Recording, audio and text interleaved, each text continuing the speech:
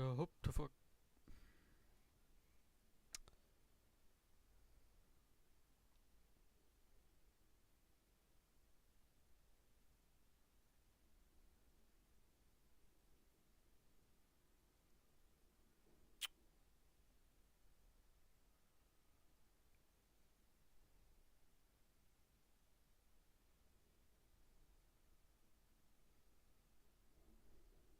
What am I doing? Oh yeah. Hold on now. Yeah. God, I have so much stuff open.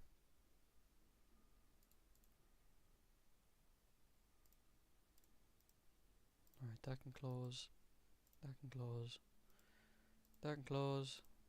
That can close. Alright. Let me launch the game. I really wanted to play more of this, like, today. I'm gonna do play more right now.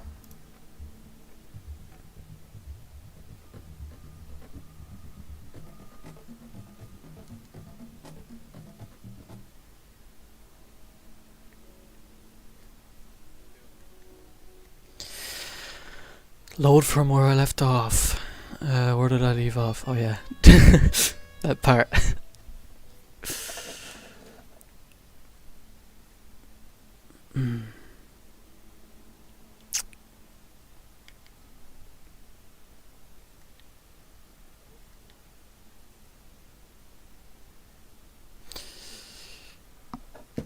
I can probably turn up my game's audio a bit. It's kind of down low and my voice is up higher. Yeah, okay, let's go. 1 week later.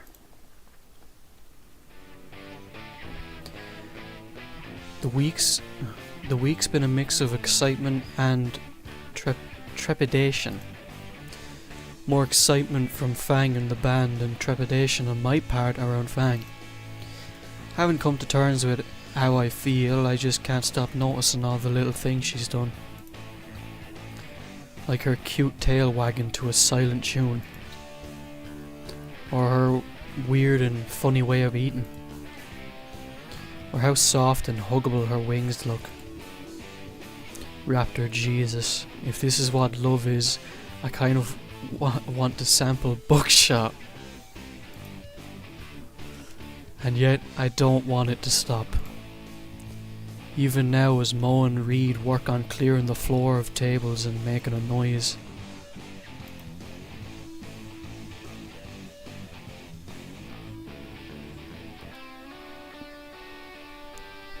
Hello.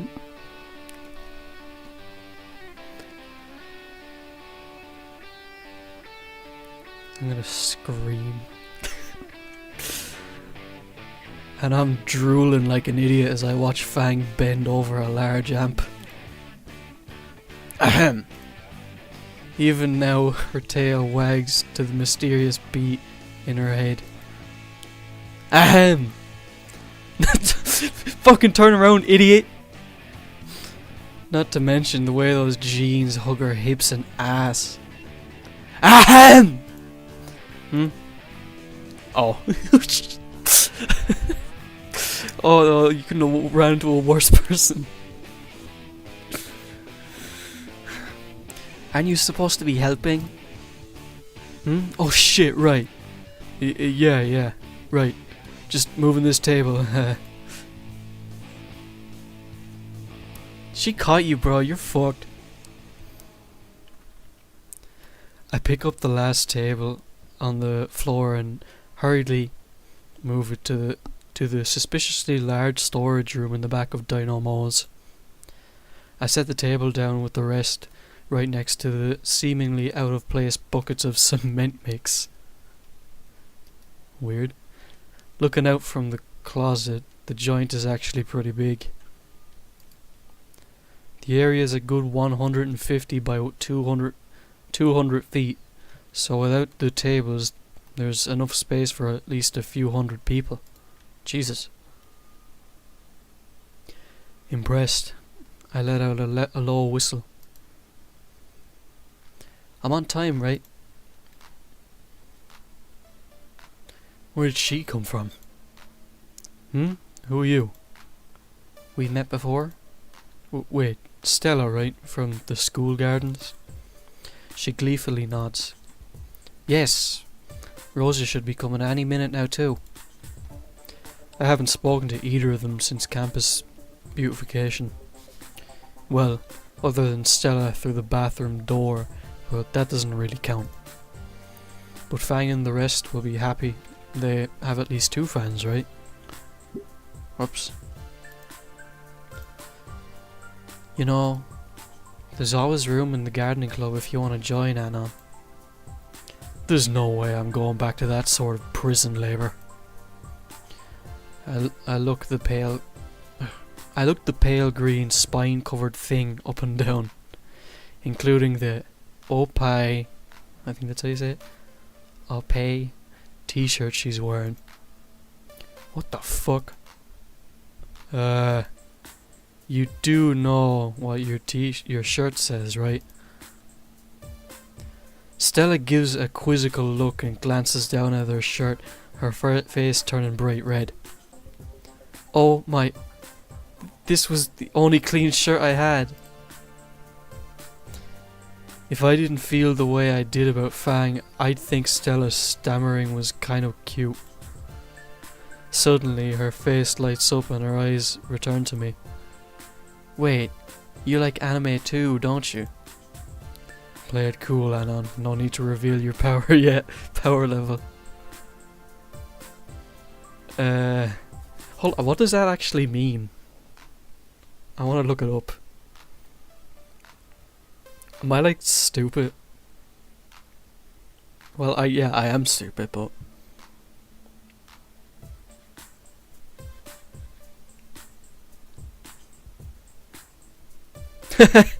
Okay, that's what it means. Never mind. Yeah.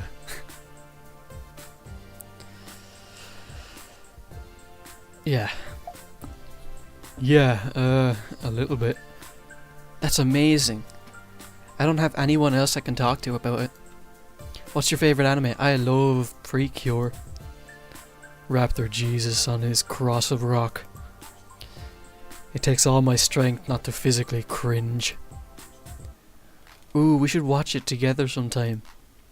I have the box set of every season. We could marathon it over a long weekend or something. Maybe some other time. I'll just block my calendar for this. Maybe for after the heat death of the universe. Anyway, the show isn't for another half hour. I wanted to ask you before, what do you think of your fortune? I kind of forgot. You got the judgment. Doesn't ring a bell. How about you? How would you like another? I got time to kill, sure. She pulls her deck of tarot cards from somewhere. Where the fuck does she hide these things? Anyway, she fans the deck out. Alright, take one. I take one at random and show it to her. Upright strength. Oh, I don't think you need to worry about what's to come, Anon. The fuck does that mean? Gotta go. Nature calls, see you at the show. She flees in denim pissing fear. Well then. What was I doing? Oh yeah. I step up from the stage to see the band's point of view. And then promptly trip. Classic Anna. Ah! What the fuck was that? There's a loose cord over my foot. That's probably not good for the show. I stand up and wipe the dust from my pants. Trish is the organizer. Right now she's giving Reed a lecture on why it's probably a bad idea to put carfentanil in the smoke machine. Hey, Trish! Trish looks over her shoulder and Reed's face lights up. Can you come over here a second? Trish sighs, points between her eyes and reads and stomps over to the stage.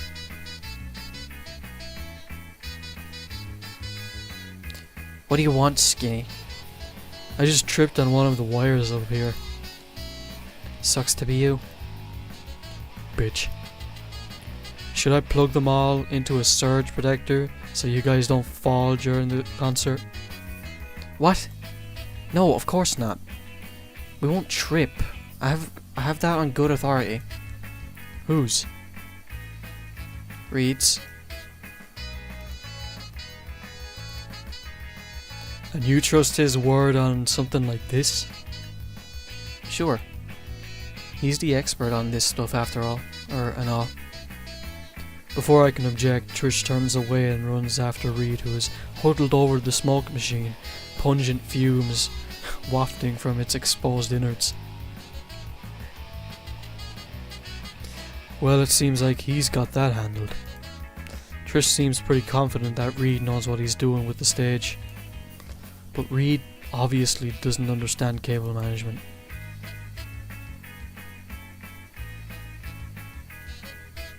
Nah, I'm not gonna do that. Reed may not understand cable management, but then again neither did I. Probably better just to let sleeping fossils lie. Hold on there.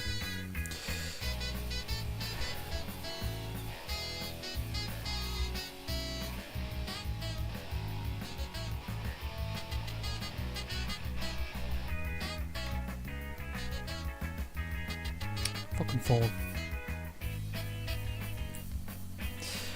Now that that's taken care of, I glance at the pizza-themed clock on the wall. 30 minutes until the show starts. The band is doing one last round sound test. Reed's bass drum bearing another new logo for. Is it VV? I'm calling them Verm Drama. That doesn't look half bad. Trish has a wicked grin in her face, and I can practically see the dollar signs in her eyes. And Fang. What's wrong with her? Fang looks anxious, hands wringing the straps of her hollow body electric guitar. I consider what I'm about to do is extremely stupid, but hey. She jumps a little as I step back on stage. Her knuckles are bright white as they strangle the leather strap. Hey.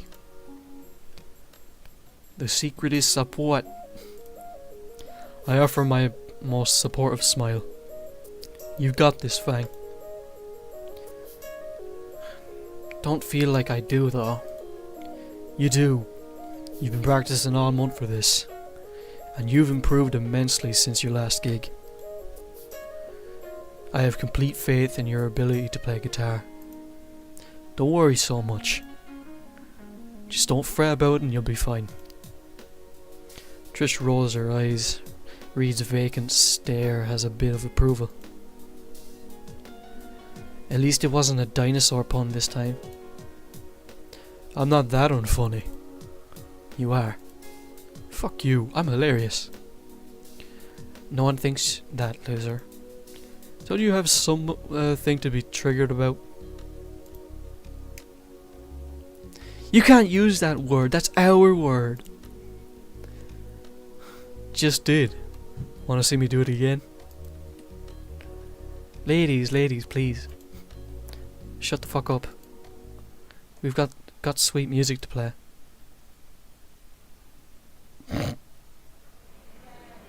Showtime.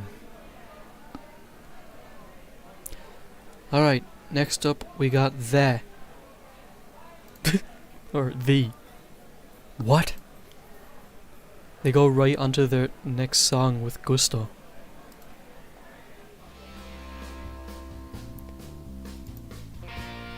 An hour later, and the band is wrapping up their last song for the night. I take my eyes off the stage and get a read on the crowd. Hold on. Who's this, lads? Hold on there a minute. Easily a good 100 people showed up to see Worm Drama. Better than any of us expected.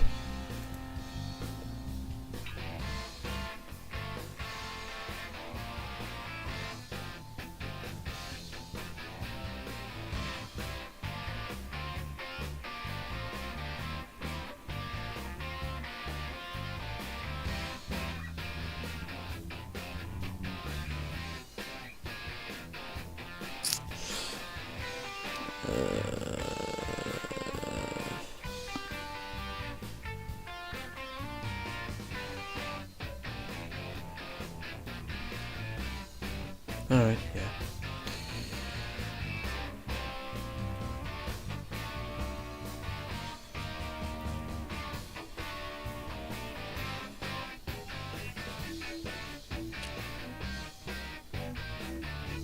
Sorry I'm stopping in between so much.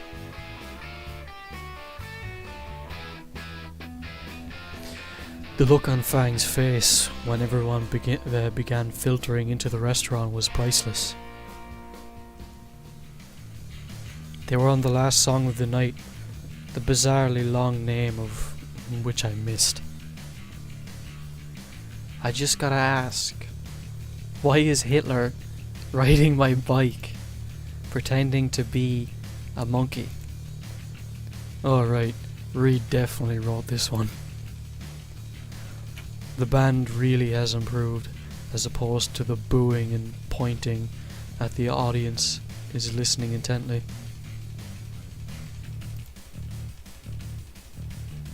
At 3 AM in the morning on a fucking Tuesday. After the song ends, Worm Drama hangs onto the pause of their final note. It's silent. I applaud the band. Eventually some other patrons join in. The applause turns to cheers, and the cheers turn to uproar. The crowd was cheering. Actually cheering this time.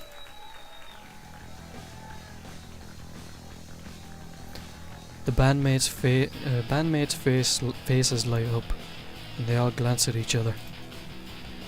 The hard work has taken its toll on the three, giving them varying degrees of perspiration. The sweat is trickling down Fang's forehead. Trish has gone from an afro to dreadlocks, and Reed is providing the restaurant with a nice ocean scent. Fang finishes with a furious flurry of strumming on her fretboard. I'm not shouting, alright. Thank you, little Trudon. The crowd's approval is obvious, even in the makeshift mosh pit, where I see Stella getting fake curb stomped. At least I think it's fake. Rose is the one on the other side of the room, too entranced by the music to care. I don't see any blood, so she's good.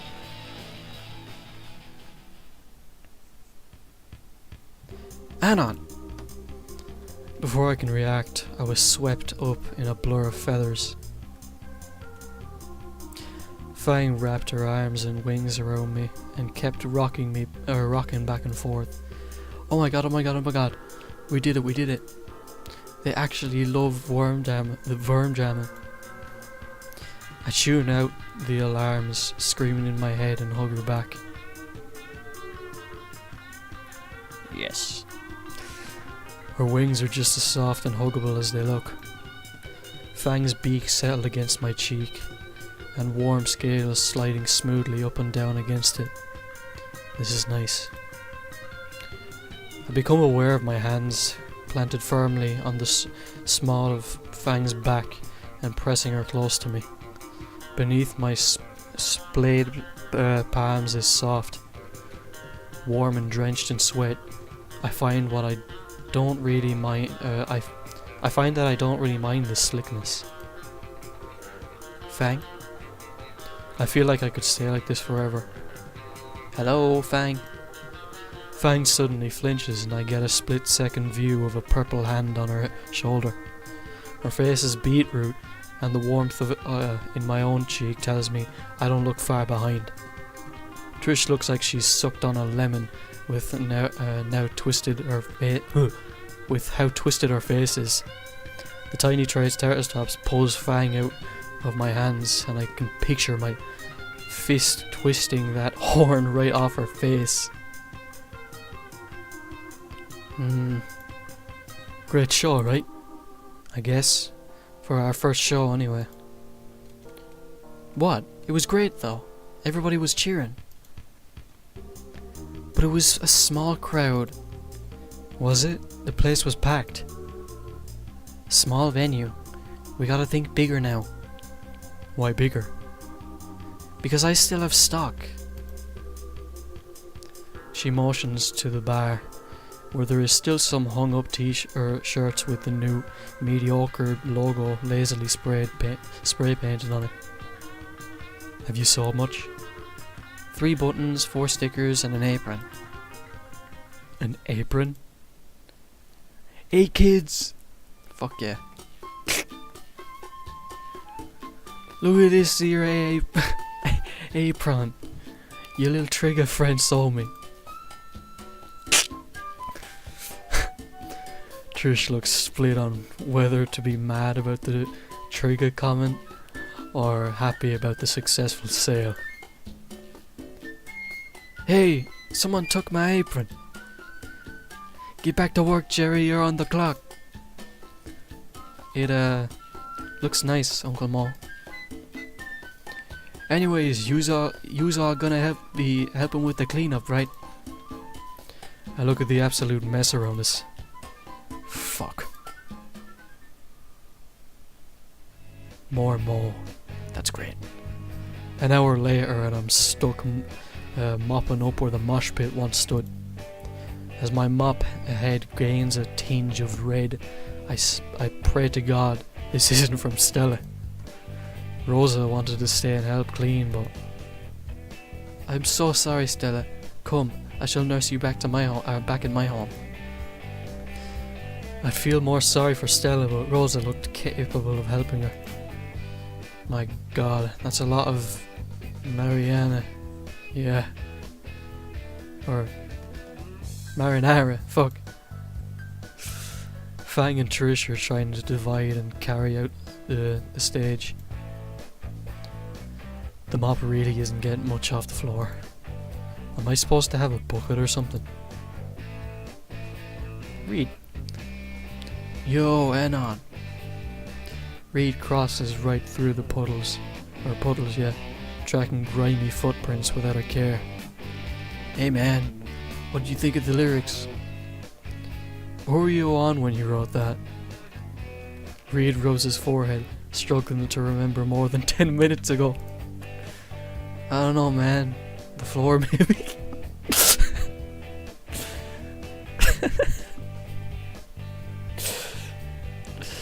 But I also distinctively remember floating. You know, dude, we've been doing this since junior year, right? And this is the first show that anybody's actually liked. Wild.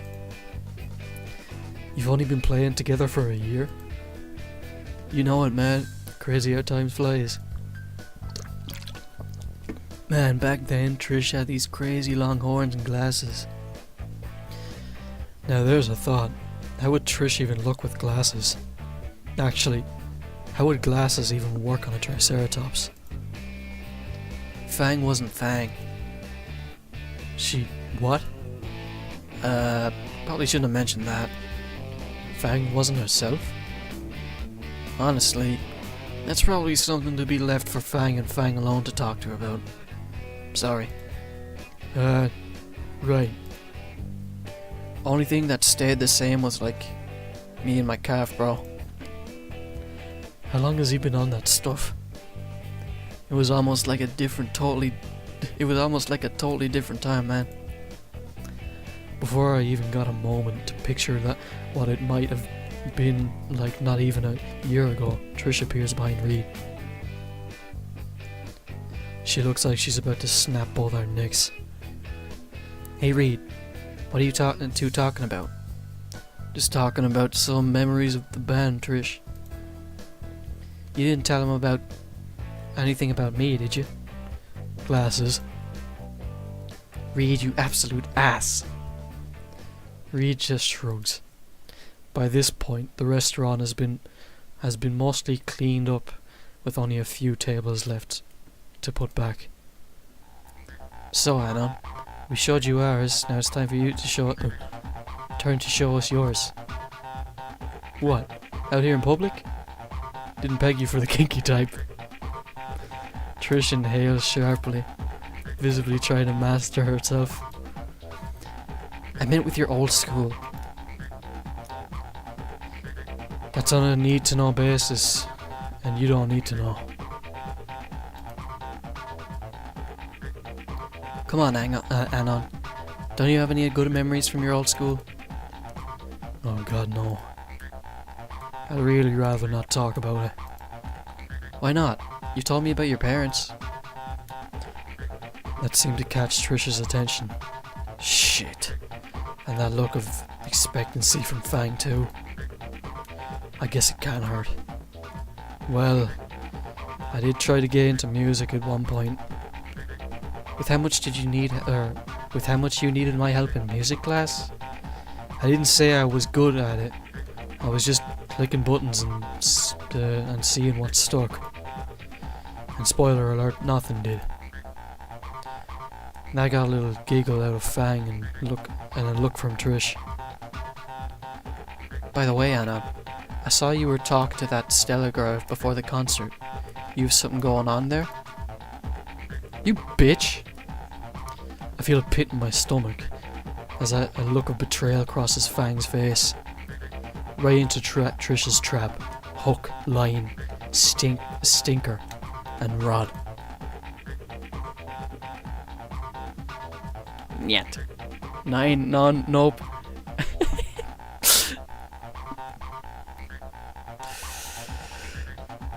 No.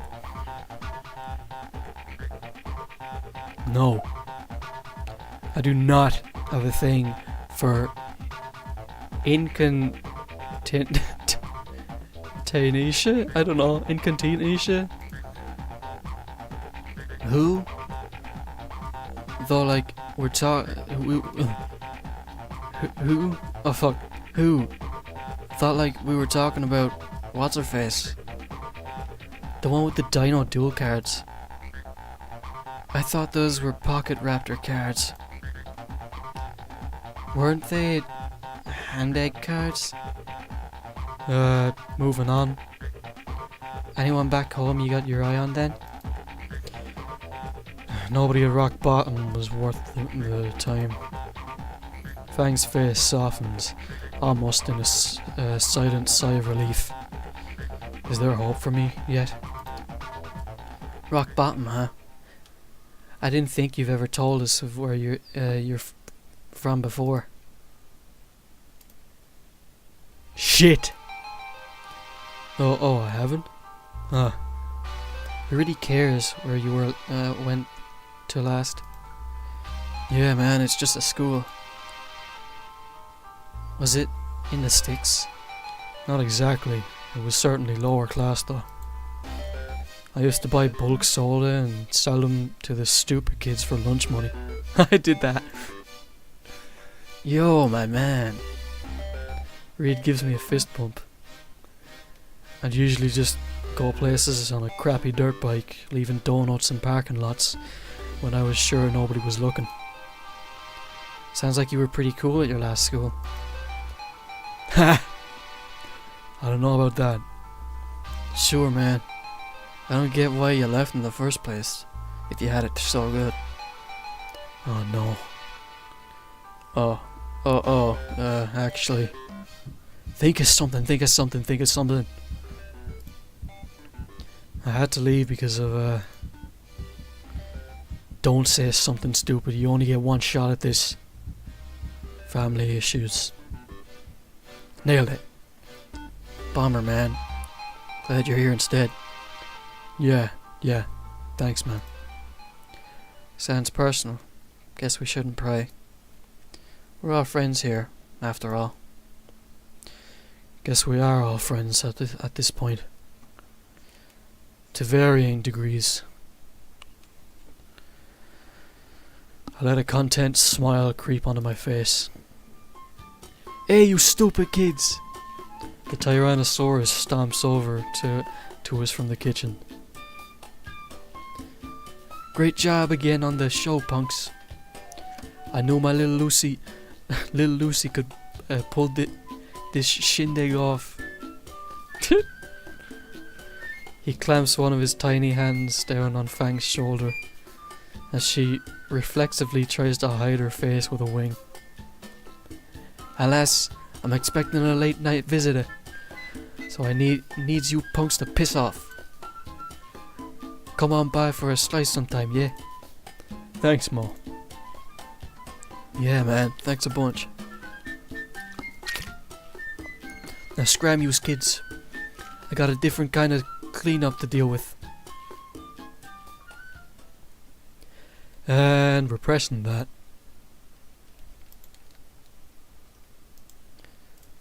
Is there not going to be any more Mo? A few weeks later.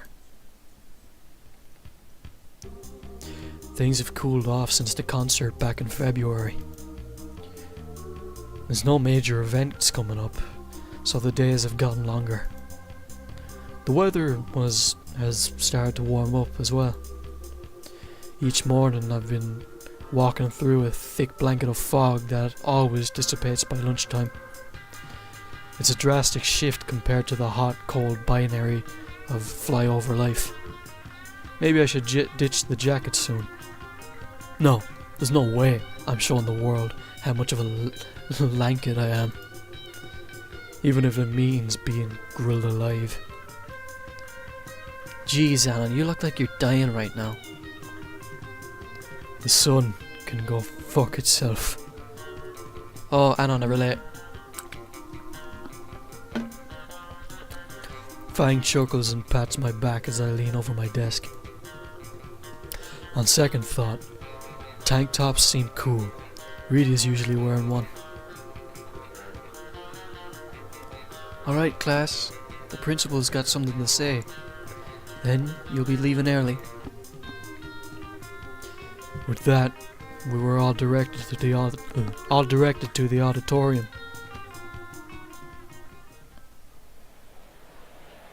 We didn't have assigned seating, so I immediately thought of sitting with Fang.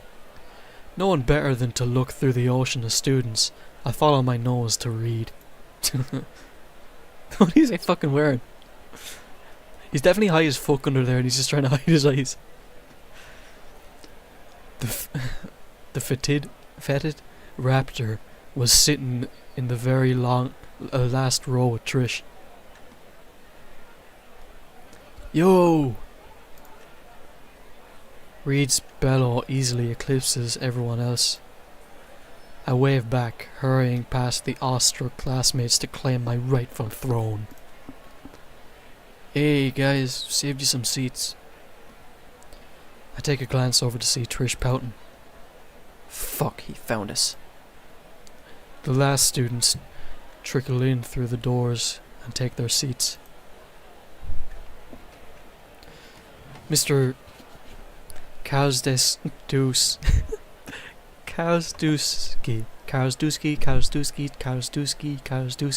Okay, Mr. Kausdewski takes the stage with an electronic mic.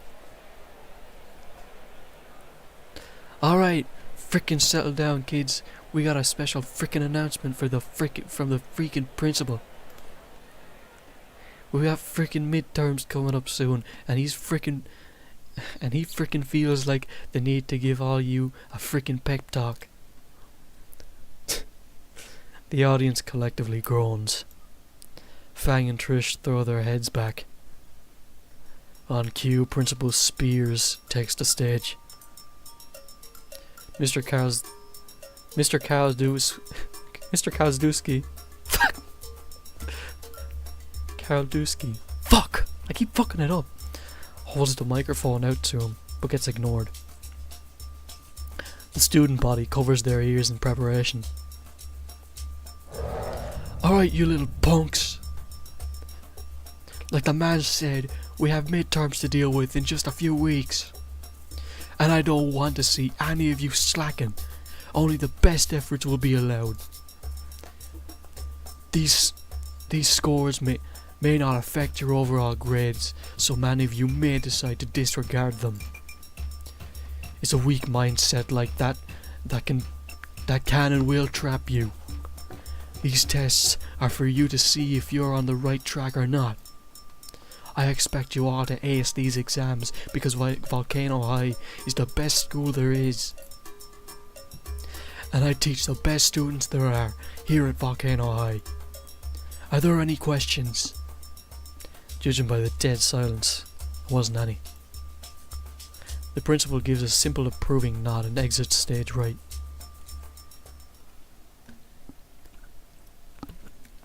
Alright, you kids.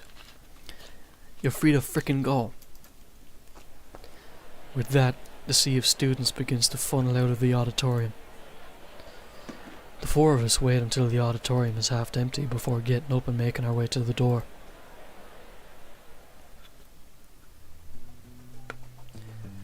Our motley crew makes it to the front lawn of the school and Reed falls flat on his back in the freshly mowed grass.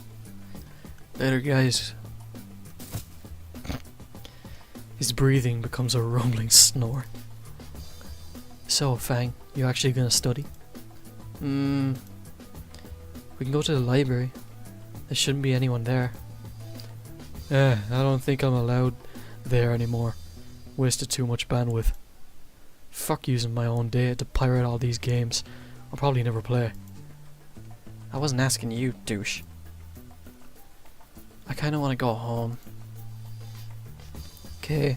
Oh, fuck. Okay. Talk to you later, Fang. Yeah, later. Fuck you, Anon. I didn't even do anything this time. Fuck her. Whatever. See you Monday, Fang.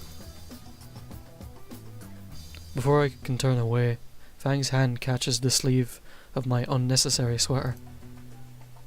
Actually, I was thinking. Fang's grip loosens on my arm, leaving her hand to rest on my forearm. Wanna study at my place? I kinda need help with science. Sure, wait. Wouldn't your dad make me into a hunting trophy? I don't think you're that good. I don't think you're that good of a catch. Ow, my ego. Besides, he's working a late shift tonight, and my mom should be out clothes shopping or something again. It's okay, Anon. You're just going to Fang's house. Alone. Just the two of us. Bill Withers, shut the fuck up, holy fuck, ah! Okay then. So how are we gonna get to your place? Shit, the bus. We can make it to the last one if we run. Oh, go fuck yourself, Bill Withers.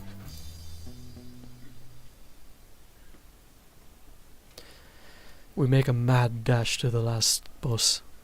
I'm sweating like hell by the time we get there, made worse by the fact I'm still wearing my jacket. Still must not take off. Must not expose skeleton arms. After a little while of being simultaneously fried alive and bathed in sweat, we finally make it to Fang's place. I obviously thank the bus driver again. Wait, alone with Fang at her place? Bill Withers begins to blare inside my head again. God, just fuck off, fuck!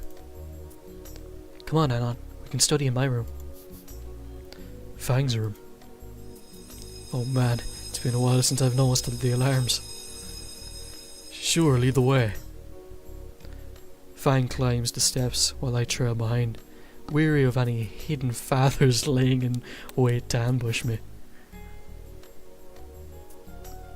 She holds the door open to a pitch black room and I tentatively step in. And home sweet home. Let's see what we got here. We got Megadeth, Motorhead, Dio. Don't know what this is meant to be. Non-binary flag thing. I wonder what that record over there is. And what's on her laptop? Cool room.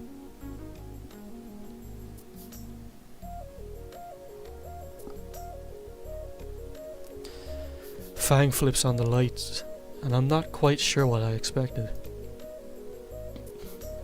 Excuse me.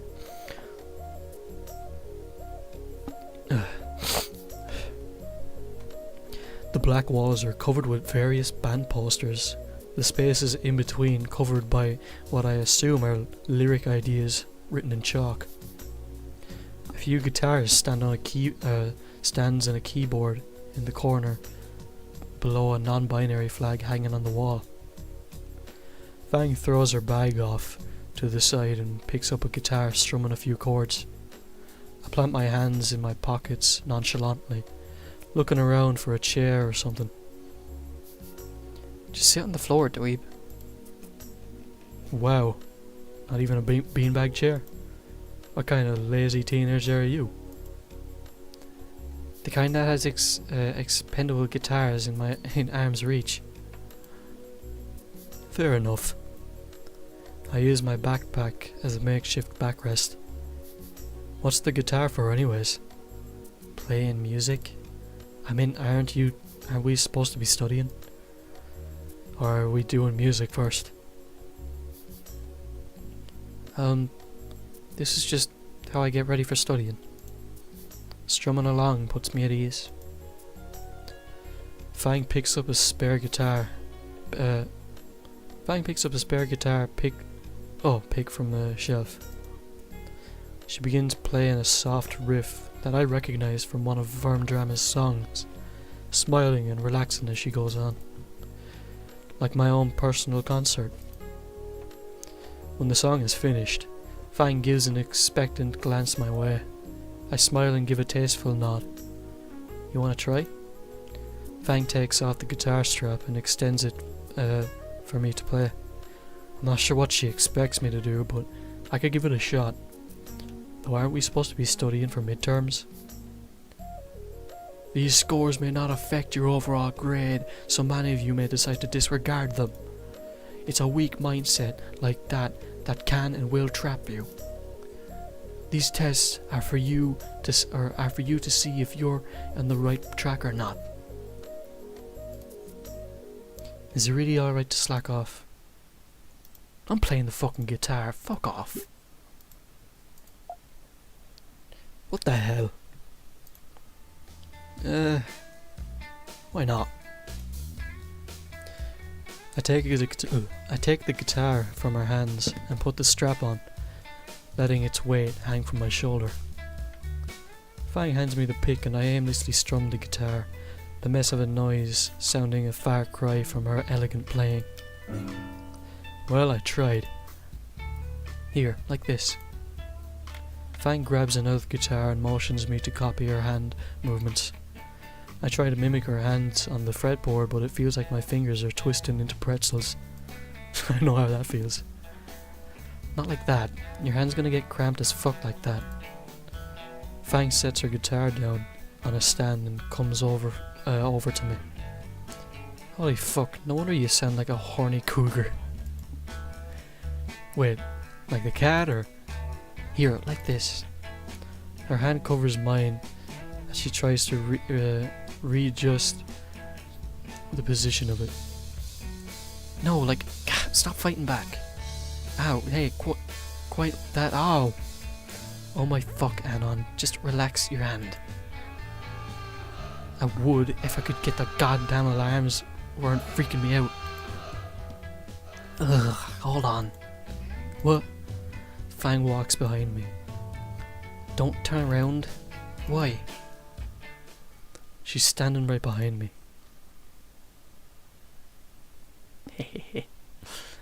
She's standing right the fuck behind me. Her body presses against my back, and her arms come around each of her Oh, fuck! Come around. Each of our hands taking my own and guiding them into proper position. Ah! Anon, are you paying attention? Yeah, totally. I have my voice. I hope my voice didn't just crack.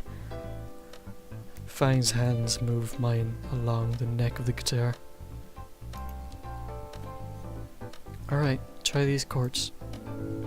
Her fingers press mine down, holding down the strings in an awkward position.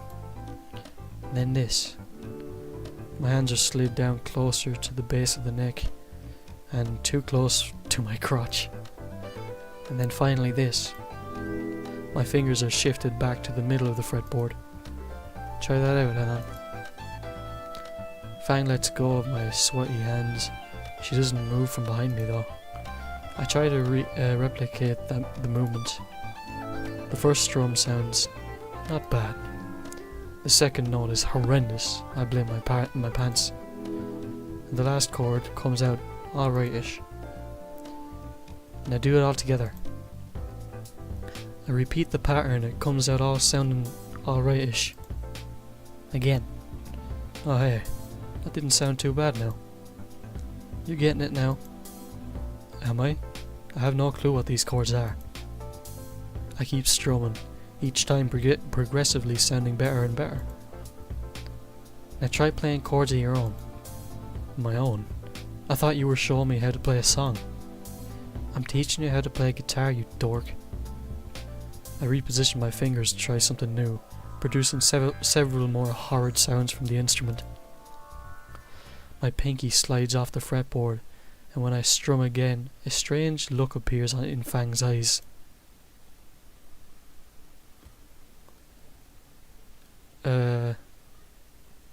I don't know.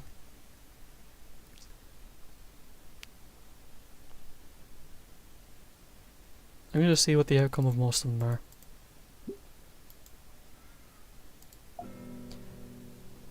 Wow, that was really pretty. What about this? Pfft, okay. What do I want to go for? Nah, I like this one better. It sounds more up my alley. Keep it simple. Interesting. Keep going. Keep a soft tone. Come on, Anon, you can do better. Okay. That's pretty good. Don't stop, you idiot. Keep going.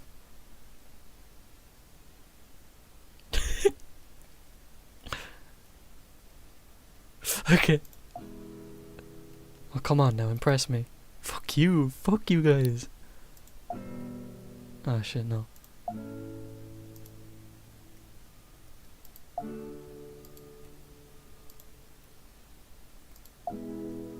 I like this. Play that one again for me, will you? I oblige and repeat the notes several times. Fang's tail starts wagging along with my strumming, turning into our usual metronome. Wait. She takes the guitar from me and sits on the edge of her bed, toying with the chord I was strumming. I think I figured out that song out, Anon. Her tail slaps a simple beat on her mattress as she slowly builds up a rhythm in her strumming. I want to listen to this.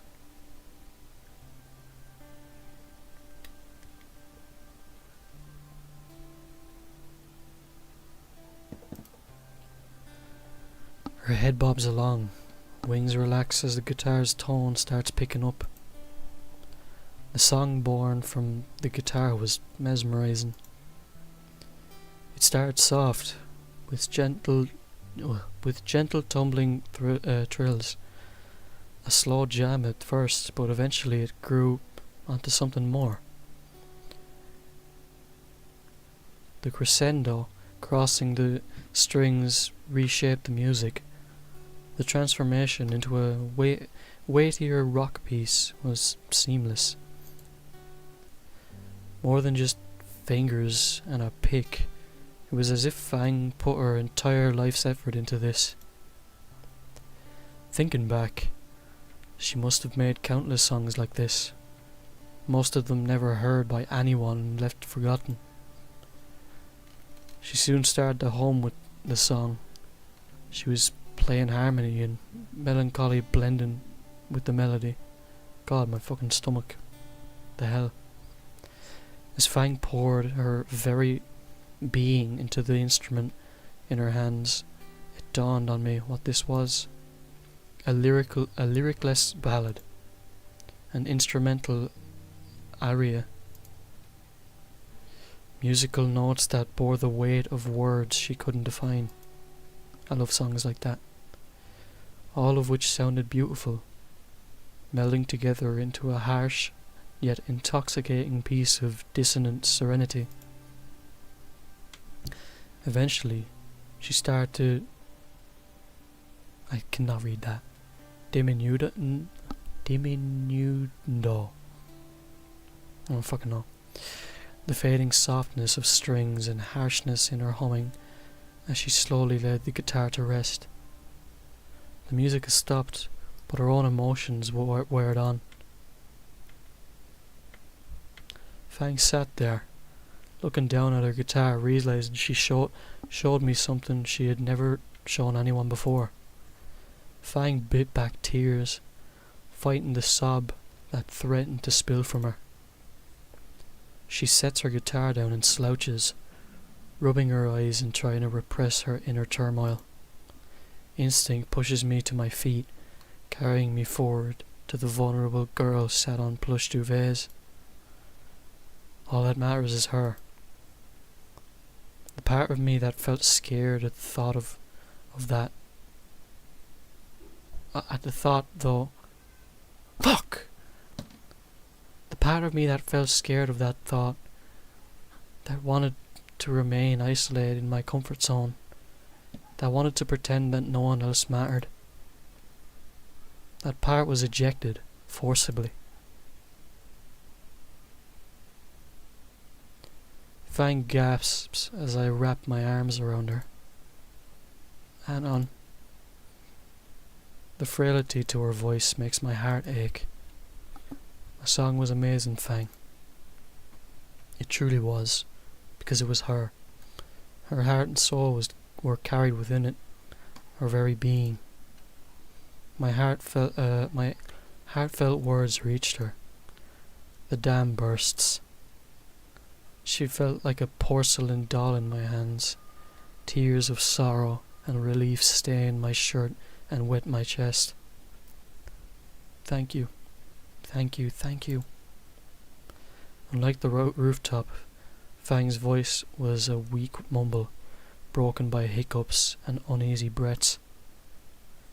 My embrace is soft as I cradle her, soothing her with a slow rocking. We stayed like this, my arms calming the fragile and spent girl. I have no clue how long it lasts, but Fang is able to compose herself with time. I let her move away, choosing to sit next to her on the soft mattress. Her eyes are puffy and red, and once again her makeup has left tracks of orange and black on her cheeks. And once again she stares with me that smile.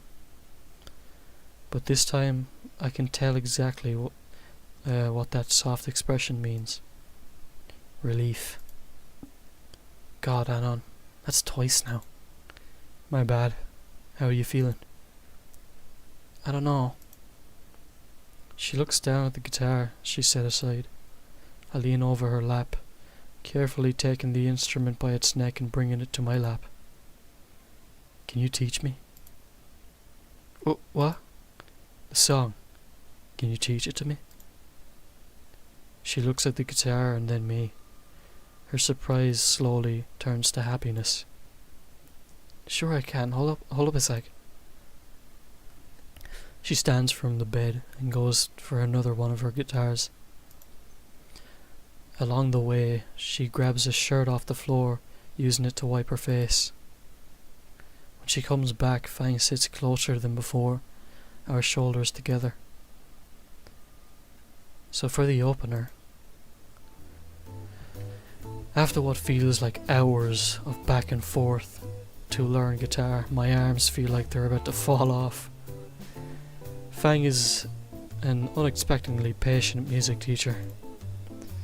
She ends up correcting the same mistakes I made over and over with little more than dweeb. I ended up calling it quits halfway through the 20th practice song.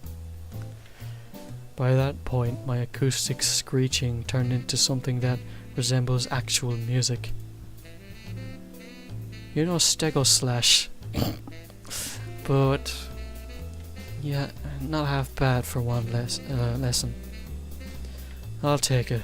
I fucking suck creatively. Do you? You made that railgun way back when. Ah, that was just something I read online. Still managed to make it. Yeah, but that had like instructions and shit. Anything that needs immigration. And it's like I'm an epileptic with Down syndrome. What about your wordplay? Not telling her about my shit posting needs. That's the best I can do, I guess. Fang's fingers trace along the strings of her waiting guitar. How about a jam session? Jam session?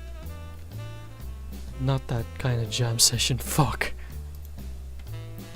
So what's the whole pirate princess thing about? She didn't have a candle, so I'll be fine.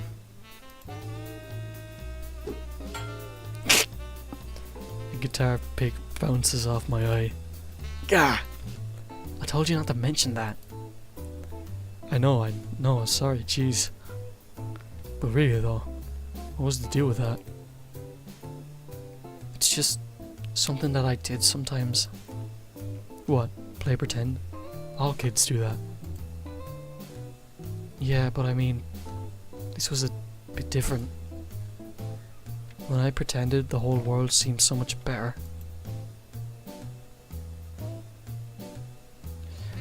So I'd end up doing it for months at a time. Years even. But that's all over now. Yeah. Just embarrassing memories. Sometimes I do miss it though. Being someone new. Trying to figure out everything out again. Fang wasn't Fang. Anyways, go ahead and just try playing. She reaches over and plucks a string on the guitar I'm holding. Just whatever comes to mind. Yeah, just try and play whatever. And then all hell broke loose.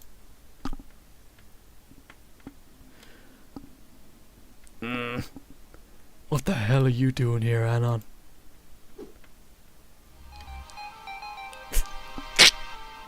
Yep, that's me. You're probably wondering how I got in this situation. Well, you see, it all started with me here in the girl I like's room. I was learning to play guitar, maybe even getting a little good at it. Then right out of nowhere I tell you, the scariest motherfucker I have ever seen in my life shows up. Yep, you guessed it, it's the lady's dad, no warning or anything. And he brought his murder weapon. My life flashes before me and my first thought is, God, my life sucks. The Fang bits were pretty cool, I guess. I at least hope someone deleted my browser history. Anyways, back to the show. Out. Now.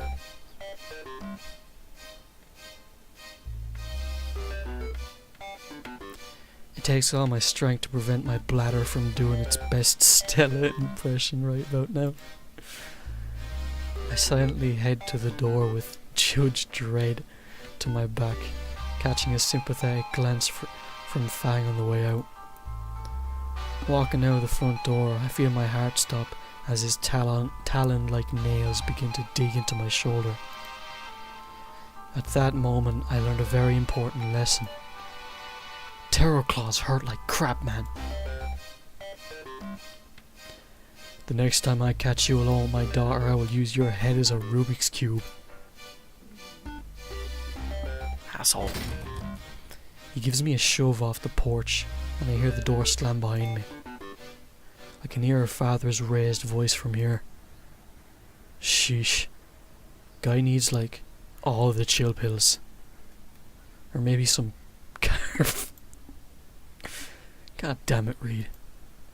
I turn away from the luxurious home and walk down the pathway to the sidewalk.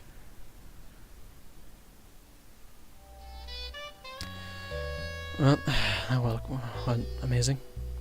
Shit, and things were getting, I don't know.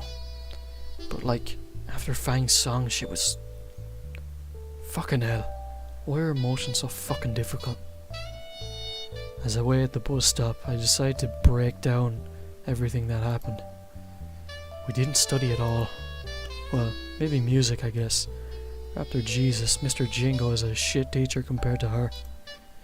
But really, all I can think about is how she was after that song. I saw something. How did I fucking contextualize it?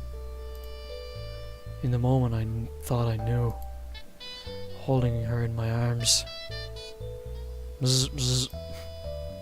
A text? Shit, that's rare. Fang. Hey. About earlier. Thanks. For like hanging out. And I'm sorry about Dad. There was a pause. The animated ellipsis showing Fang was writing something longer. About that song, I want to work on some lyrics for it. So like, how about we hang out again and write some. I consider my response thoroughly. Sure. And another session like that? I think of Fang, standing behind me, guiding my hands again. My cheeks warm as I recall the feeling of her hands over mine. What the fuck?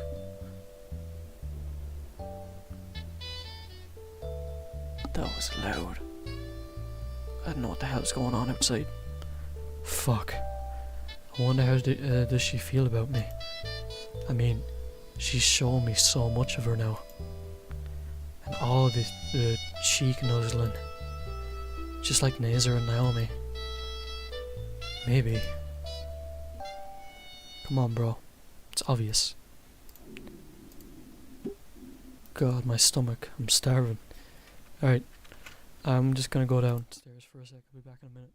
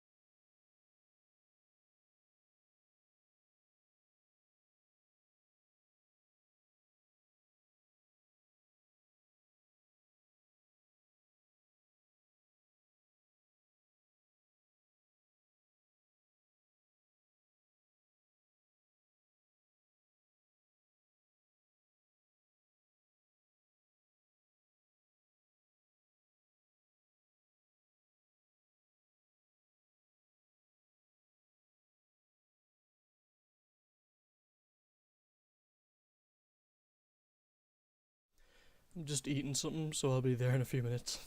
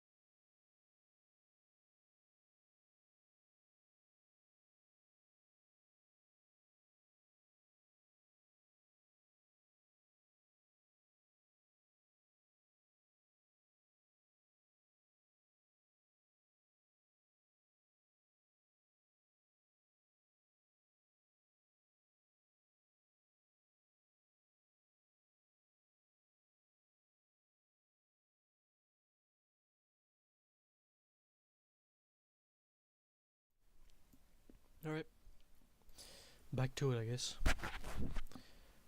I wonder if I'm near finishing it.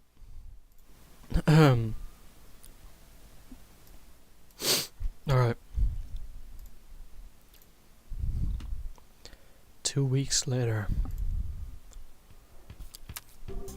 I'm looking over my final grades for this semester. My science score is barely passing.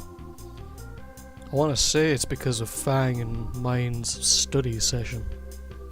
Every time we would try to study, it would always become jam sessions or lyric writing.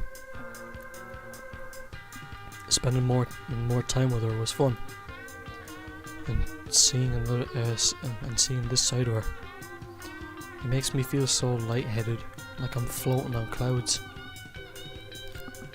Although the sheep rope escaping from Fang's dad were starting to leave serious rag burns on my palms. As a bonus, I aced music class. The midterm was a demonstration, and the fact I was able to play guitar even shittily was enough. Fang seemed proud of the fact that I was able to play well enough to get a passing grade. Or rather proud of herself that she was good enough of a music teacher.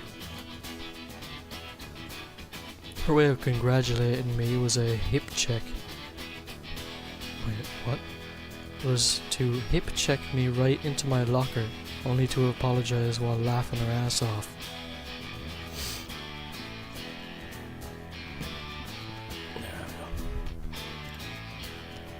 Actually, the whole ordeal made me remember I had this old music program installed on my computer.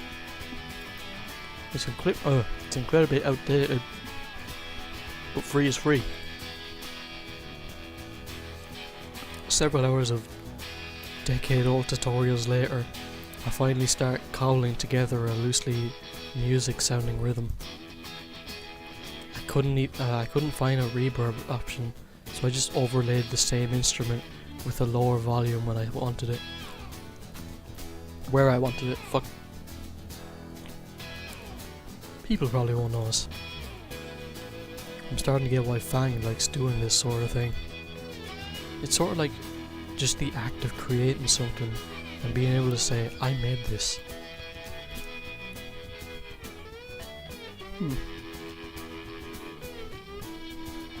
Pretty good way of looking at it. Exporting the file and uploading it to a music site, I await my audience to start amassing before me. See, I already have a comment. Never make anything again, ever. Just a day in the life of an underappreciated artist.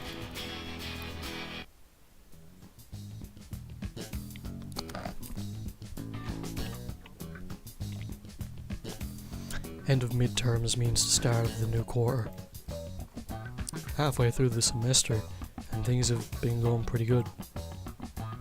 I didn't completely fuck up so far, and I think the rest of the band is starting to warm up to me. Especially Fang.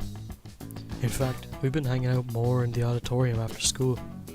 Instead of band practice, we've been making use of that repaired projector. Watching shitty movies and playing games on Reed's X-Rocks. Why are you so deep in thought, Alan? Ugh. The Mandarin rips me away from my monologue. During homeroom, Spears came on the announcement to declare an assembly for the senior class. Or in his own words, asses in those seats now. No. No. Naomi has taken the opportunity to walk with me through the hallways. What do you want? So I heard you and Fang went on another date the other day. Oh my god, my insides. Of course she did. It wasn't a date, we were just hanging out. Just kicking Reed's ass in Rock Ring 3. Please give Mammoth bone armor. You do anything fun with Nazer lately? Oh, my Nazer just had another track meet. That always works. His high jump form is so perfect. And he looks so dazzling in his track and field uniform. And his physique. I'd chewing her out as she covers her profusely red nose. The less I can think of Nazer's body, the better.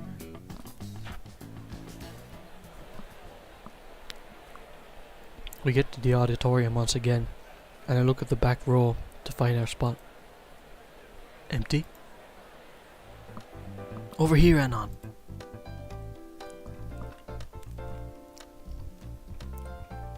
Fang and Trish are sitting in the front row. Next to them is Reed, huddling behind a cart with the projector he'd fixed on, messing with the cords. What's the deal? Why are we sitting in front of all of a sudden? Spears asked me to man the projector. First I was like, say what? And then I was like, yeah man, sure. So here I am. I see. I take my seat next to Fang.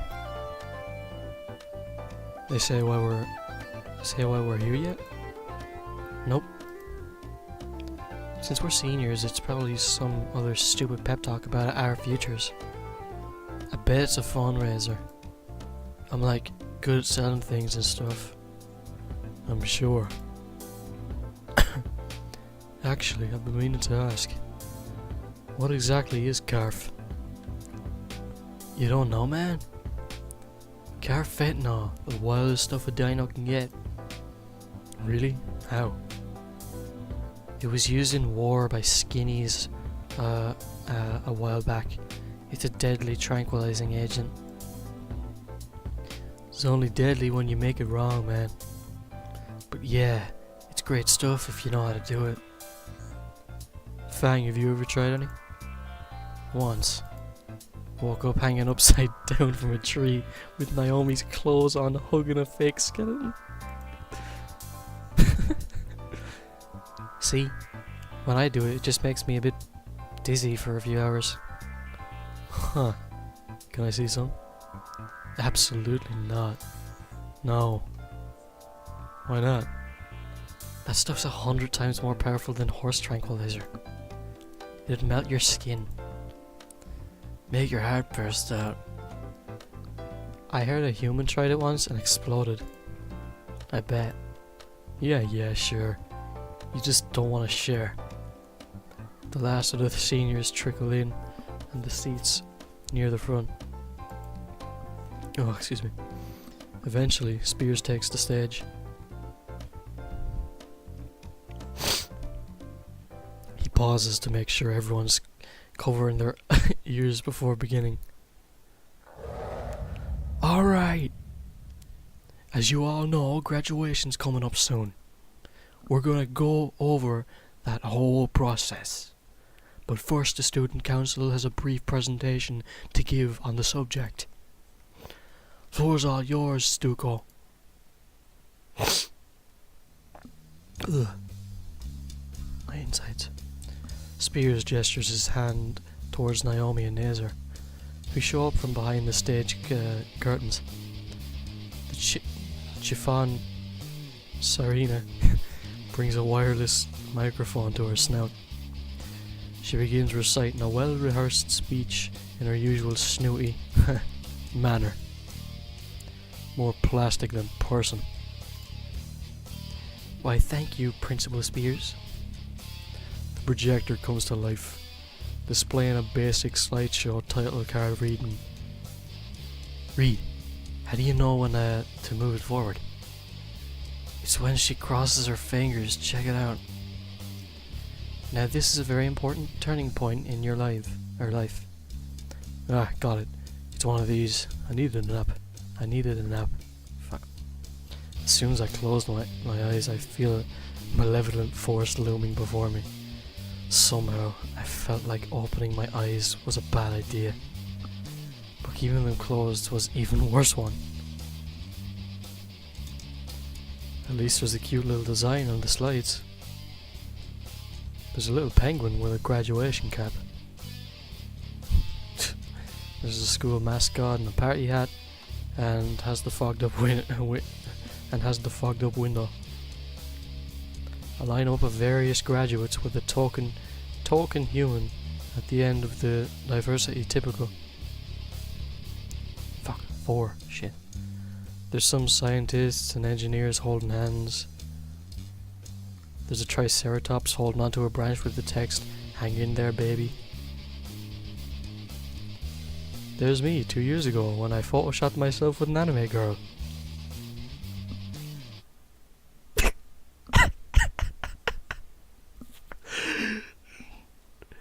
Hang on. You're cooked.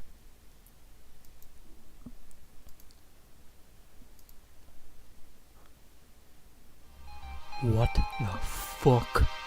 How? Why? The world stopped turning. No one around me is moving, and there is no sound at all. Why is that there? Or here? How? I deleted everything. So why the fuck is it here? My body feels like stone as I try to turn to see if anyone else is seeing this. In the end, I can't bring myself to move at all. It doesn't matter. I already feel their endless gazes. I feel lightheaded. There's what feels like a lump of lead in the pit of my stomach. There's dark spots forming in my sight. When I finally breathe out, the world restarts. The laughter hits first. A monstrous guffaw from behind. That's joined by every other student or a senior in the room. Reed, change the slide. Change it now. I am. Ah! More pictures. So many pictures. Each one more and more embarrassing than the last. Oh god. Shit. There's a loud crash right next to me, and the entire room becomes black. Did I faint? Is this real life? Is this just fantasy? Anon? Still awake. Fuck. The lights come back on and my eyes burn. The projector's on the floor, lens shards scarred all around. The laughter is even louder now. Reed, how the fuck did this happen? Look, I just used the USB, Trish said. Trish? Why would Trish? Trish wasn't in her seat. In the corner of my eye, I noticed someone running for the entrance. It's Trish. She's making a mad sprint for the door. Stop her! She continues dashing towards the exit and right into Spear's hands. Literally. His baseball mitt of a hand covers that fucking bitch. Covers her face entirely. Even lifts her up by her face with one hand. All of you, get your asses back to class. Spears motions for me to follow him, but I feel paralysed by everything that just happened. I bury my face in my hands and just groan. This is rock bottom all over again. Fang tugs at my arm, trying to get me to follow. I just can't find the energy to move anything right now. Fang frantically looks around at the hysterical crowd, trying to come up with something. Eventually, I feel Fang put her arm over my shoulder as she tries to get me to stand. She drapes her wings across my back, creating a barrier between me and everyone else. Without saying a word, she leads me out the side door towards the principal's office. What the fuck just happened?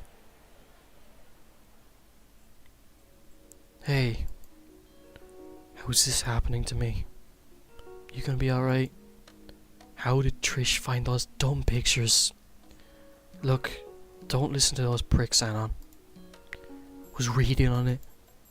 All of them dumbasses. He couldn't be. What would he gain from something like this? Like, this'll all blow over. What would Trish gain from something like this? Like, none of them talk about our shitty concert. I know she doesn't like me, but this. And that was like a fucking month ago. This is fucked up. I'm gonna rip her stupid horns off and give her a couple new holes to breathe with. It'll be all good, Anon. Think Fang's dad had a thing going on with the golf clubs. See if he can give a couple of pointers. Fuck. Just needs some time to forget it happened. The squeak of sneakers catches my attention and I turn to see Reed approaching us down the hall. Reed, I thought Spears sent everyone back to class. Can't just sit in class while my hombres are going through some pretty heavy stuff, you know. Got something I need to get off my chest anyways. What? Bit busy dealing with being doxed here. Wait. Get what off your chest? Were you in on it too? Fang's questioning glare makes Reed shudder. Wait, no. Don't get this wrong idea, man. Reed, how did this happen? No, it went more like... I was getting the projector set up earlier, right? Something was wrong with the lens, and I didn't have enough time. So I asked Trish to go and get the thing from Naomi. I guess she must have, changed the slides before giving it to me. And you didn't think to check? Reed deflates. Damn it, Reed. Look, man, Trish isn't a bad person. Bitch sure has a funny way of showing it. Dude, I know you're still hurting from But she did, but like... Yeah, what could have possibly given that away? Bro, let me finish. Reed's raised voice takes the wind out of my lungs. That's the first time I've ever heard him raise his voice. Trish messed up pretty bad, bro. Like massively, hugely messed up. Not gonna argue with that. She's abused my trust too, dude. When she gave me the presentation from Naomi, I didn't think she'd do anything like that. But you ever consider why? Because she's a two-bit cunt. Reed sighs again, with a noticeable lack of smoke surrounding him. Dude, you and Trish have always been on each other's throats. Or always been at. But like, why even? I open my mouth to answer but can't find the words. Or the reason. Did you ever stop to consider why Trish always gave you a hard time? Not really. Another sigh. This time with an expectant look from Reed. Did you ever even try, bro? No. That's the problem, dude. Reed has a pained expression in his face, and a quick glance shows Fang is even worse. Like, I know it sucks. Trish tricked me and all too, and that hurts, you know. But maybe try and think why Trish did this, alright, bro?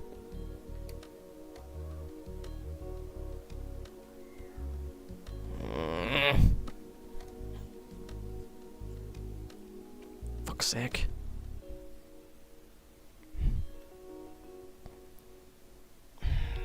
I suppose Trish can still burn in hell for all I care.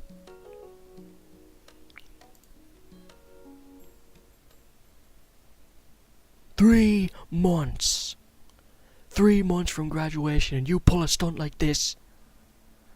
Spears' stern voice grilling Trish in his office rips me from my thoughts. Good, she deserves it. I've half a mind to have campus security escort you out of here and send you to Reef City continuation. Fang and Reed both hissed at that. What the fuck does that mean? You have 5 minutes to explain why I shouldn't do that right now.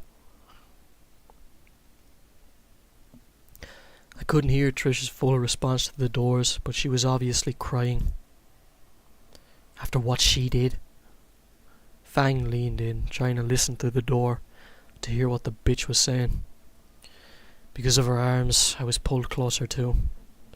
I heard the trollops whimpering and wanted nothing more than to really make her cry. All his fault. All my fault.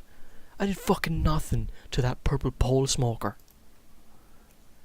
Didn't know what else I could do. Not fucking show half of the school the cringiest thing I've ever done and commit what amounts of character assassination. Some asshole from the sticks. I'll show that cunt some fucking sticks. Driving Fang away. What? What does Fang have to do with any of this? She wasn't the one bitching about every damn thing I do. I glance over to Fang, whose expression seems even worse now. Looking at her this way makes a part of me feel even shittier. Like I did cause this. Fuck Trish though. She's been an ass to me from the beginning. Anon, will you please step into my office? Spears' voice shocks me from my eavesdropping. What am I supposed to say to Trish? Fang tries to give a reassuring smile, but it's so fragile. Like this is all her fault, and not that backstabbing bitch. Reed gives a silent nod. No thumbs up this time.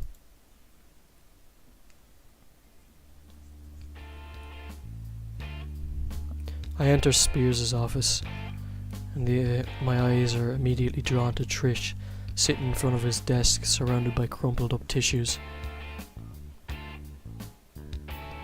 Trish, is there anything you would like to tell Anon? I've never seen her like this. It's all your fault. Who are you to come here and take Fang away? You're just some nobody from the middle of nowhere who only cares about yourself. I helped pull Fang out of their shell, and made her a social pariah in the process. My band was doing great before you came here. I set up the only successful show you ever played. And then you show up and start manipulating everyone. Because you're a selfish control freak. Everything has to revolve around you. Fang and Reed and me were going to make it to the top. But you stole everything from me because you didn't understand this. No one understands this. Trish is cut off by a horrid sob. Her head falling into her hands and new tears spilling from her eyes. Wrapped her Jesus on his cross of rock. That's a lot to unpack. It's like you didn't even try to understand me either. Anon, is there anything you'd want to add? Look how she's not, how she's not worth the oxygen. But if this really is about Fang, gotta be the bigger person, Anon. Come on. I turned to the pitiable purple punk rocker. You were not the only person in the world. Maybe Reed was onto something. I think I finally get it. Look, Trish. Maybe we didn't start off right, and yeah, I can be an asshole. She looks up at me, surprise written on her teary-eyed face. I didn't mean to drive you and Fang apart or anything. I just want to be Fang's friend. But after what you fucking did, fucking digging up my past, airing it to every senior, and all for Fang? She's outside the door, thinking this is all our fault. That got a response from Trish. Her head dipped down, and her fingers curled into the hem of her hoodie. Maybe it's your fault for being such a bitch. Maybe it's mine, I don't know. But it sure as shit isn't Fang's. Another choked sob racked her body, and the tears started anew. I'm sorry for being a poor friend to you, but after what you did, I don't know if I can forgive you, or forgive that. Spears nods in approval, a fatherly grin stretching his cheeks. That was well said, son. You've come a long way since your first day. You can leave. Take the rest of the day if you need it. I rise from my chair and make for the door, but I'm stopped by what Trish just muttered. It's my fault. I'm sorry. You should tell that to Fang. Right before I clamp my hand on the doorknob, Spears speaks up. Oh, and Anon. Don't think I didn't notice. Uh-oh. I slowly turn back to him. Your waifu is trash, and your taste is shit.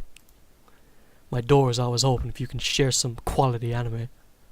So I can shit. What? Spears is fucking based. I open the door to see Fang again, expression complex, leaning against the door's frame. Reed is taking my place beside her, with a comforting arm around her shoulder. If this was only, or any other situation, I might have felt a bit jealous. Hey. A heavy sigh escapes my lips. Hey. Doing okay, bro? I'd frankly like to just disappear right now. I think I'll just go home.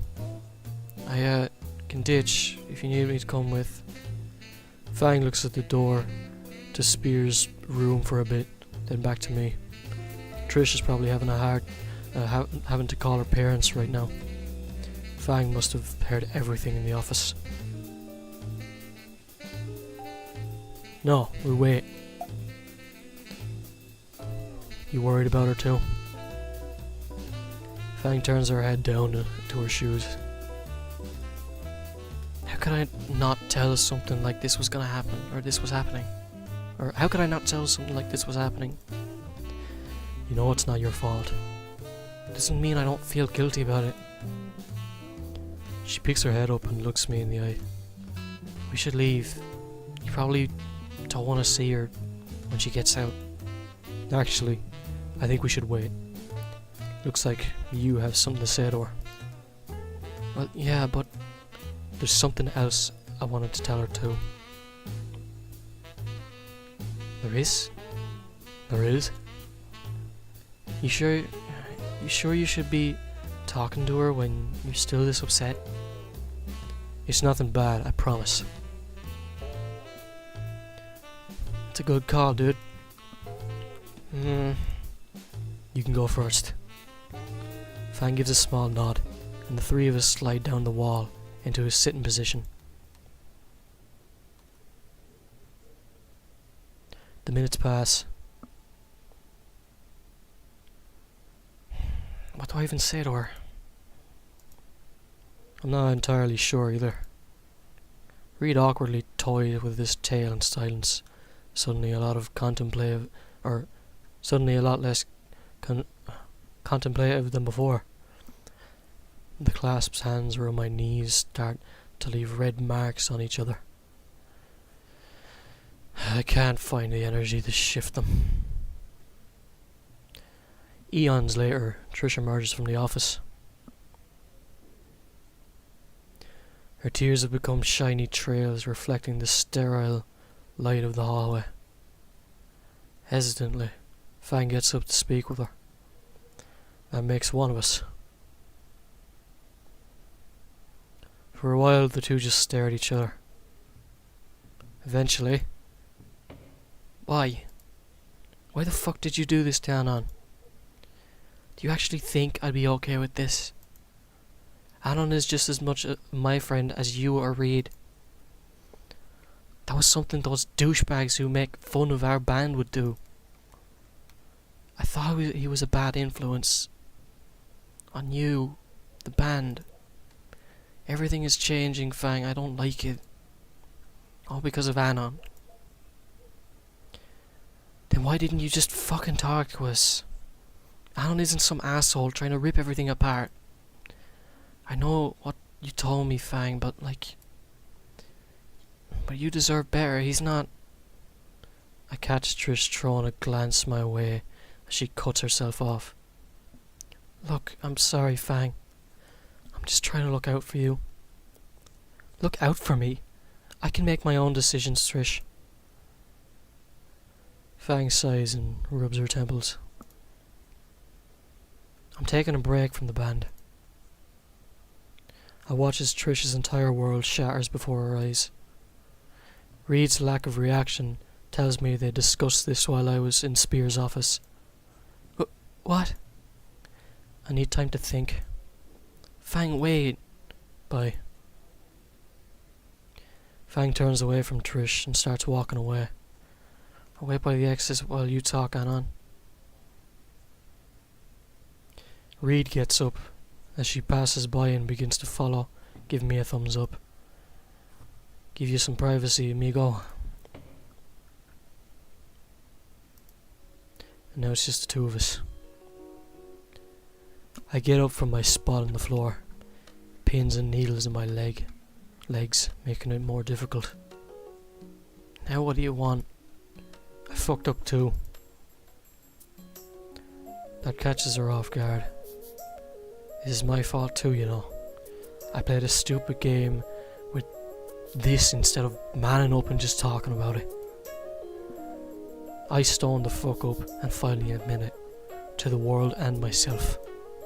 I like Fang. I like her, and I know that's what you're afraid of. I was never out to break anything up. I just like Fang. I want to help her. I never wanted to hurt anyone. Trish's eyes glaze over and stare at something in the distance, as if all her worst fears came true. I guess in a way, they did today. I'm done, Trish. I'm not gonna fight you over this. I won't fuck with you. You won't fuck with me. I'm going home. I turn away from Trish as she buries her head in her hands again. Part of me wonders if she'll use that against me. But right now, it just feels good to get it out of my system.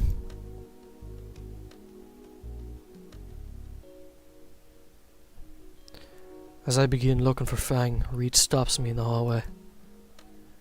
Made the right call talking it out. Trust me, dude. Reed shuffles his feet a bit and scratches his neck. Gonna give you a bit of space after dealing with that. Time to think things over, you know. Suddenly, he leans in and lowers his voice. You should tell them, bro. With a cryptic wink, he brushes off towards Trish, probably to give her the same kind of therapy. I throw a quick glance back to see him pull in Trish for a hug. His turn to deal with her now. What did he mean by tell them? Tell them what? Does Reed... How did he... Come on, dude. So much for privacy. I shake the thoughts from my mind and head in the direction Fang went. That can wait.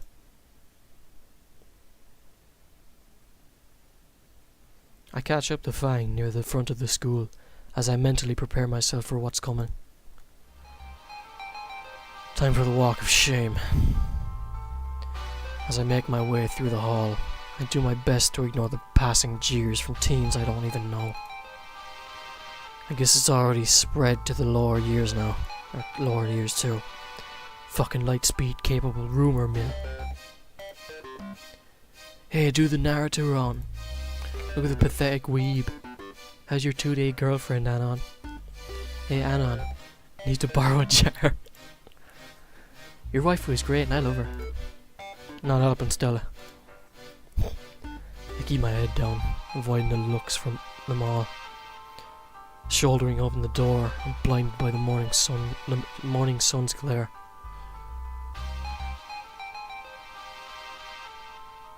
Within an hour, I've fallen back to square one.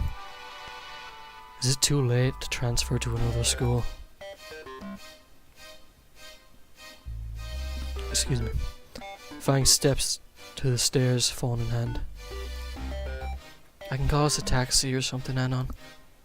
I nod at that, moving for the stairs. Hey loser, think fast. I turn towards the voice, and the world slows down. My field of vision is filled with a soda can, and I freeze up like a deer in headlights.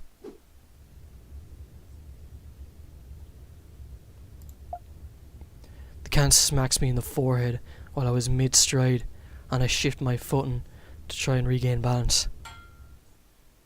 Except my foot catches on the edge of the stair lip and slips. And there he goes. What the fuck? That was criminal. Oh fuck. We need to split before the caveman gets here. Anon! My lungs feel like they're on fire. I think my feet touch the back of my head. I peel myself from around the bollard, feeling every bone in my body creak painfully. Fuck. Holy shit, you're alive. Am I? Nothing seems to be broken. I've been in worse. Honestly, my ego's more injured than I am. Can you walk? Yeah, sure. This is nothing compared to field day back in my old school. I try taking a step, and my knee involuntarily twists in a direction it's not supposed to. Suddenly, I'm doing the Seth MacFarlane pose again. Oh no, let me help you up. Your bay hope, son. She tucks her arms around my shoulder and pulls me to my feet again. Let's just get to the bench over there. The taxi will be here in like 5 minutes. Using Fang as a second foot, I eventually make it to the bench. Fuck. I still can't bend either leg, so I just sort of splay against the sidewalk. Fang sits on the other end and starts digging through her pockets. I think I heard something that nicotine relieves a bit of pain. Yeah, I could use a smoke. Right about now. Fang retrieves one of the cigarettes from the crumpled pack and sparks it to life with her pink lighter. She takes the first straw, then hands it to me. I inhale slowly, my chest aching as my lungs fill with the wonderfully numbing nicotine. The minty taste and the cool sensation settling over my skin does help to relax my painfully tense muscles. Before I know it, the cigarette in my fingers is nothing but a smouldering filter. Looks like our ride is here. A grimy beater of a taxi pulls up to the curb, driven by an equally grimy velociraptor. Clearly one of the three left operating in the city. Fang helps me to my feet and over to the cab, opening the door so I can shamble in. It's you!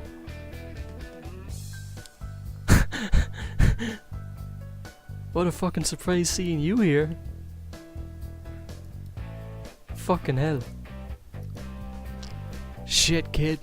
You look like you've got into a fight with a steamroller and lost. Now where are you kids heading on a school day? Maybe the hospital? Sure thing, kid. Got the address. 237 South St. Amand Street. St. Amand? The driver sucks in a breath through his teeth. Skid Row, huh? Well, I can take you as far as the edge of the neighborhood. Deal? Yeah, whatever, just take me home. The cab speeds off away from the school. I still can't believe that Trish would do something like that. The cab driver lets out a laugh. You got your ass handed to you by a girl, didn't you? I don't bother responding while Fang kicks the back of his seat. Yeah. I didn't want to tip much anyways. Why doesn't the driver want to drive all the way to your place? It can't be that bad, right? That reminds me. Hold this for me. I toss my pocket knife into Fang's lap. She looks at me with a nervous smile like she's expects a punchline. Oh, joking, kinda. Haven't needed to shiv someone yet. Talking hurts, breathing too. Each breath I take feels like my ribs are gonna shatter. Fang must have noticed, since she's kept silent after that. Alright, end of the line. That'll be $15 even. There's still a few blocks we gotta walk. I managed to limp out of the car and Fang drops a few crumpled bills in her seat and slams the door behind her. The car peels out and disappears around the corner. Well, no place to go but home. Wait, you still can't walk, right? I can probably make it a good 50 yards. Hang on, give me your shoulder. No, don't worry about. Ignoring my protests, Fang wraps my arm around her back for support. Where are we going? First turn is a right up here. Wait, Fang is coming over to my place. Fang is coming over to my place. Fang is coming over to my place. I don't want her to see how I live. Crap. Did I leave Saturnia on?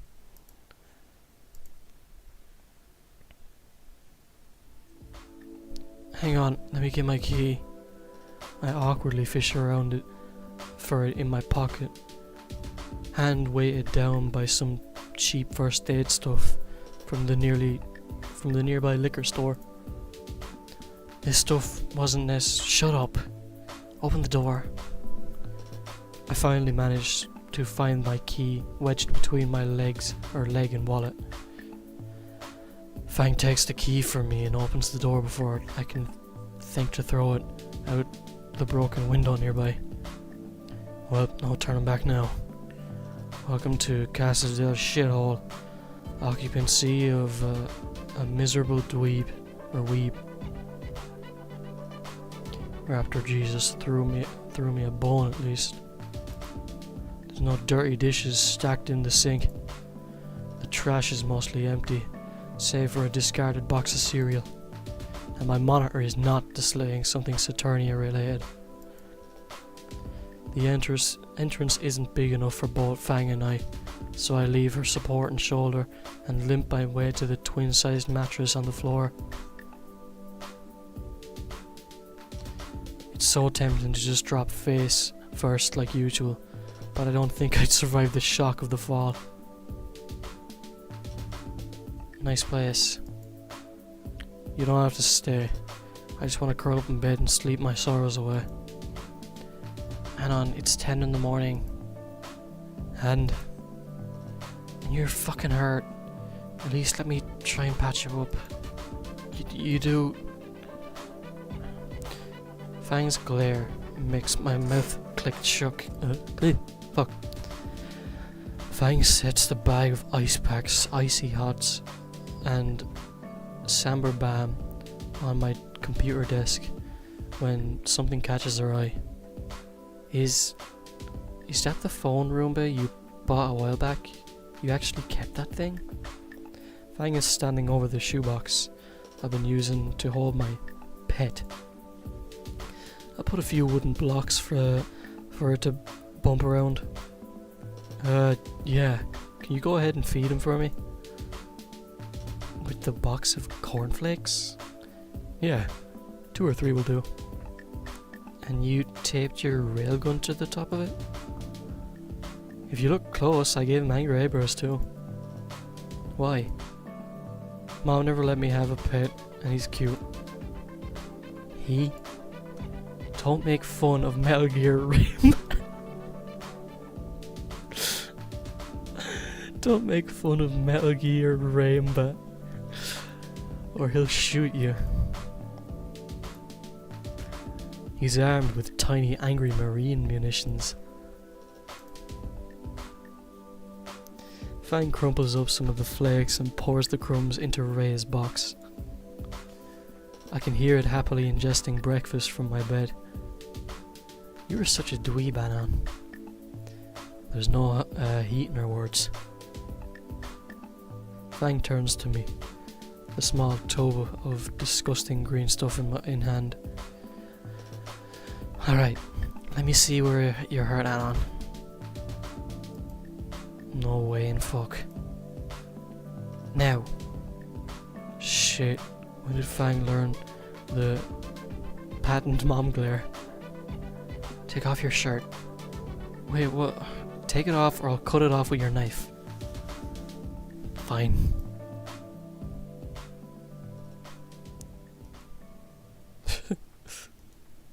I step into my tiny shower stall and turn on the water. The shower head sputters before it starts weakly spraying lukewarm water.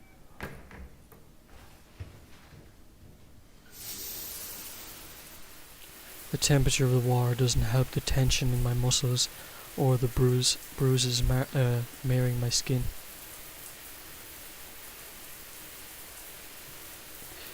Hurting all over. Fuck. I wonder if he got a concussion. I stretch around and see massive blotches of purple and black splattered across my torso. Each contusion is hot to the touch under my fingers, and the pain is intense.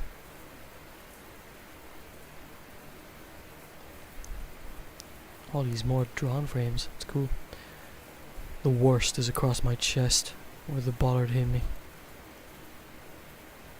So pretty. So pretty. I eventually get finished examining my wicked wounds and step out of the bathroom. Fang is on her phone, doing Rapture Jesus knows what. Fang then pats the bed. Come here. I walk over and lay down on my stomach.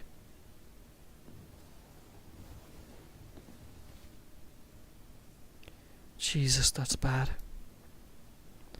I then felt a cold cream and soft touch on my back, along with a massive jolt of pain.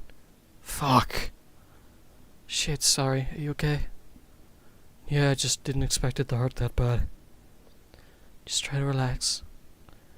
I sigh and try my hardest not to freak out when she touches me. She eventually finds a sweet spot of pressure to apply. It still hurts a little, but it doesn't cause me to wince. Her hands are soft. I find myself starting to feel better now. I nod. My eyes feel heavy as the ointment begins to warm up, drawing away tension from my aching muscles. I can make out a steady thumping on my bed. My senses fade more until I am... fuck.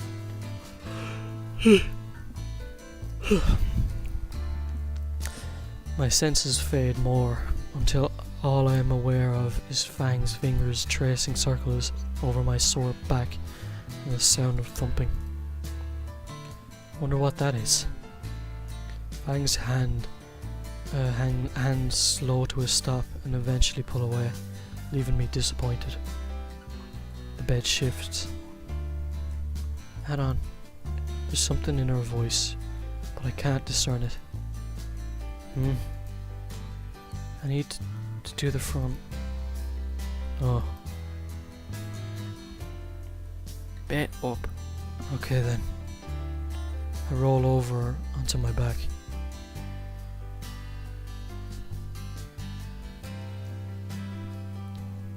I find myself face to beak with her. Dangerously close. I can feel her breath on my lips and I blush. It never even occurred to me that I could apply the ointment on myself. I want to look aside, turn my face away to hide the growing blush, but I can't. I'm entranced, looking into Fang's warm amber eyes. Millions of words flash through my head as I try to find something to say. Fang is looking right back. Even that seemed to glow. Eyes that seemed to glow with what little sunlight filled the room stared into mine. I wonder. I hope. Do you like me, Fang? Anon. I'm pulled out of my thoughts by her voice. Fang's blushing heavily too now, and her tail is positively hammering away at my bed. Wait. Oh fuck. Did I? Did I say... Yeah. My head sinks back into my pillow. Fuck. A snort escaped from Fang's beak. You're such a fucking dweeb. Her fingers brush lightly across the largest bruise on my chest without ointment.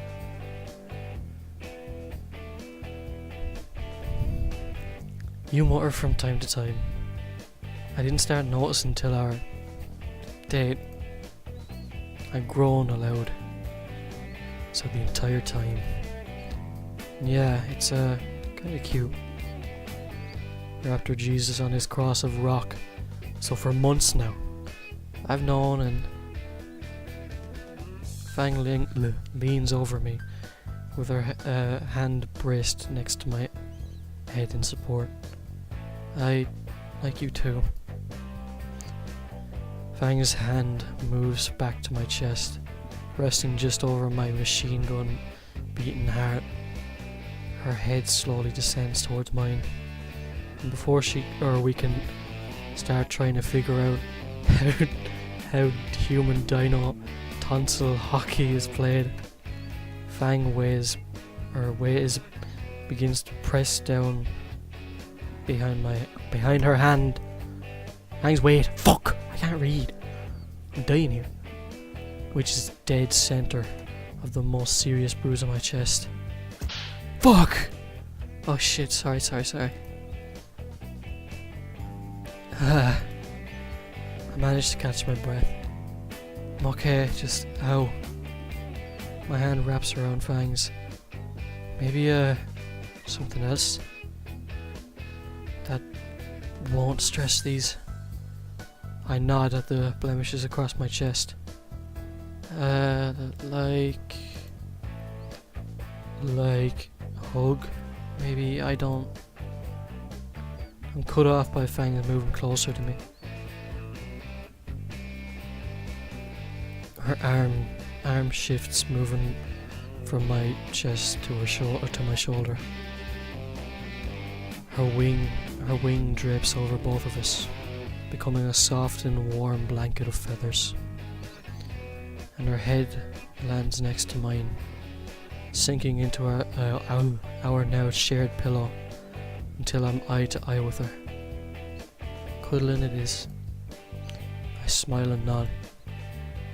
Even if Fang is now laying atop my arm and I'm starting to lose feeling in it, the feeling of her warm body pressed against my side is definitely worth it. Between that warmth and the plush wing blanket, my eyes grow heavy again. Fang's already started to snore right into my ear. Fuck it. I close my eyes and decide that sleeping with Fang is easily the best thing to happen to me. Ah, there we go.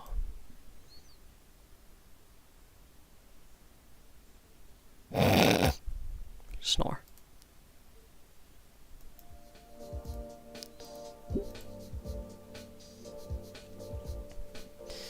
The next day, I was about ready to get to school when Fang stopped me at the door. I told her I felt fine, but when I crumpled after she poked my ribcage, I decided she had a compelling argument to stay.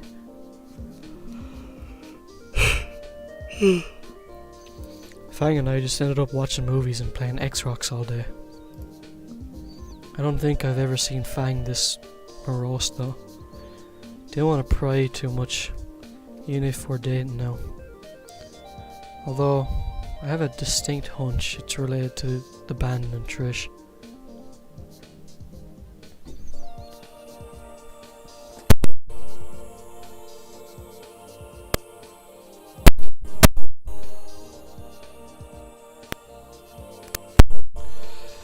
Alright, hold on. I'll be back in a few minutes.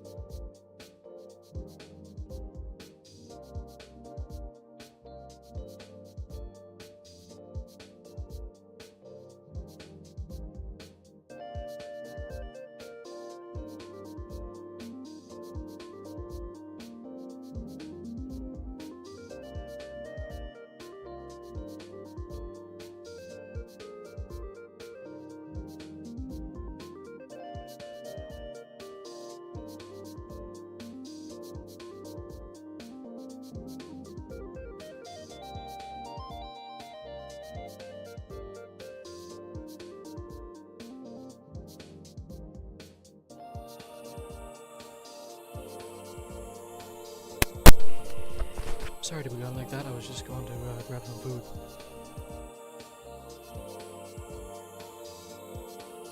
Anyways, I'm going to continue. Today though, I bit my tongue through Fang's chest poke test, and she let me go.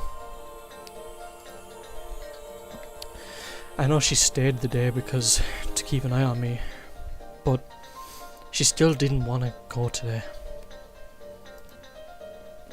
I made her promise not to start preening again before I left.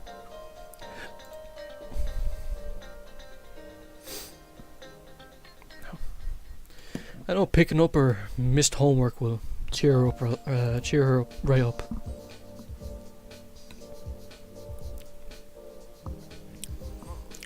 Now that I finally have some time to myself, I can properly address something I've been meaning to. The alarms. A girl is staying in my house. How did this happen? How did I go from never being in a relationship to having a chick sleep over in less than 2 days? Oh, fuck it if anybody finds out.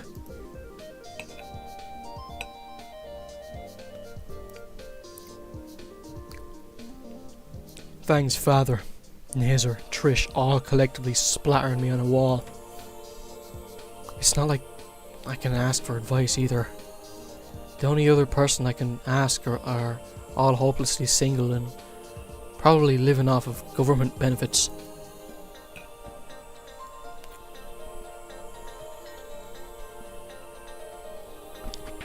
My heartbeat doing Fang's chest poke test from the inside is a good indicator I need to calm the fuck down. Just get through today and check out some romance manga on the way home.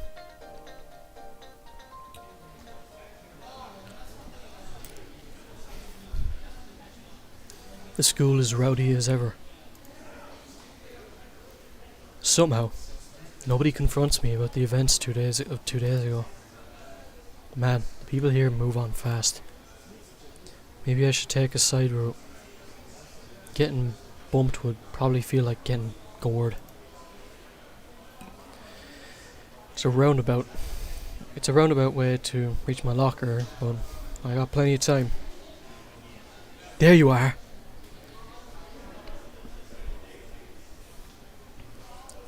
I turn to see Nazer pushing through a crowd of students towards me. At least I can talk to him about the whole situation, or ask him for advice as well, how to handle Fang. Wait, Nazer's sister's Fang. The Fang who skipped school is spending the day at my apartment, and never went home for the past 2 days. Suddenly I feel like a fish being circled by a very Nazer-shaped shark. How did I begin to explain to him? Or how do I explain? Hey Nazer, what's... Fuck's sake, bro. Nazer grabs me by the jacket and shoves me against the wall of lockers. Ah, my everything! Where the hell is Fang? Whoa, hey, I can... She ditched with you the other day and hasn't come home since. Do you know what I've had to put up with because of you? Everything you do with Fang is my fault for letting it happen. You're lucky she texted me yesterday that I was about to ready to file a missing persons report for her. Look, Nader, let me explain. You better, before I drag your ass home and make you tell it to my dad instead. Thought we were bros, dude. The terrifying prospect is enough to make me pause. Fang is staying at my apartment, but Nazer's eyes shoot up like it's the one thing he didn't want to hear. Let me finish! But it was her idea after I fucked up my chest during an express trip down the stairs. She wanted to make sure I was alright and wouldn't take no for an answer.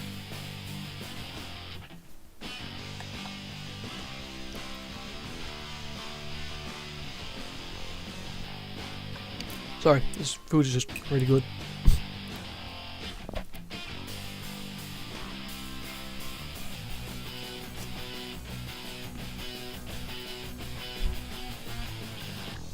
Nezra sighs and releases my clothes, but the scowl stays on his face. Is that all that happened, Anon? I mean, we played some video games, but all that happened? I don't think... we didn't do anything, if that's what you mean. I swear. She couldn't even kiss me because of this stupid Bruce. What? Oh, look, I'm getting shoved into my locker again. I hiss in pain as Nazar's fist presses me against the locker. Why would Fang kiss you, Anon? I swear to Raptor Jesus. I told Fang I like her. Shit, I said that out loud. Nazar freezes, and the colour drains from his face. Then shoves me back into the lockers as hard as he can. Fuck's sake. Fuck! A few students start turning their heads. Nazar is still frozen in place, staring at his outstretched hands with a 1,000-yard stare. Hey, isn't that the track team leader? He's beating on that loser from the presentation, right? Hilarious.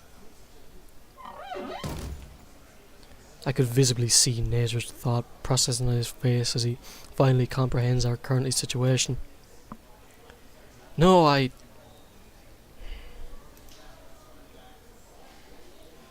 Leaving him like that? Fuck you, dude. I thought we were cool. Wait till Fang hears about this. Your brother's beating me up. He regains control of his legs and hurriedly rushes through the crowd, pushing aside a few students. One or two classmates glance at me again, then continue on their way. Assholes.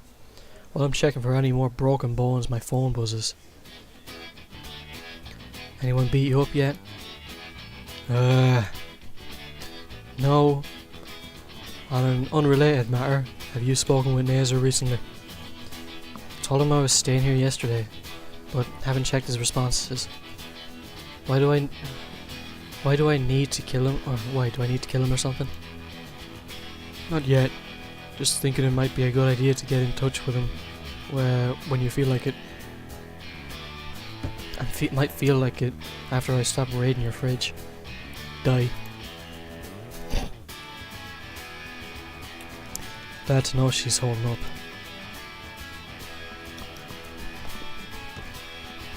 Shit. Now I'm gonna have enough soda for that. No. I'm not gonna have enough soda to last the week.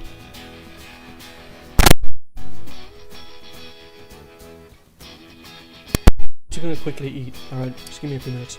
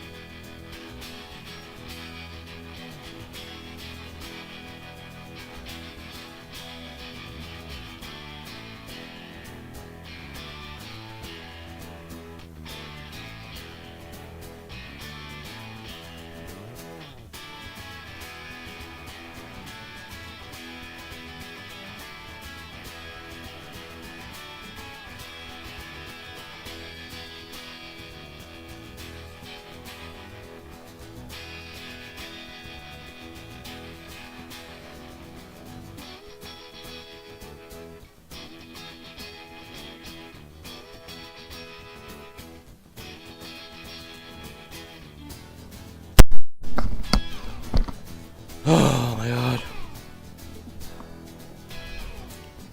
I really need to just like do time management better.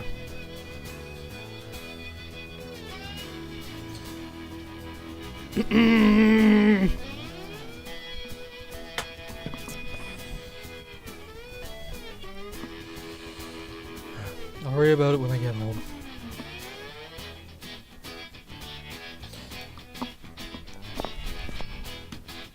Today needs to end now. I have a backpack full of missed assignments, including Mr. Suki's essay on the history of typefaces. Who the fuck cares about typefaces? Worst samurai English teacher ever. My ribs are burning as I heave a sigh. At least I can go home now. Where my hot Taro GF is with. My hot Taro girlfriend, who may or may not be having a mental breakdown in my apartment. And I have no idea what to do with a fucking girlfriend. All those hours of dating simulators have not equatedly simulated dating in the least.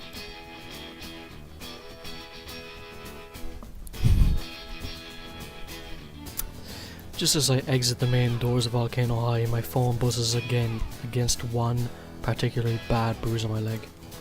Fingers crossed it's Fang. Naser. We need to talk. Meet me in the auditorium. I'm gonna die. You're gonna die, dweeb. Naser's looking for your weeb ass.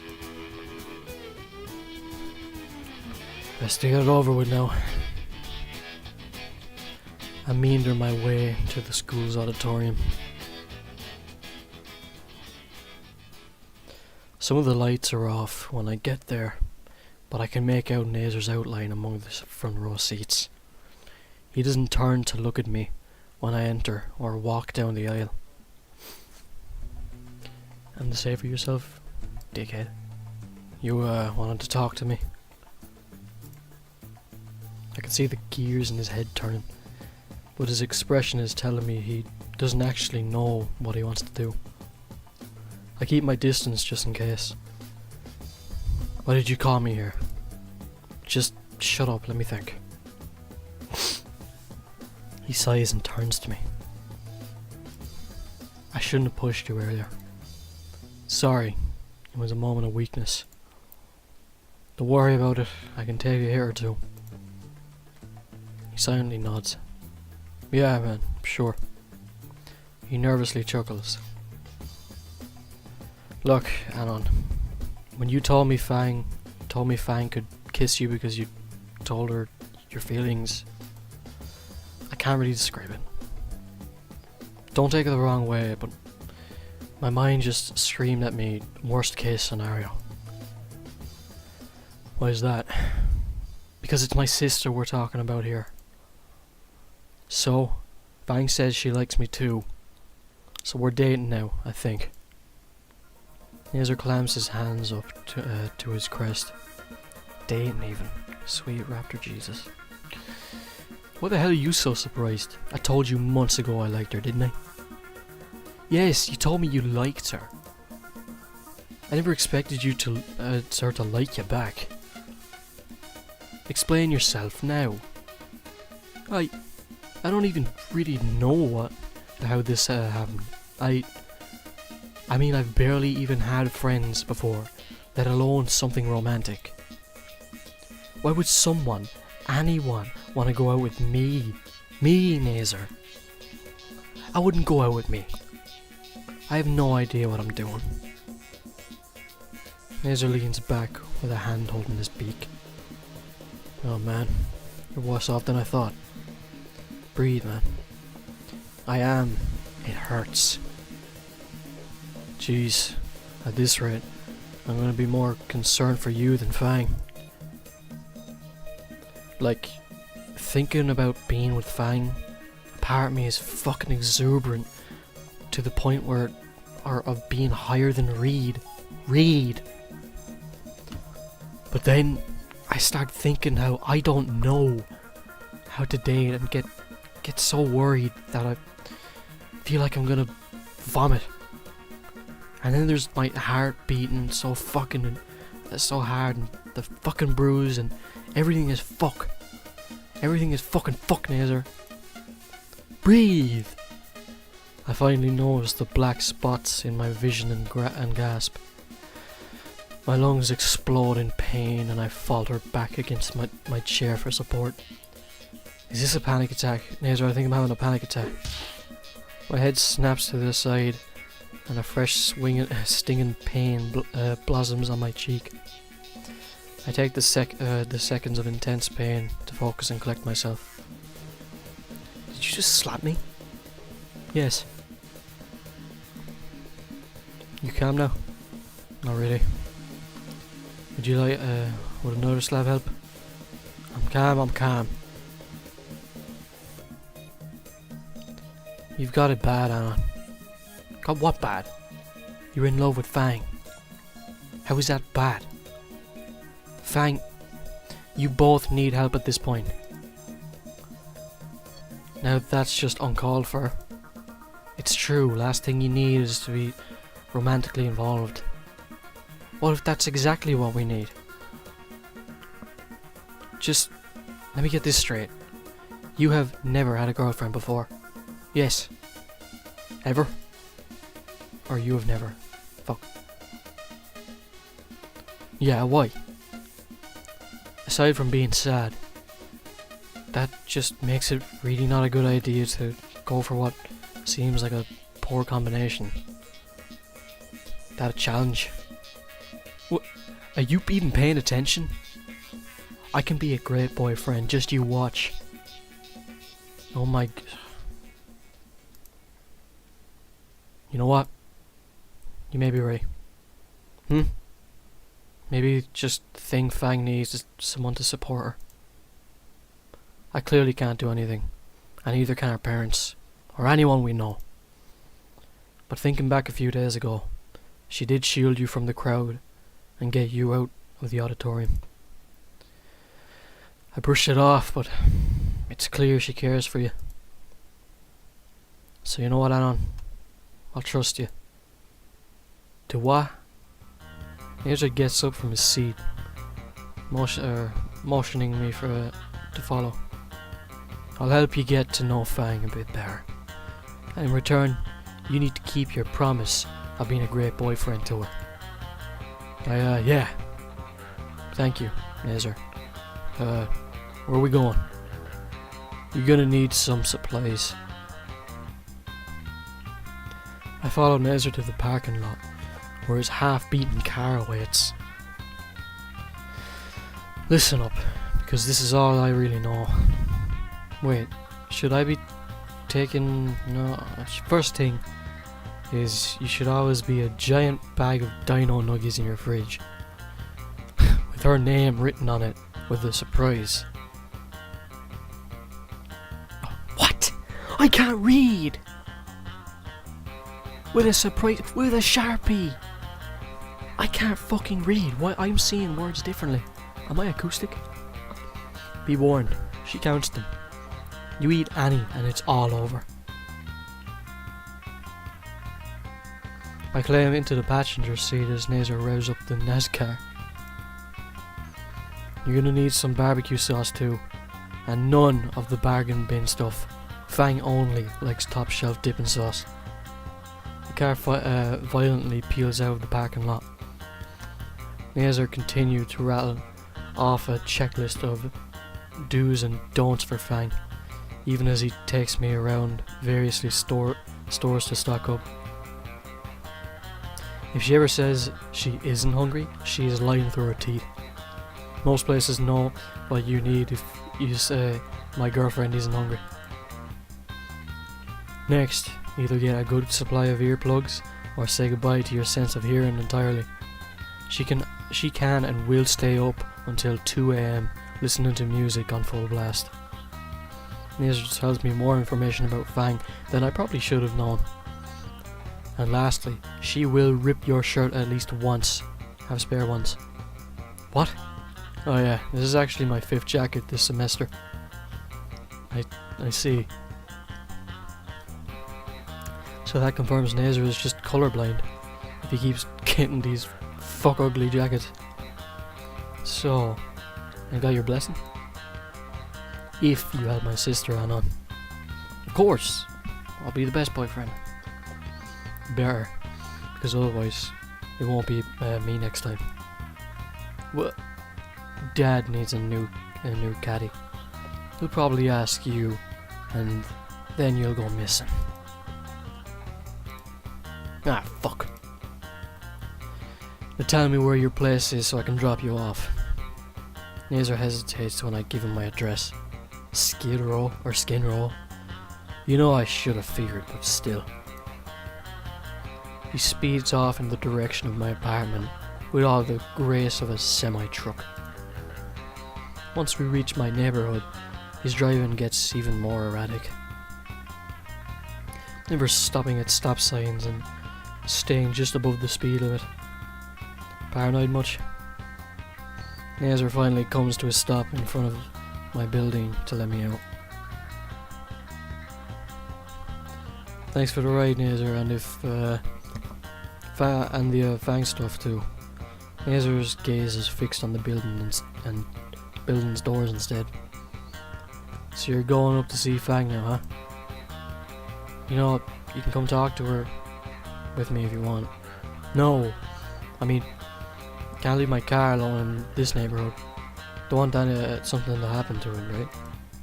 He tops it off with a less than genuine laugh. Nazer, your car is more dense than most of the ones around here. Also, I need help carrying all this stuff. What? There's like 4 bags. You can carry it fine. Not with these crippling injuries. You slamming me into a locker didn't help either. Ow. It's a miracle I'm still able to breathe. Nazer rolls his eyes. Fine. I'll carry the crap up, but only for a moment. I don't want my car getting jacked. He gets all the bags from the back seat and I lead him up the stairs to my place. Has Fang been doing alright here? Probably still a bit rattled. Wasn't in the best mood this morning either. Probably a good idea to not get confrontational or anything, yeah? Nazer nods and I unlock the door.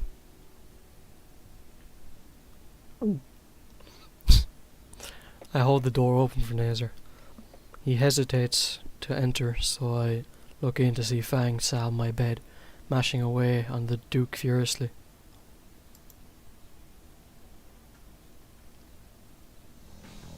Nazer? Don't freak out, he's just here to wait. Why are you playing Rock Band with a controller? You mean I was doing it wrong? And my account was locked. How did you even get that to start? Dude, your password was Rainback. Who cares about that? Why is he here? Nazer waves dismissively. Well, Anon, you're welcome for the ride. I'll be going now. Wait, Nazer. He freezes halfway at the door. How much do you know? No? About me and Anon. Anon filled me in earlier. You what? Fang, don't worry, he's cool. You weren't planning on telling Dad I'm here, were you? No, I wasn't. I'm serious. You can't tell him, he'd kill Anon. No, really, I wasn't gonna tell him. Please, Nazer, I need to know for absolute sure. God damn it, Fang. Why don't you trust me with even this? Nazer inhales deeply and turns towards the door. Sorry, I'm going now. I won't tell, I swear. It's not that I don't trust you. He pauses again, with his hand on the doorknob. Like Spears did numerous times in the past, I take hold of Nazer's shoulder. I offer a reassuring smile and nod back towards Fang. Then what? Why do you hate me? I don't hate you. Every time I see those, your scars, I mean, I just remember the day back then. What does that have to do with anything? I mean, it's my fault, isn't it? I lied to you and you got hurt. But it's like you don't blame me, even though you should. Everyone depends on you. You're the star player at school. But it's in spite of your family instead of because of it. You can't even bring yourself to hate me. All this time, that's what this was about. Fang wipes away a tear with her wing and nods. Nazer brushes my hand off his shoulder and turns around. I don't hate you because I don't blame you for anything, Fang. Back then, we were only kids. I was 11, 12. I was always thinking I'd done something wrong because of how you acted differently since then. I thought you hated me. I mean, look at all this shit I've ruined for you. Band practices, shows, parties, hell, dates even. All I ever do is ruin things for you. And when I did, I'd always get told off by Trish. A part of me wants to groan at just the mention of her name. Oh, I think I did since both Nazer and Fang are looking at me. Ugh, way to ruin the moment, I on. Real smooth, man, real smooth. Oh, come on. You two are finally making progress. Remind me why we're dating again. Hey, he's your boyfriend. Cut him some slack. What's that supposed to mean? The siblings chuckle lightly at my expense. The things I do for people. Once the laughter ends, Fang looks at Nazer. Look, Nazer. For all of Anon's faults, I do like him. Which is why I'd rather Dad not arrest him and kill him. I know I haven't been a good sibling, but I'm begging you here. I told you before, I won't tell. Just be sure to come home later tonight. Fang hisses and looks away. You are coming home tonight, right? Well... What? What? I need to stay and look after my idiot boyfriend. I don't need... Fang withdraws her finger from my bruise on my chest. Fuck, God, again with the tests. What am I supposed to tell Dad then? Hell, what have you been telling him? That I've been staying at Naomi's place for a group project.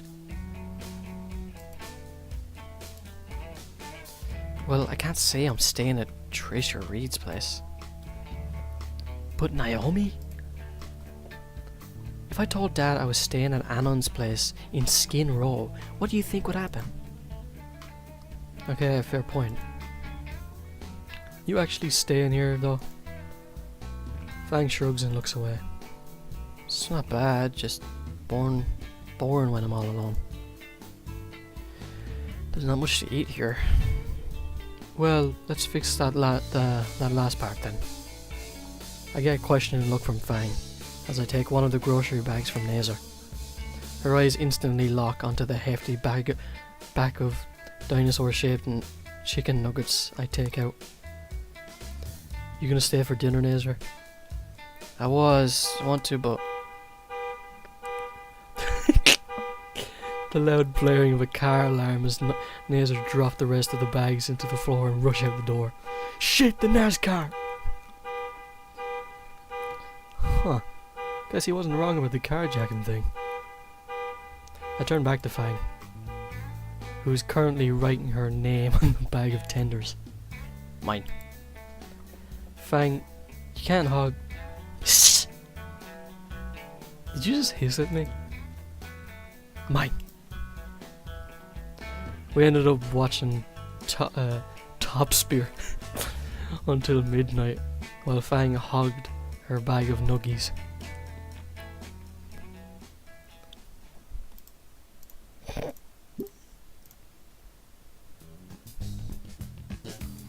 I was ready for an uneventful day of school. In fact, I'd been extremely happy if it was. This entire week has been the most dramatic in my life. Even the walk to school was dramatic, with Fang escorting me as if she was Secret Service. In English, I'm still trying to catch up with the rest of the class. In any other class, I'd have been called Mr. Tsuki is an absolute slave driver. My phone buzzes, and I try to tell myself it's not worth getting distracted. The next question is on Seraph's history, however, and I decide it's not worth it. Ugh. Please tell me your morning is going better than mine. Go be better. Why? I didn't even think of Trish. She hasn't seen me in 2 days and is trying to bother me with band stuff. She's really not taking a break well. Oh, you serious about quitting music and all that? What? Why would I quit music? Just taking off from the band for a while. I think Trish gets the memo now. Apparently, cold shoulder works wonders on her. You think that'll work for long? No, lol. We'll have to make this distance at lunch. Let's eat on the roof or something. Good idea. She doesn't respond further, so I turn my attention back to the assignment. Serif fonts can be broadly classified into one of 4 subgroups: old style, transitional, Didon, and slab serif, or in order of sphere knob. Nope, just writing a review of BIIC, a post paleo RPG here. I passed the assignment. After the torturous science period where Fang poked my bruises whenever she got bored, lunch came around. Fang and I got plates of country fried steak and started heading up the stairs, chatting about possibly seeing a movie this weekend. Seemed like a Fang. Fuck. Didn't Israel say that? Maybe. But come on. It looked like it would be a great movie. Before I can retort, I hear footsteps rushing from behind. Fang, I thought we'd be hanging out in the auditorium, you know, like usual. Oof. Fang doesn't even bat an eye and continues up the steps. Yikes. Trish follows, even as Fang starts taking the steps 2 at a time. Fang, come on! If the door was still there, I'm pretty sure Fang would have kicked it open. Instead, she quickly turns with a hoof and starts to scale the ladder one-handed. Before Trish can climb it, I pull myself up the ladder awkwardly. Each step up a rung, I need to pause, the rough movements causing bouts of pain across my chest. Trish growls as I take my time climbing up.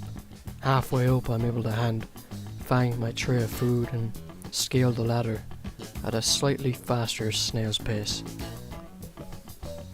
Once I'm on top, I swing my legs onto the ladder, blocking Trish from climbing up too. Asshole, let me talk to Fang. Know any theatres with easily accessible fire exits? No kidding, of course I do. Sweet, saves me some money. Alan, I swear to fuck. Fang, please just say something. I can tell Fang is getting annoyed, and Trish not taking the hint. Trish, I just don't want to see you right now, okay? But why? I'm your best friend.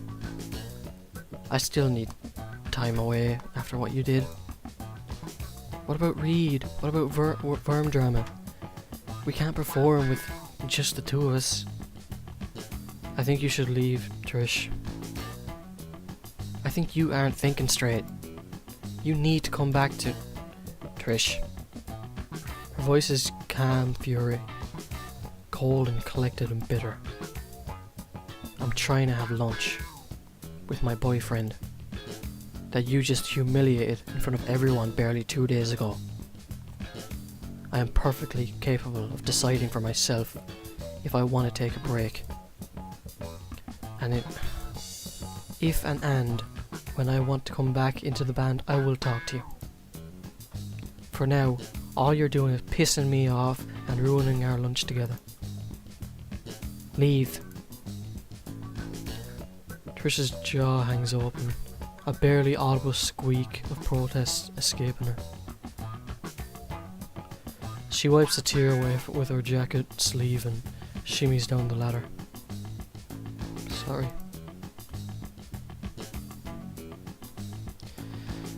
Fang waits until her footsteps quiet before letting out a sigh.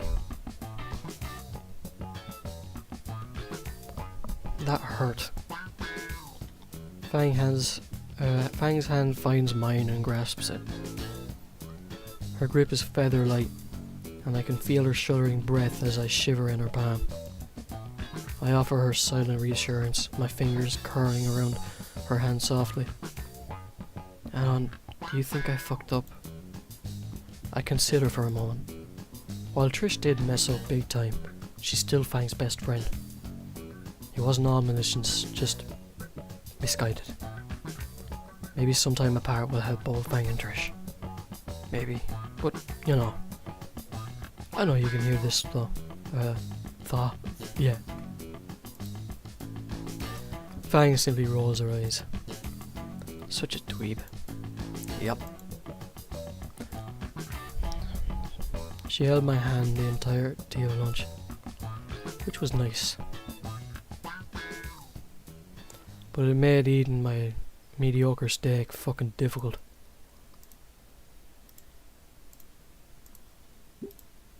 April 1st. Oh boy. Fang and I have been together for a month now. And right now I'm gonna win our prank war. She may have gotten me with that stupid kiss prank. How the hell she found a mousetrap that small, I'll never know.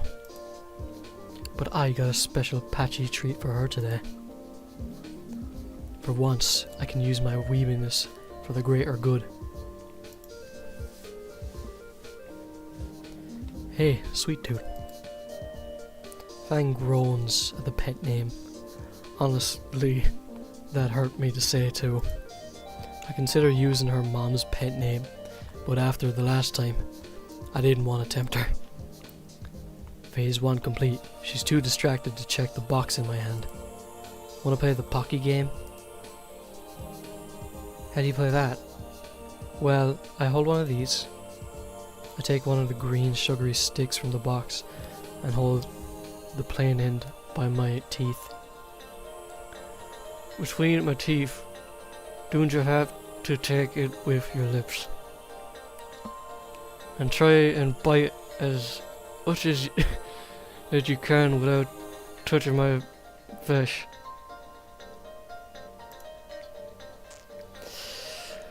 Fang narrows her eyes in suspicion and then cautiously moves her head toward mine. It's just chocolate. She moves in and crunches down onto the Pocky stick centimeters from my face. Jackpot. Jackpot. Her face contorts almost immediately and she spits it out on the floor. What the fuck was that? Where did you even get those? I barely contain my laugh as Fang downs the rest of her coffee to get the taste out of her mouth. Let's just say Stella gets all sort of weird snacks from Japan. Like wasabi pocky sticks. Fang looks ready to strangle me, but I still have one card left to play. Hey, I have an amnesty for today. April Fools.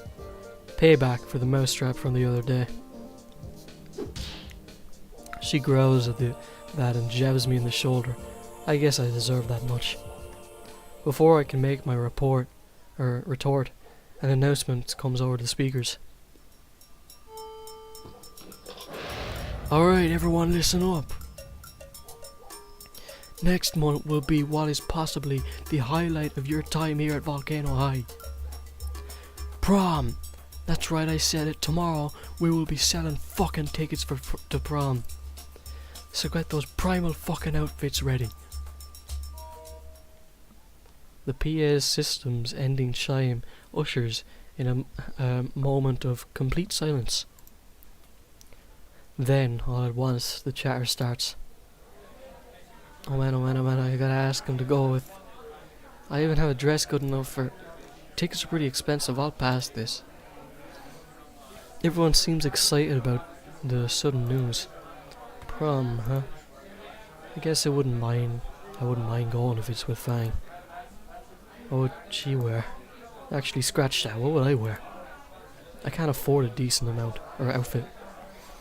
Maybe I'll mail home and ask Dad for his whole suit. Couple tickets are like $100 too. I'm sure I could make it work if I needed to. Hey Fang. Settle down, students.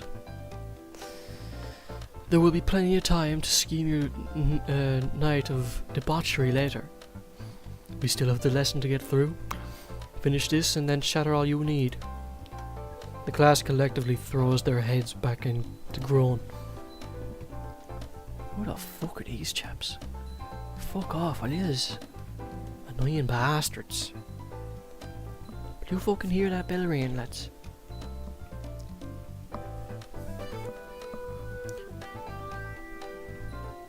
Oh, go on, do that again. Chap, I'm gonna drop an anvil on you. Oh, fiddlesticks.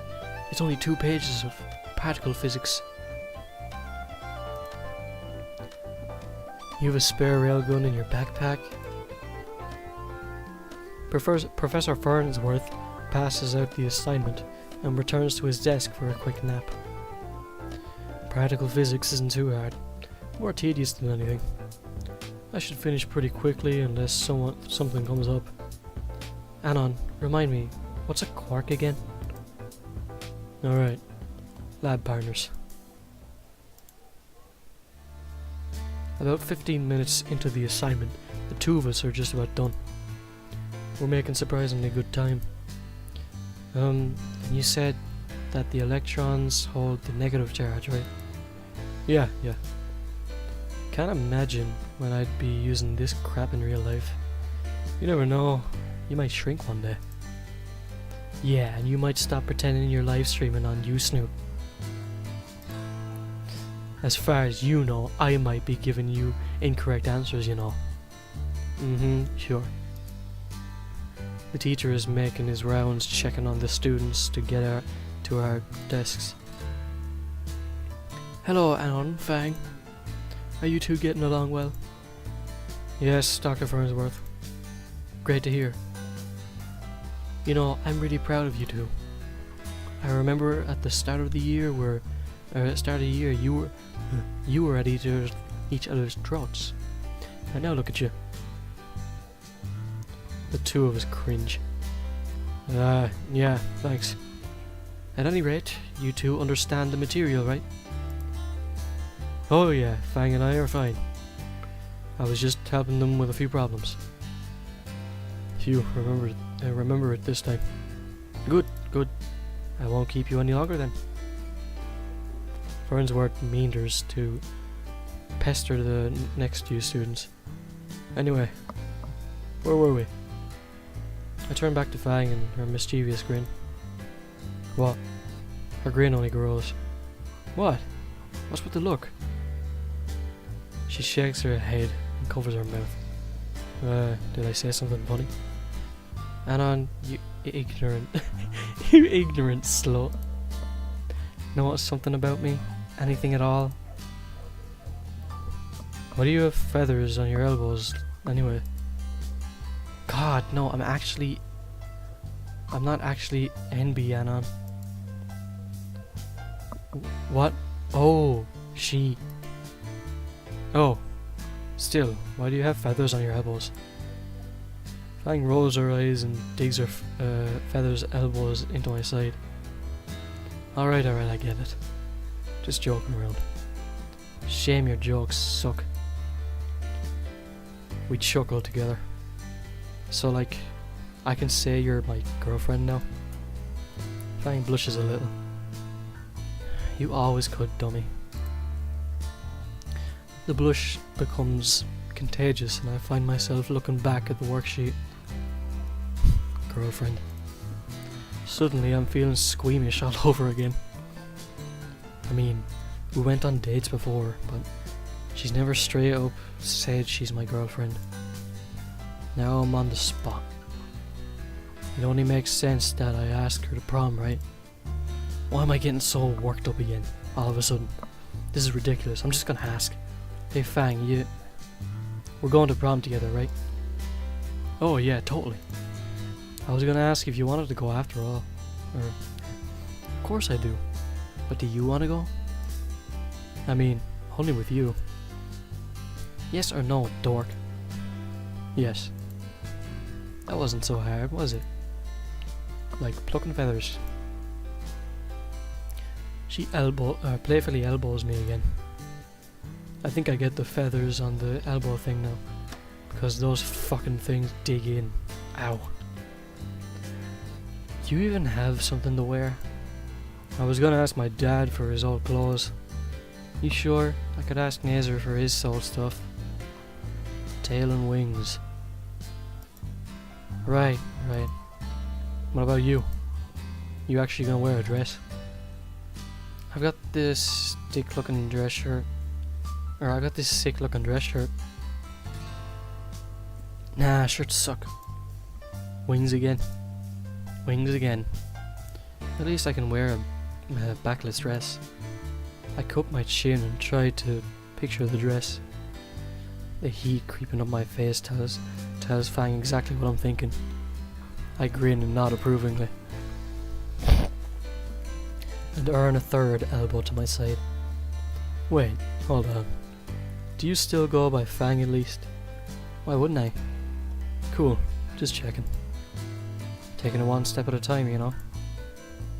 There's only about 10 minutes left in class. Are we gonna have enough time to finish the assignment? Shit, yeah, forgot. I flip over the page to reveal the entire second half of the assignment. It's gonna be close though. Fang scoots her chair closer to me. No time to waste then, yeah? Splitting the questions between us, Fang and I are able to finish the assignment seconds before the bell rang. Before the bell. Somehow.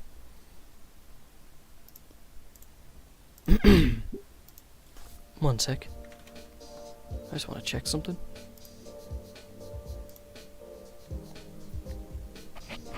Oh, is it doing that thing? I think it's doing that thing. Hold on. Yep. Alright, I just have to check it on my phone. And then I just want to check if I have any notifications or anything, because when I'm streaming, I'm not given any notifications from anything. So, yeah.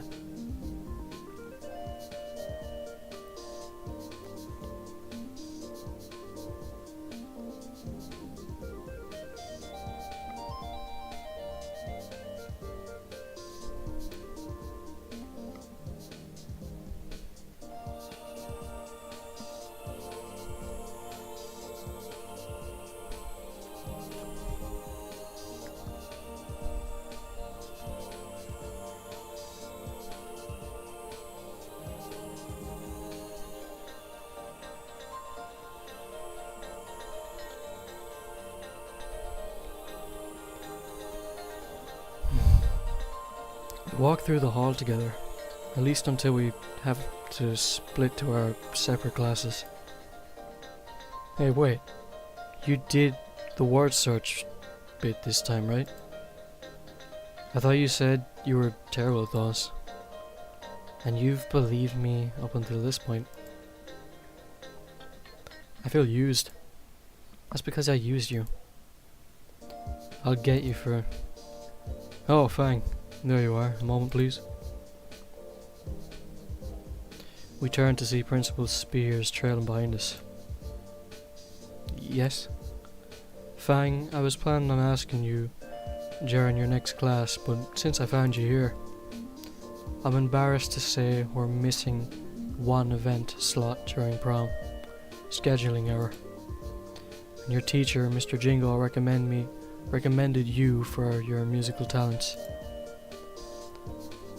I'm not asking you to make your decisions right now, but if you'd consider helping out by performing a musical number or two, that would help monumentally.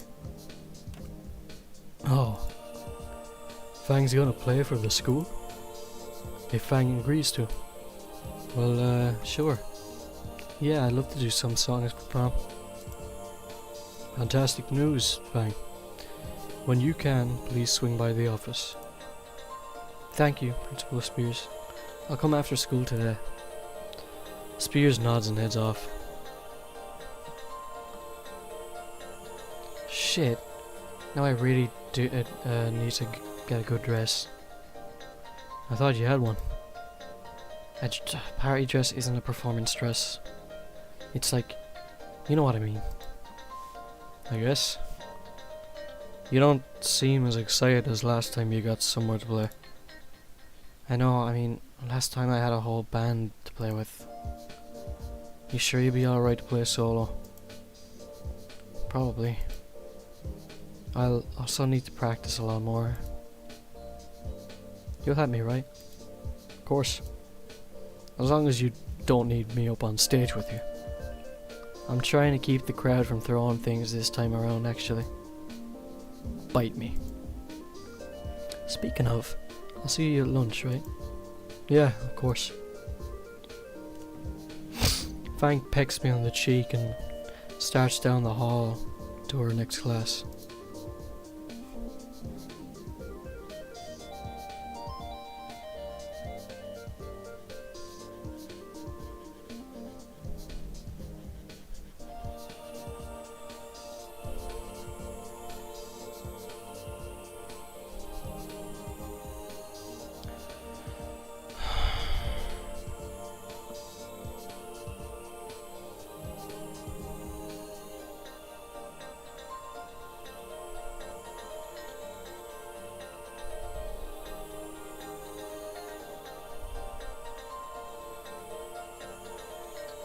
If you could give me a moment, sorry.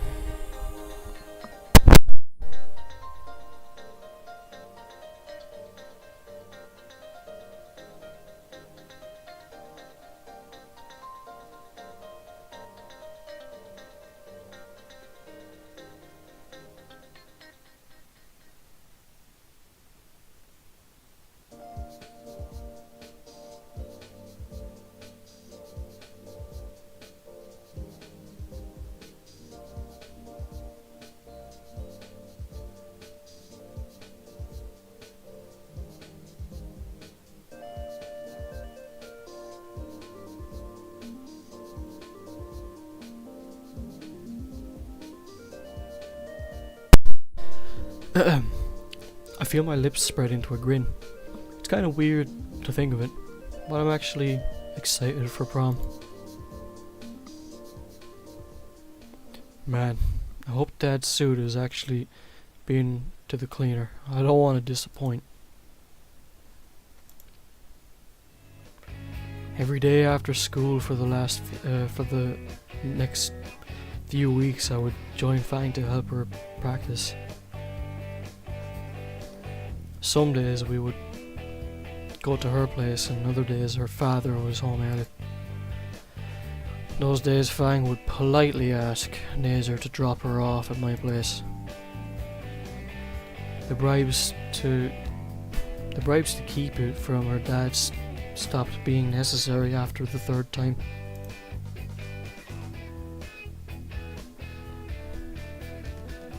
Sorry, I'm just texting back. I kind of need to.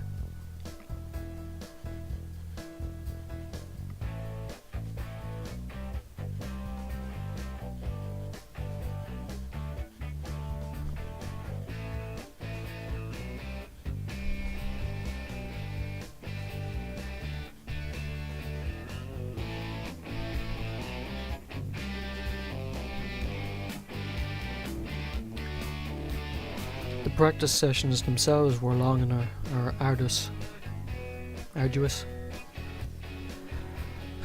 Sessions would go on until either her dad kicked me out or sundown. Fang would play for hours on end, occasionally stopping to let me try and to take a break. Despite my warnings, she'd play until her fingertips were red and raw.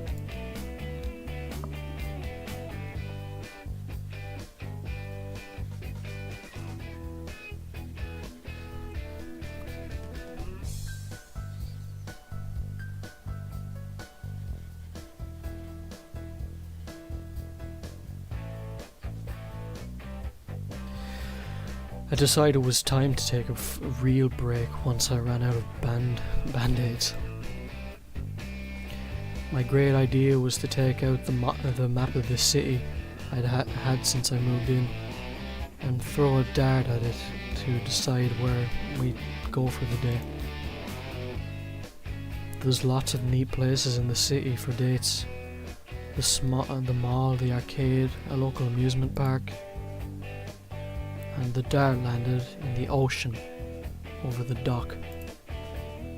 The look from Fang told me that she wasn't stepping anywhere near a tuna boat. The aquarium it is. Love aquariums. They're cool. They got a nice vibe to them.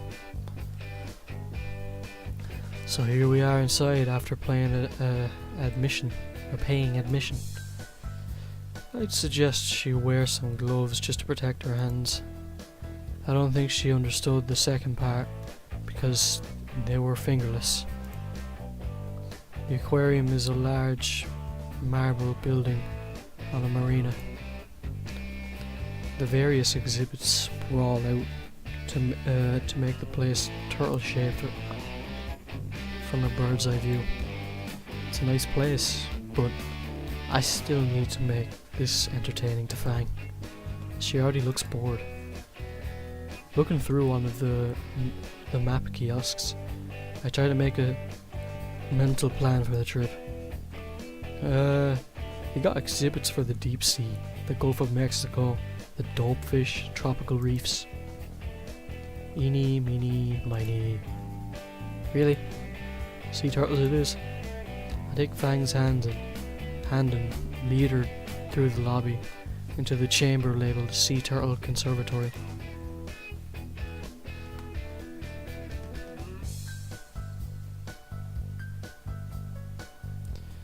Anon, are you sure you want to spend the day here? If you wanted to go to the mall or something, oh my god. A little sea turtle swims out of hiding in the tank right in front of us. Immediately, Fang breaks free of my arm and presses against the glass. Look at these cute little shits, I love them. Yeah, I see them. I peer into the tank and see a few more hatchlings bob out of the decorative grass. The hype becomes contagious and I find myself pressed against the glass as well. Please avoid touching the glass. It stresses the little guys out. Oh, sorry. Come on, Fang. There's more stuff to see. No. There's more than just those baby turtles, you know. Doesn't matter. You're just gonna stay here all day then? Yep. What do you do for lunch? Bring me something from the cafe. Alright. Here I am going off without you. Oh look, a Dumbo octopus. Where is it? In a snap, Fang's moved from pressing her face against the turtle tank to pressing it against the octopus tank. Man, please refrain from... Oh my gosh, Anna, look at it. It's like a living egg yolk with button eyes. Is that the first analogy you can think of? And what's over there? Are those seahorses? Holy crap. I have to take a video of this.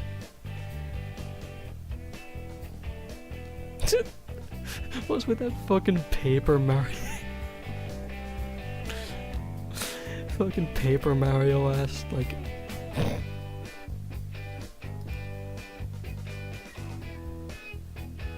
Somebody get me a gif of this.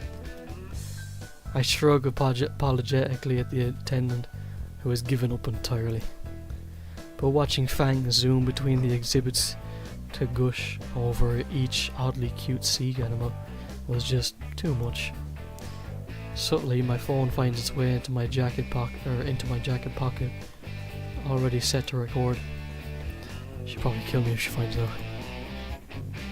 But it'd be a good death. Wait, where'd she go? Touching a stingray? Or maybe is it just a ray? I don't know. I round the corner to see the next room has a large group of school children hovering over a stingray touch tank.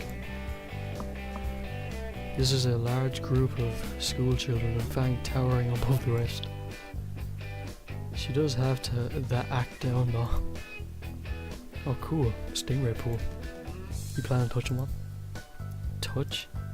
Yeah, you can put your hand in and they'll slide against it. Watch. I roll up my jacket sleeve and push my hand into the water, splaying it out. Fang and the children lean in intently. The water's cold, but sure enough, a few of the playful things make their round and slide up right against it like a cat begging for scratches. See? Several of the crowd start jumping with excitement and put their own hands in the water to try for themselves. Fang doesn't seem completely convinced though. You sure they aren't are you sure they're alright to just touch like that? Aren't they those dangerous? I mean, it's a bit slimy, but there's a hand sanitizer thing on the wall over there. That isn't what I meant. Come on. I'll make sure they don't bite. Fang reluctantly grabs my dry arm and I lead her to a spot not occupied by ankle biters. I put my hand back in and motion for Fang to do the same. She hesitates with her hand.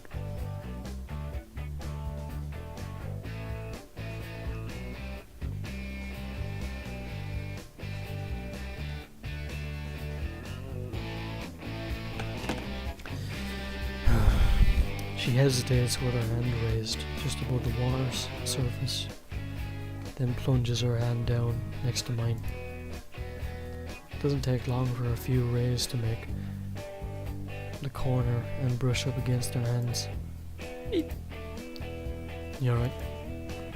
Yeah, no, it's just... You were right about them being slimy. Well, I have yet to hear of a dry fish. Shut up. After a few more rounds of rays, Fang decides she's had enough.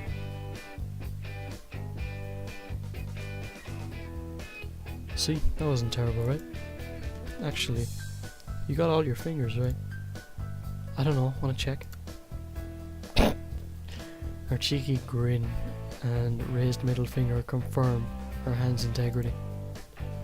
So, which exhibit are we checking next? I checked the aquarium pamphlet to see where we hadn't been yet. Well, if we go outside, we can see the dolphin pools. That way it loops back through the deep sea exhibits. With Fang in agreement, I lead her towards the exit marked with a large dolphin sign.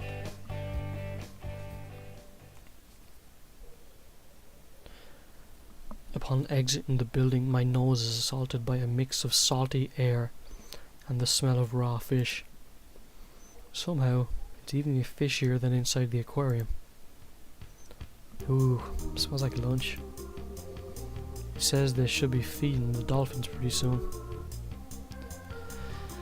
The walkway circles around a large pool, with several dolphins swimming around, and I can make out the trainer holding a hoop with a bucket of fish by their feet.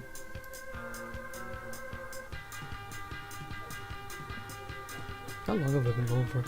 Over 3 hours now. Jesus, near fucking 3.5 hours. I'm gonna keep going. One of the dolphins jumps straight through the hoop and is rewarded with a fish caught out of the air. Would you jump through a hula hoop for me if I had treats? I noticed the trainer has traded the hoop for a large brush and is getting one of the dolphins to open its mouth. The trainer starts brushing the dolphin's teeth and showing off the rows of neatly spaced cones. I make a show of craning my neck down to get a view of Fang's teeth from below.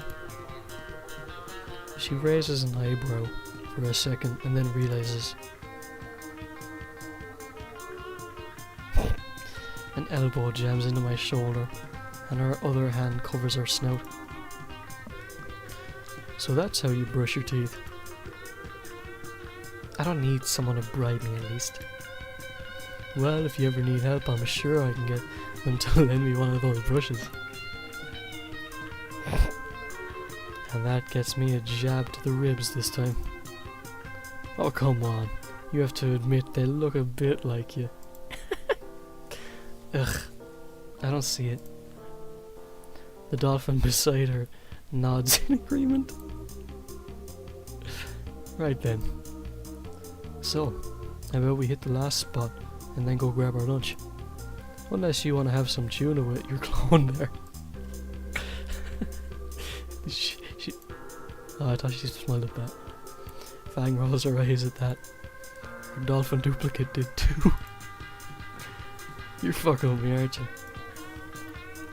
What are you talking about? Fang's aquatic doppelganger makes a laugh like chirping and finally swims away. So, deep sea then. We leave the dolphin pen, following signs back towards the building.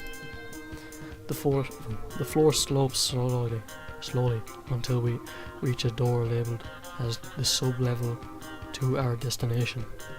Pushing through, we find ourselves in an oversized hamster tube beneath the water.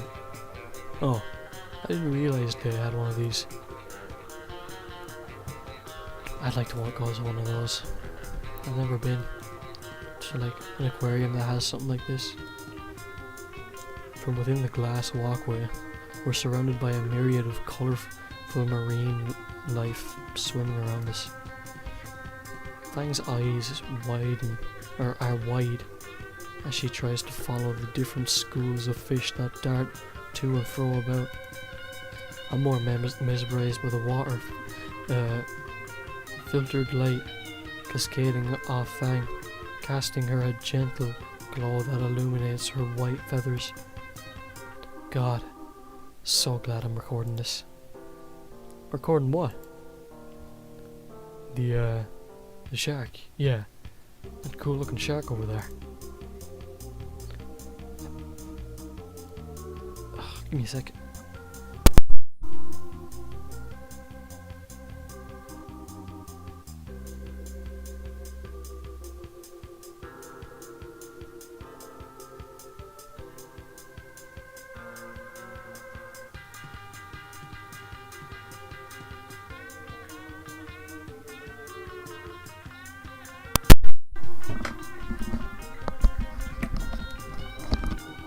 Just stretching. Oh, my back.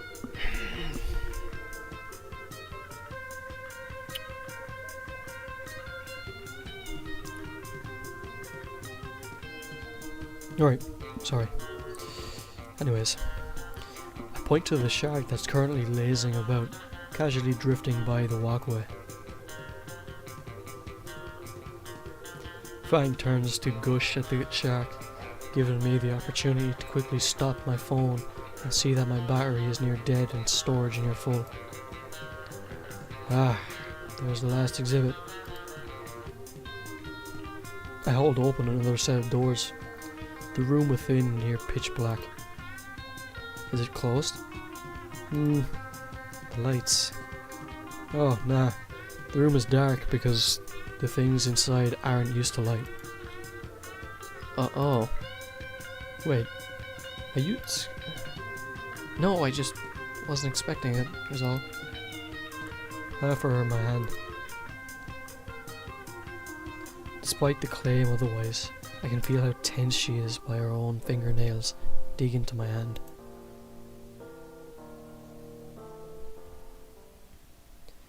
I lead her into the darkened room, where a little light there is coming from the various animals within.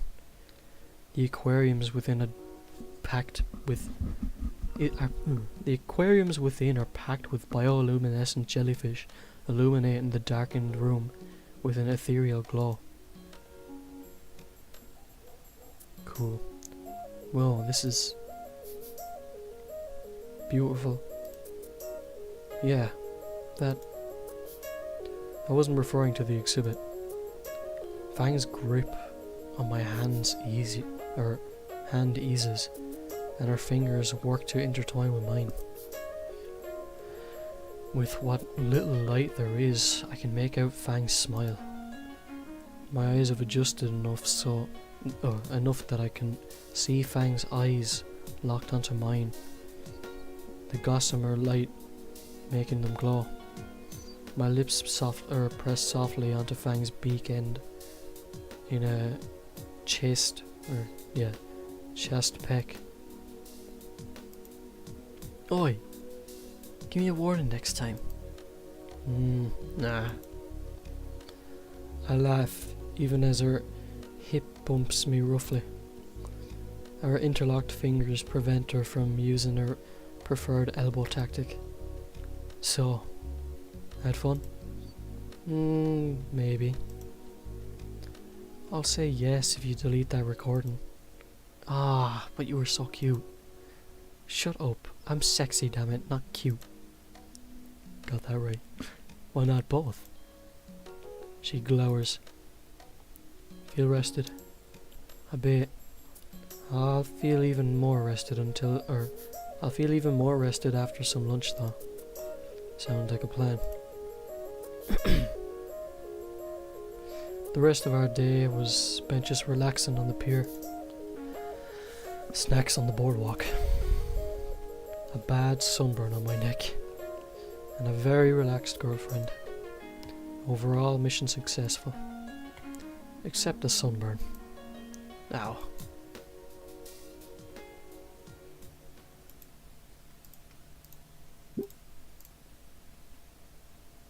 One month later. Damn. It's prom night. My old man was kind enough to send over his old tuxedo from his time in high school. It took a bit of sewing, but I got it looking pretty good. Judging by the wine stains in the sleeves, Dad's made a lot of important announcements in this tuxedo. Gives it a bit of history, I guess. I Homer. Bah. You're still not good. Sorry guys, it's just my opinion. When I arrive at Fang's place with a cheap corsage, whatever, I see the pomegranate parasite waiting outside the front door. Great. One sec.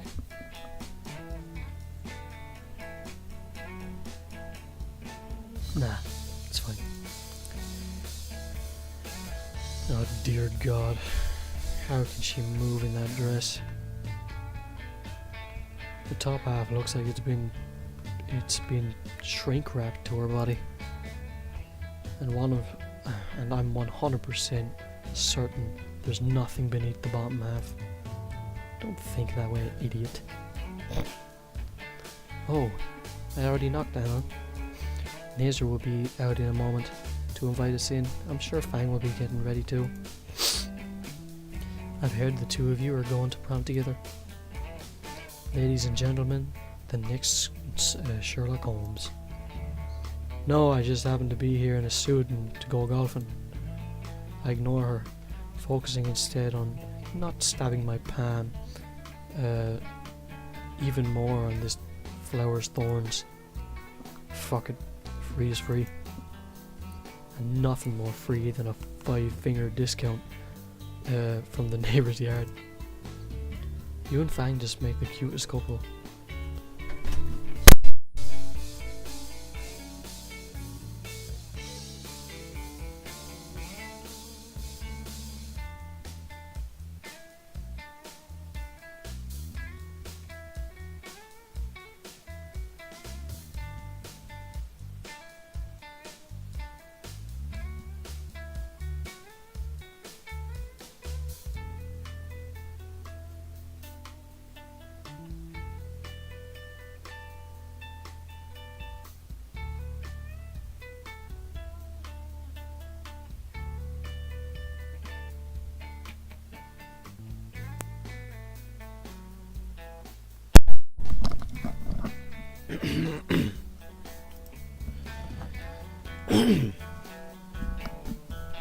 Fuck.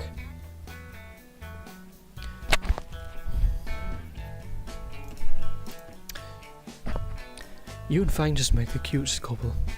Did you two sign up for prom the king and queen?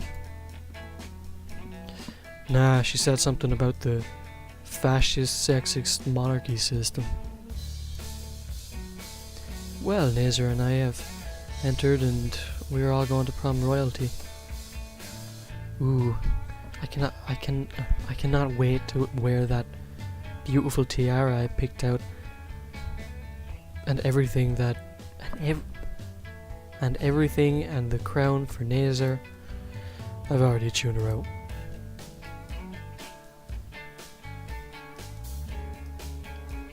Sure, will ya? Nazer opens the door. Well, if that isn't the fanciest jacket I've seen in a while.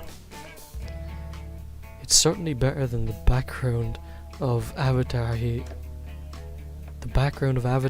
always wears. He always wears, yeah. Sorry to keep you waiting, Naomi.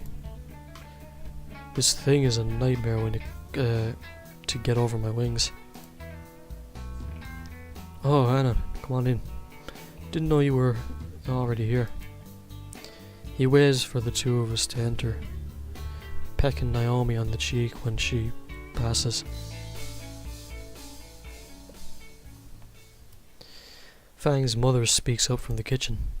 Oh, is that Anna? Here we go. The small pterodactyl comes out, a bowl she's struggling to stir in her arms. My, aren't you handsome?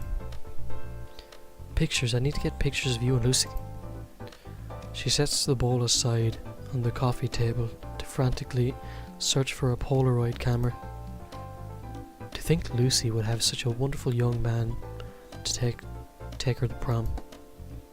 Aha, found it. Hold still, dear. Ah! Like getting slapped in the face by that son's dick. Funny way of fucking describing it. I blinked the blindness away, so that's why Nazer has those fucking aviators. Lucy will be downstairs in a bit. She's just getting the last of her makeup on. In the meantime, take a seat. I've got some cookies in the oven that are almost ready. Yeah, thank you, ma'am.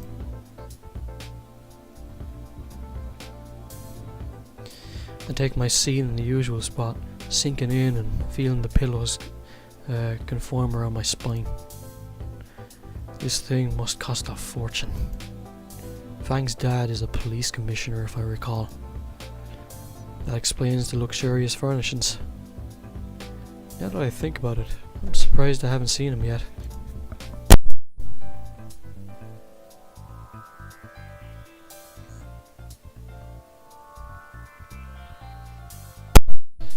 So,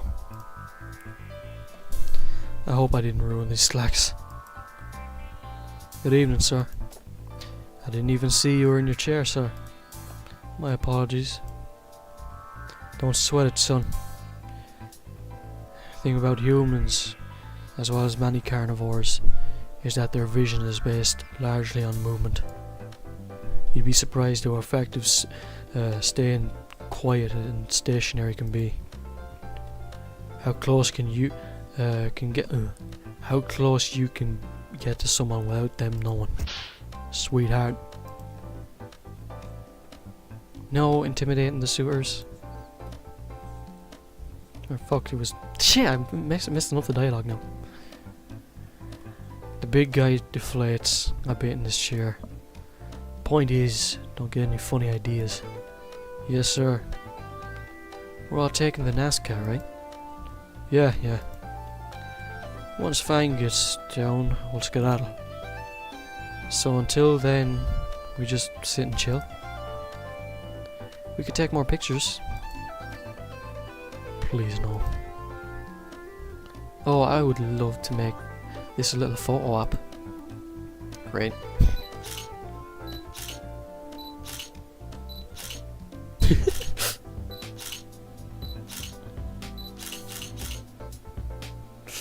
That's pretty funny. 30 photos later, and I never want to see another camera again. Fang's mom decided to take pictures of every possible combination of us. I don't know which was worse, having to pose with Naomi or Fang's dad digging his murder claws into my shoulder. I've lost nearly all feeling in that arm. Pretty sure that'll leave a bruise worse than my accident or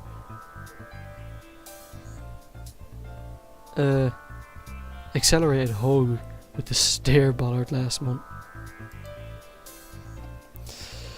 At least the pics with Nazer were a nice reprieve. We ended up looking like the Blues Brothers, standing side by side in fuck ugly suits. Just as I was about to resign myself to premature blindness from the camera flash, my saviour arrives. Oh, hang on, you're already here. Fang leans over the railing of the staircase. Nice suit. Did you get that from the suit store? God damn! Holy shit, she can really rock that dress. Ahem. Holy shit. Holy shit. Ah, shit.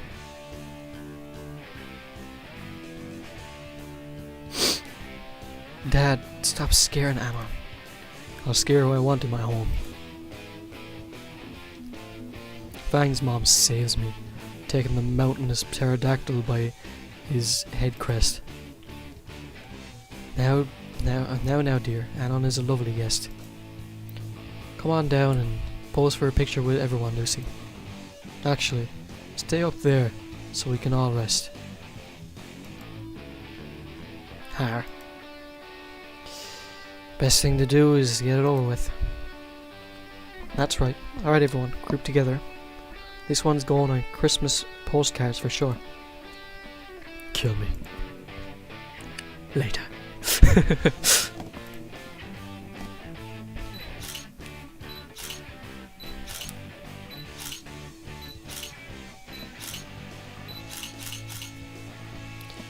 Be blind by the time you get to the fucking place. The onslaught of flashes continues as the four of us are directed to stand and pose together in every possible combination. After a millennia, Fang's mother is satisfied. On her camera ran out of storage. Or her camera, fuck. Oh fuck. Nazer and Fang both crash onto the couch, rubbing their photo-bleached eyes. Even Naomi is holding her eyes closed. The whole thing left me parched. I hate to bother. Do you guys have any water? The fridge dispenses water. Cups are in the cabinet closest to the on the right. Thanks. Gonna have a talk with the father now, I bet. While pouring my glass of water, Naomi walks in after me. Never mind. Oh, Anon. Oh, you need a cup too? I'll grab you one. No, thank you. Actually, Anon, can I speak with you for a moment? Oh boy. Now before that goes down, I gotta go downstairs and do something real quick.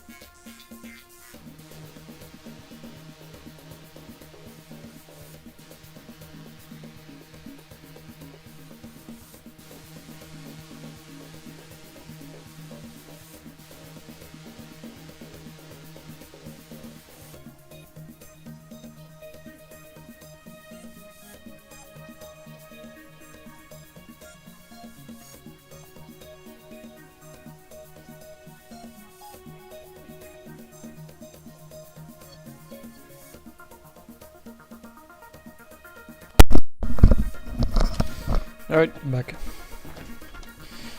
Whew. It's gotta be near 4 hours now, right? Yeah, nearly 4. Spent my whole day doing this. Wish I was getting paid for it. Alright, back to it. Oh boy. Go ahead. I'm very happy that you and Fang are together now, but I take a long, slow sip.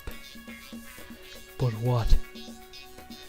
But I mean, just look at her. The school year's almost over, and she's barely changed from being that weird punk goth type. You wanna shut the fuck up? Sip. Ah, refreshing. So, I mean, I thought you would try to make her presentable, you know? Love me some water. Can you elaborate? But it's like, you aren't even trying to fix her. Damn, now I need a refill. Could you stop that? I'm being serious here. No, keep going, I'm listening. A quick top up and I'm good to go now. Or good to go. Well, I figured you would help her become more ladylike. What the fuck is it your problem? I understand. How does that make you feel? Well, to be honest, I'd rather Fang not be a problem to me at all. I've tried everything too, but even getting her a boyfriend doesn't work. It's harsh to ask, but when we go to prom tonight, I'd like you two to avoid us. Don't have to tell me twice. It's supposed to be a special night. I see. Oh, really? That's great. And how does that make you feel, Fang? Well, since you've asked, Danon, I'd be glad to share. Oh, Fang, I didn't see you there. You'd be surprised how effective staying quiet and stationary can be. How close you can get to someone without them knowing you're even there. I see. Very impressive. Why do you look so surprised? Isn't me being invisible exactly what you want? Well, no, I was only planning. Oh, right, your plan. I've known for months now you were up to something retarded. But not what? But I totally get this. It's exactly something only you would come up with. Down to the whole thing crashing and burning. I mean, really, how could you mess this up? Literally all you had to do was get some poor schmuck and get him to do everything for you.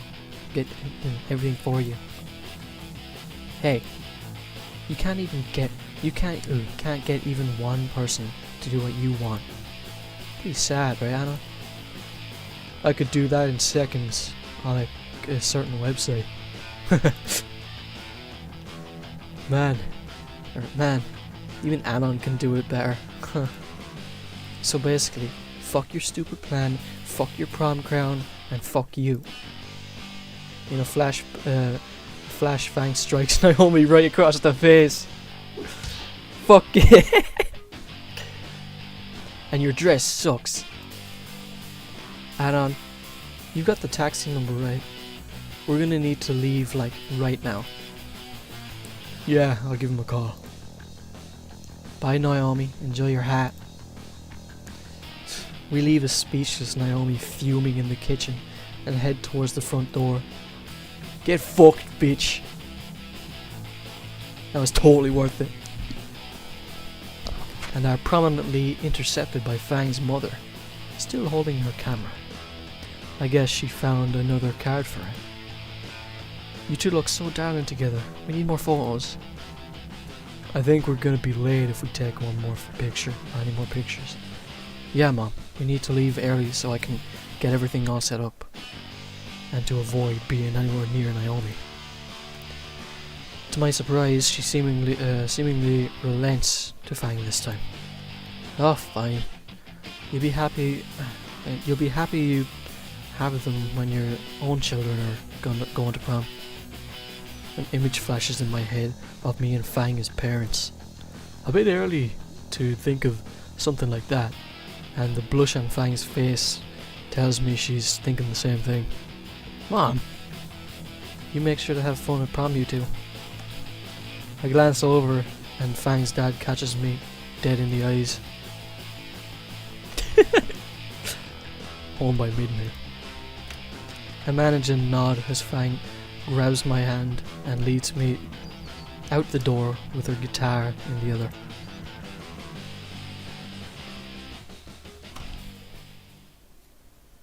God, what a shit show.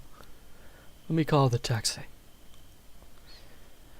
I dial the number for the taxi service.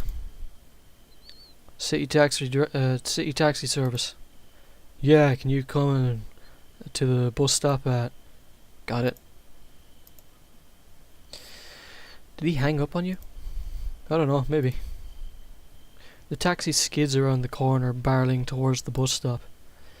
At the last 10 feet, it slows to a graceful stop in front of us. The window rolls down and it's the same Velociraptor driver from before. Of course it is. Yep, still got it. How did you get here so fast? Was in the neighborhood. The driver turns his head and looks over at us. Hey, it's my favorite couple again. How's the leg, Skinny? The driver chuckles at his own remark. I briefly consider calling a different cab, but decide to give him the benefit of the doubt. Fuck. It's fine now, thanks for asking. This guy must stake out wherever we go. Aren't there any other taxi drivers in this town? I open the door for Fang and we climb in the back, fitting our guitar behind the driver's seat. I like this guy. So where you two lovebirds heading? Dressed all snazzy like that. Okay, no hi. It's prom night. The driver gives a whistle in response. Prom, huh? Sounds like one romantic night. With that, he speeds off away, leaving Fang's house a shrinking spot in the rear view mirror. The drive back to school is rather calm, despite the driver going at least 30 miles over the speed limit the whole time. In the rear view mirror, the driver makes eye contact with me. The bottom of his eye curls, and I know exactly what he's thinking. His hands dart to the radio knob. Don't. And with dance, the way I dance with you, Fang's heels dig into the back of the driver's seat, making him yelp. Sheesh, no wonder they call them stilettos. The driver kills the radio, a smug grin of victory spreading across Fang's face. Eventually, the cab pulls up to the school gymnasium, illuminated by celebratory decorative string lights. I reach for my wallet to pay the toll and the driver just gives me a wave. You know what? It's on the house this time, kids. Just have fun, you two. We climb out of the back of the cab and the driver gives me a wink before the taxi screeches away in a cloud of carbon monoxide. I offer to carry Fang's guitar from her, which she gladly accepts. The students strung up various strings of lights along the overgrowth of vines around the school. A rather impressive mural of King Rex is sprayed painted on the wall outside by the ticket booth.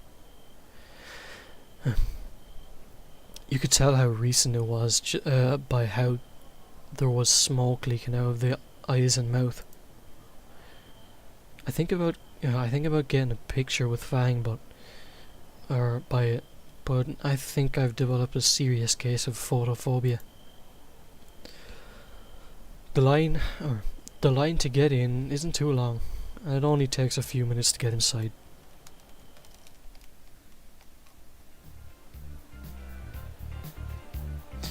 Inside is about as well decorated as outside. More lights hang from the greenery and even the ceiling. Those nerdy little Chinese lanterns are strung around from wall to wall. Gotta wonder who picked decorations that go perfectly with her dress. Perks of the job. That fucking bitch. Fang leads me to the temporary stage on the other side of the gymnasium, with a curtain had been set up. Thanks to her guitar lessons, I feel like I can actually help get her set up instead of standing around doing nothing. We slip behind the curtain and come face to face with King Rex, smoke billowing out of its mouth. Sup? Reed must be helping Spears with the sound system. Oh good, Reed's here. You can get everything set up and like you usually do. You got it, amigo. With a mock salute, Reed takes the guitar case from my hand and promptly disappears behind one of the speakers. Only to return moments later with the guitar, now with a cable trailing behind him. Damn, he works fast. Yeah, he does. There's a reason he handles all this sort of stuff. The mumbling. Reed dusts off his hands and lets out a sigh, releasing another mushroom cloud of smoke from the costume. Man, I haven't talked to you guys in ages, you know. Not since the whole projector thing. You know, I sit 2 seats away from you and Matt's. Why didn't you just talk to me then? Bro, I would, but didn't want to leave Trish alone. She's still super beating herself up over it. Don't want to isolate her. Or don't want to isolate her even more, you know.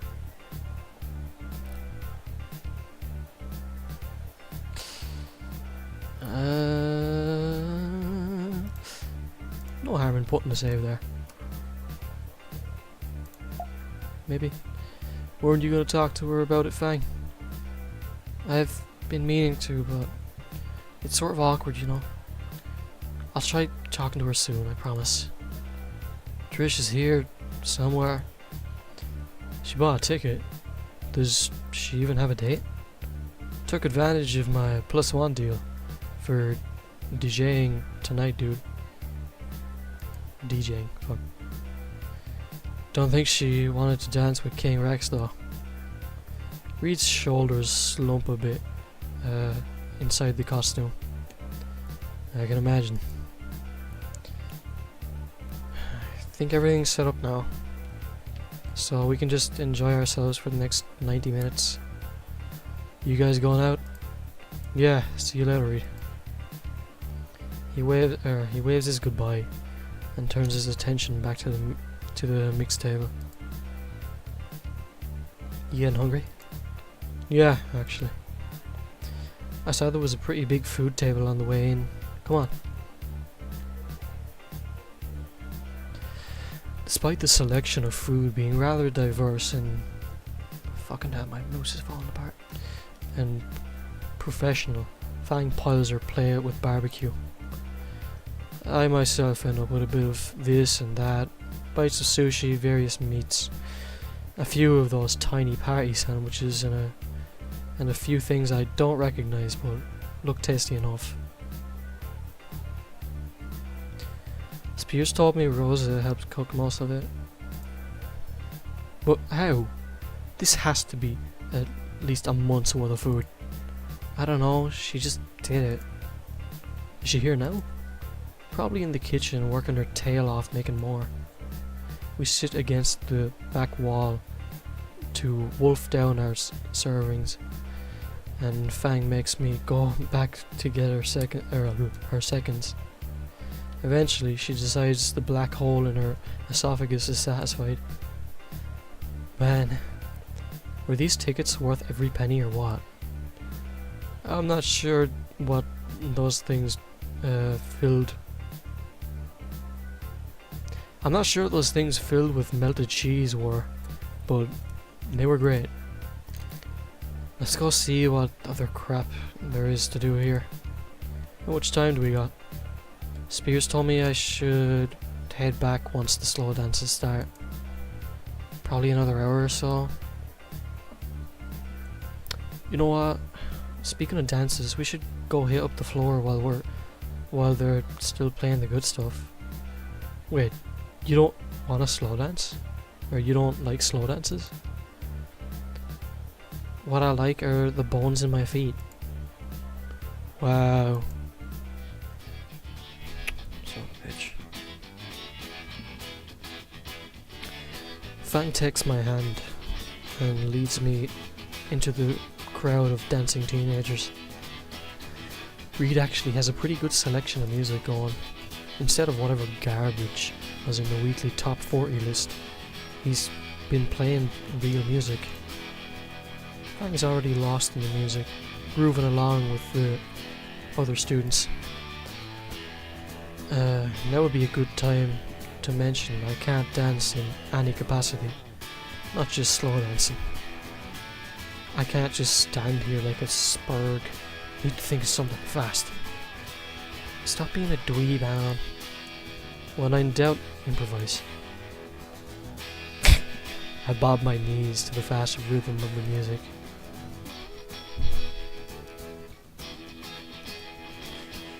It's something, and my hands mimic the reload animations from various first-person shooters I've actually played. For good measure, I spice it up with a couple dragon punches moves from some fighting cabinets. Fang seems glad I've joined in. She even tries to mimic a few of my moves. Then she raises an eyebrow, and her smile curls a bit more. Wait, are you? What's she laughing about? I'm not sure what you were expecting. Yeah, no, that's great. Keep doing it. Holy shit, you're weird. At least I'm not flossing like some of the faggots here.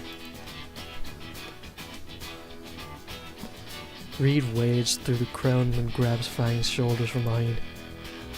Yeah, what the? Reed, why aren't you on stage? Autoplay it, don't worry about it. Something's come up. We're gonna need you a bit early. Fang hesitates. Damn it, sorry Anna. I don't mean to leave you like this. Things happen. Go ahead and fix whatever Reed's tripped over. How did you... Never mind. Come on, there's no time. Good luck, Fang. Fang gives me a brief hug before following Reed out of the crowd, leaving me alone amongst a sea of sweaty teenagers.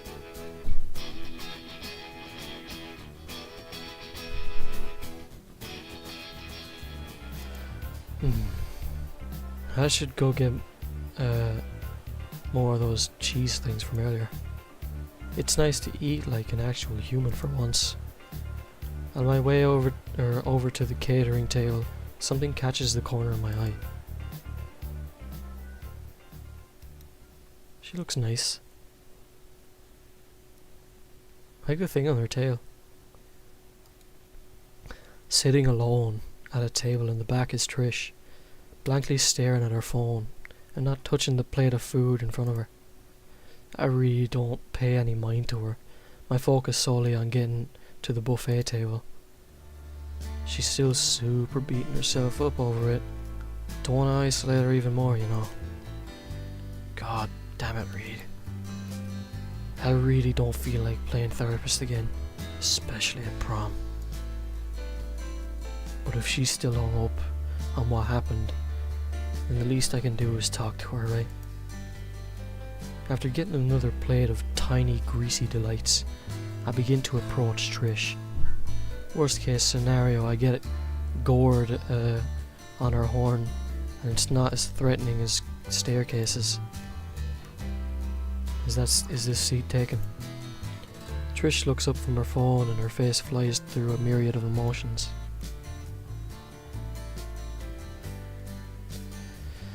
At first confused, then fucking pissed, then aroused, then back to fucking pissed, all in the space of an attosecond. Hey, looking good in that dress. You too. Okay, Operation Confused Trigger is off to a good start.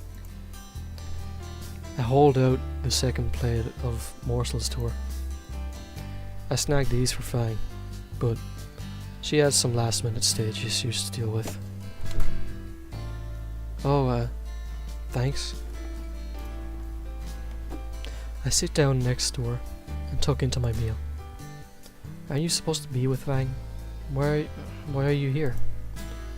Well, she's got something to deal with and I'm hungry. No, I mean here. To eat.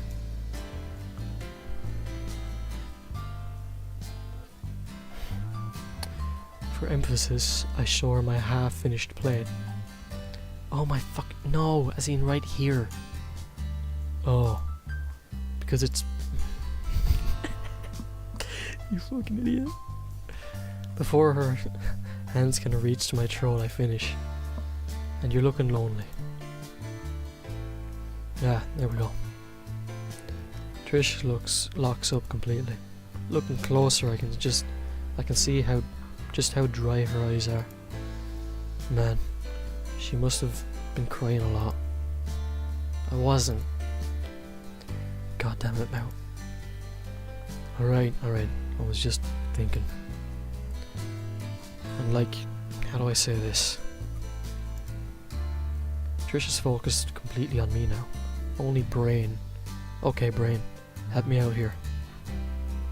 I saw you sat here. No date, no friends, no nothing. Ah, bad choice. Trish's face sunk in at each word. I was thinking about how lonely you were, which is something I know quite well. Being alone and all. So, since I'm by myself now, and you were looking lonely, I had figured we could be lonely together. Make sense? Trish let out a sigh. Why are you doing this? After everything I did, you should hate me for it. I sigh. Yeah, I mean, I still get called names and stuff. And Stella keeps trying to get me to watch shit with her. But fuck it. I won't have to see those fuckers ever again in a few weeks. That shit's gonna be in the past. But I've been meaning to, but it'd crush Fang if she never talks to her best friend again. Trish's eyes widen. So, peace. I hold out the second plate of food to her again. Trish takes the proffered plate. Preferred. Fuck. What the fuck does proffered mean? Her dry eyes start to water, and a fragile smile grows on her face. Peace. Cool. Also, speaking of, that food's probably cold by now. It's a bad joke, but it works in getting a simple laugh out of the Triceratops girl. I make quick work of the rest of my pot stickers. Nothing how Trish is ravenously devouring them. I guess she was looking a little thin. This month must have been hell for her. We sit in silence until the music changes to something much slower. Definitely not my kind of music. I peer over and see Trish staring longingly at the couples dancing. Guess no one's bothered to ask her. Reed has. Then why not dance with him? I am not dancing with King Rex. Poor Reed. Well, how about with me? Do you even know how to dance? I can improvise. Let me rephrase that. Do you even know how to slow dance? There's a difference. Trish sighs in frustration. The things I put up with. Alright, I'll teach you. Wait, what? I want to dance, and so help me Raptor Jesus. I'm getting a dance. Trish grabs me by the elbow and pulls me to the dance floor. When Trish finds a spot she's satisfied with, away from most of the other couples and open, she turns back to me.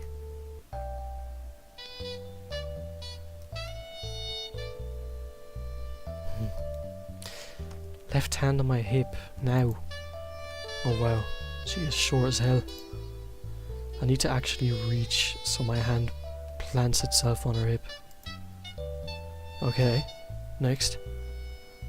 Trish's left hand takes my right, and her right hand is placed on my left bicep, since she doesn't want to stand on her toes or mine.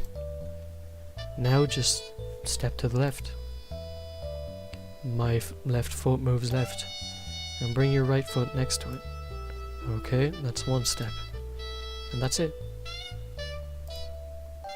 Wow, dancing is simple. Slowly, I find myself getting into the rhythm of the dance. Occasionally, Trish would give instructions for a new step or move. One song and dance grew into a 3 or 4. I lost track. But as we ease into the next song, I realised that Trish is starting to smile at least. What? Trish's face goes bright red. What was that? I think I was hungrier than I thought. Want to head back to the food table? Yeah, sorry. For what? Come on. I lead Trish out of the crowd, back in the general direction of the buffet.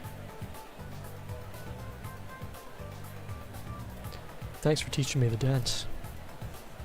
I'm coming for you if I hear Fang's got a broken toe.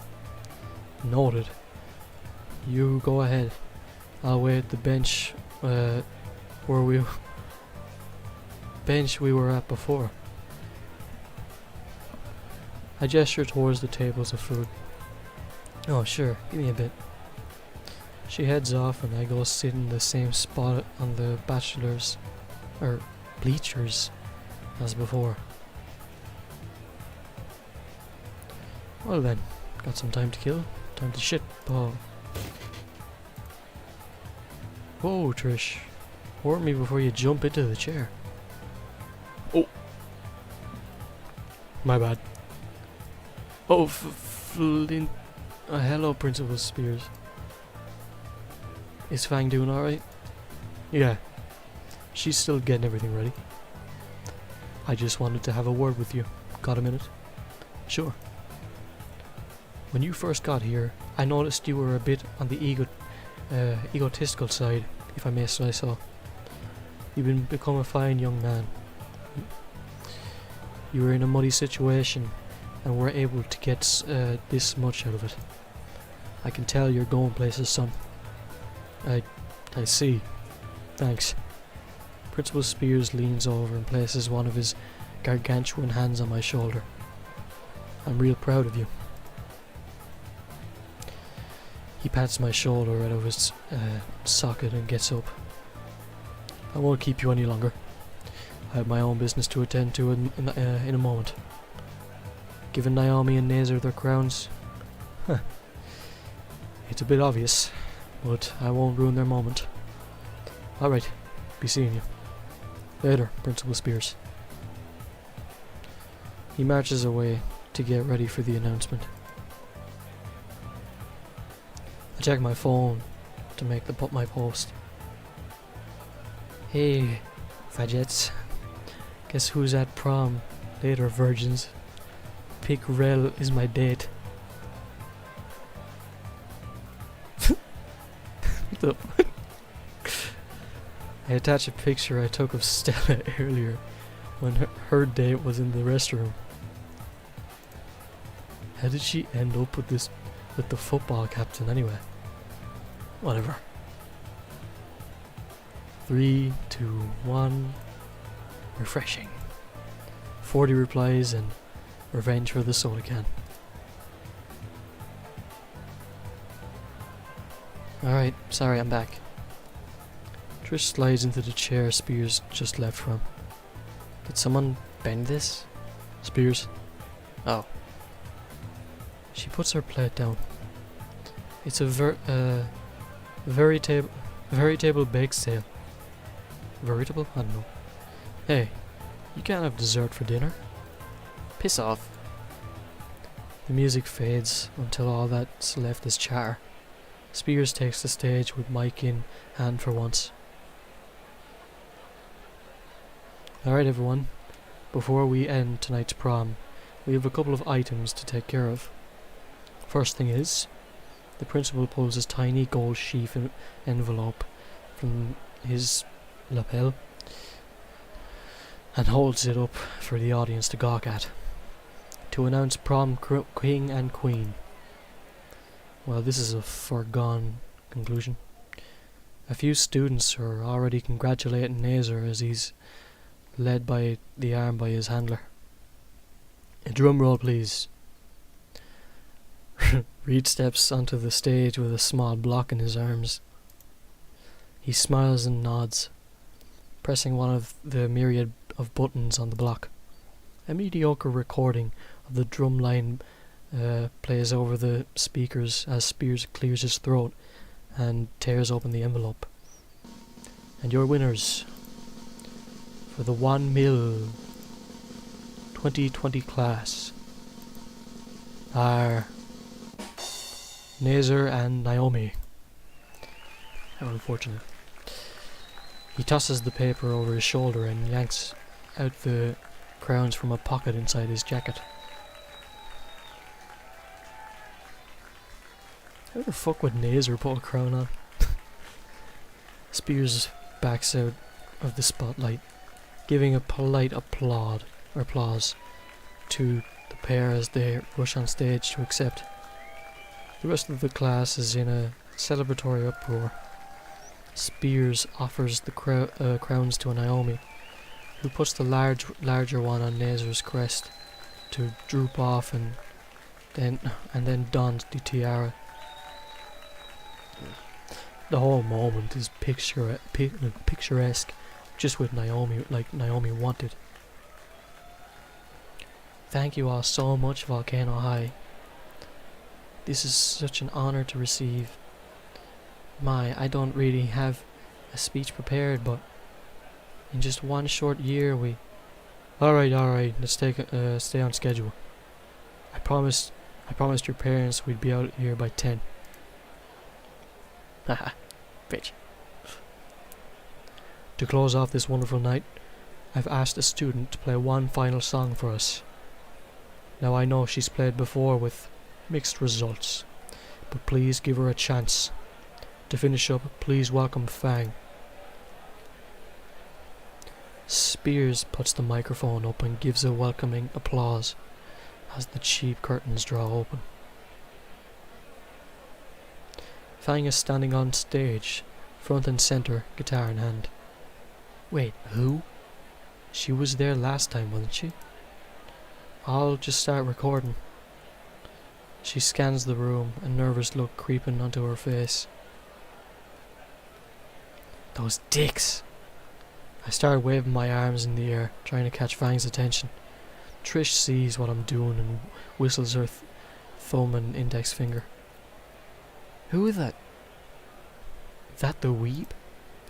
Only he would... Match made for losers. Fang notices us, and some of the nervousness melts off her face. She takes a deep breath and starts strumming the first notes of her song. It took half a year, but she finally completed the song from the roof.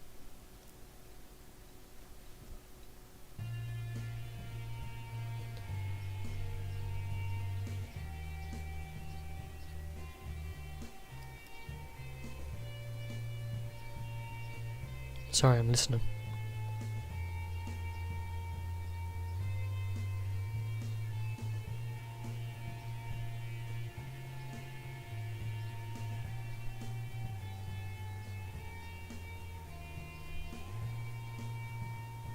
It's pretty good. The cascade of chords is a slow build that increases tempo gradually. Thinking back over all the practice sessions, Fang fretted over what exactly she would play.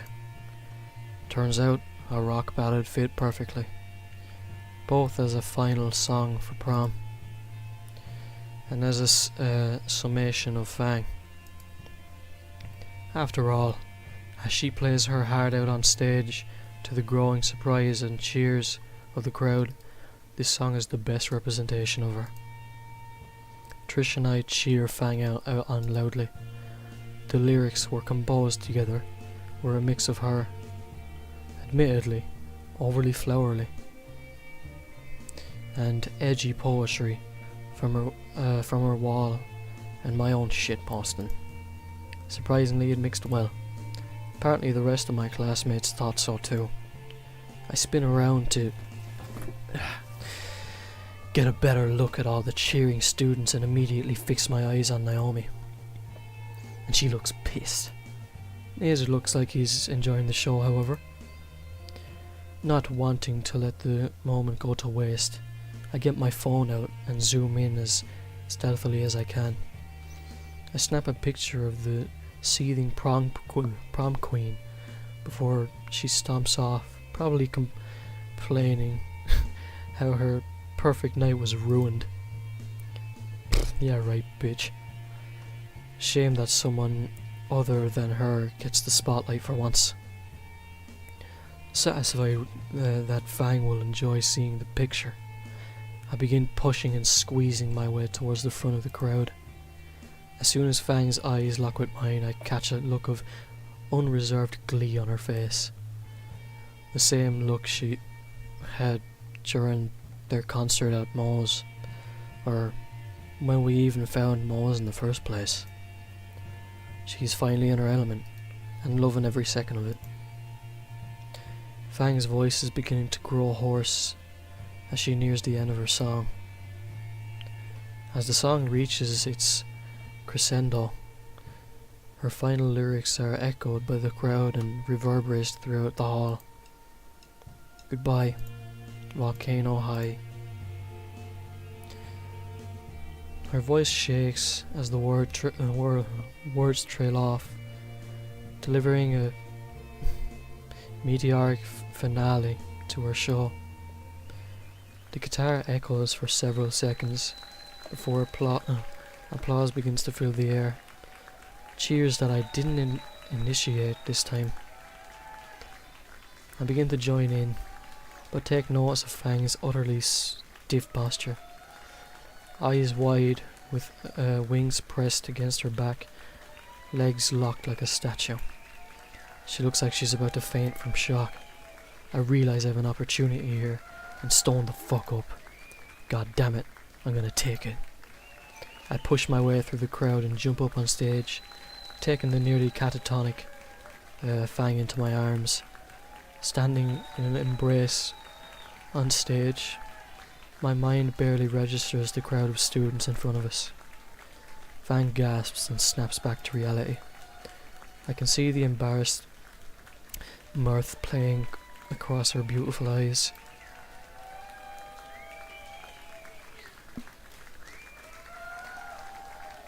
Get fucked. No thought at all, I press my lips against hers. Behind me I can hear the audience's cheers grow louder. I can hear Rosa and Stella's wolf whistles inside the crowd. I can even make out Nazer, Trish and Reed's own supportive calls. It's a picture-perfect moment. With missing one thing. I extend one arm out towards Naomi, who I know is suffering from rectal Ragnarok by now, and raise one finger in particular at her. There. Picture perfect. Is he doing it here? No, can't see it.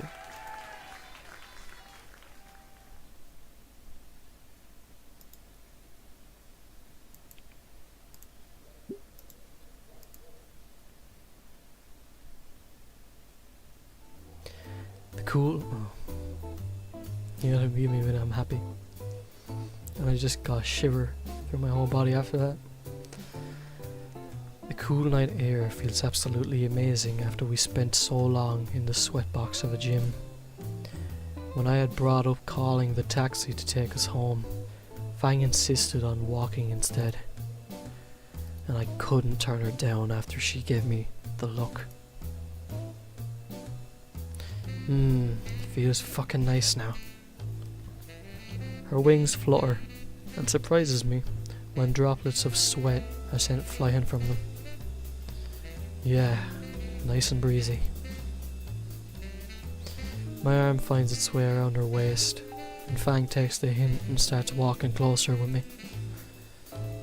In companionable silence, we find ourselves drifting nowhere near Fang's home. The quiet streets of the town are lit well enough, yet provide a more interesting mystique to it.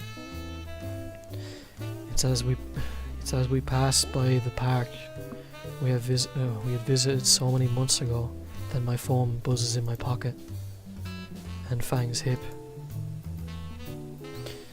The startled noise from Fang's mouth was part eardrum shattering and part fucking hilarious. Shut up. Her hip collides with mine, forcing my still buzzing phone roughly against my leg. Sorry, one sec. A check of it shows it's getting dangerously close to my midnight curfew. Also, Reed has been texting me several pictures in rapid succession. All of them depict King Rex dancing with every girl I know except Fang. Even Naomi with a face fueled by pure cedium. And Stella with a blurred grey elbow barely in frame. Reed, man. Yo, I got my dances. I'll also swing by the hospital sometime. Bring my backpack. He really does it to himself. Right, the curfew. Before I can pocket my phone, Fang stops my hand. Anon. There's something I wanted to do before we get home. Where are you hiding your smokes? That dress doesn't look like it has any pockets. Not that. Trish and Spears stole my slow dance. Oh. Out here though? Why not? No one else is here. I look around and see that she's telling the truth. Well, okay, before I can ask for a music request, Fang yanks my phone out of my hand and is already looking for one online. The music is tiny and teeny coming out of my phone's ratty speakers. Okay, just like I saw you and Trish. Wait, do you not know how to slow dance? I can improvise. I chuckle as my hand finds its place on her hip and takes her other. Alright, I think she said like this. I try to explain Trish's instructions to Fang as we slowly move to the barely audible rhythm. And between the too quiet music, the constant foot stomping from Fang, and my own idiocy giving bad instructions, we find ourselves in a close embrace beneath the street lights, now just swaying along and loving each other's company.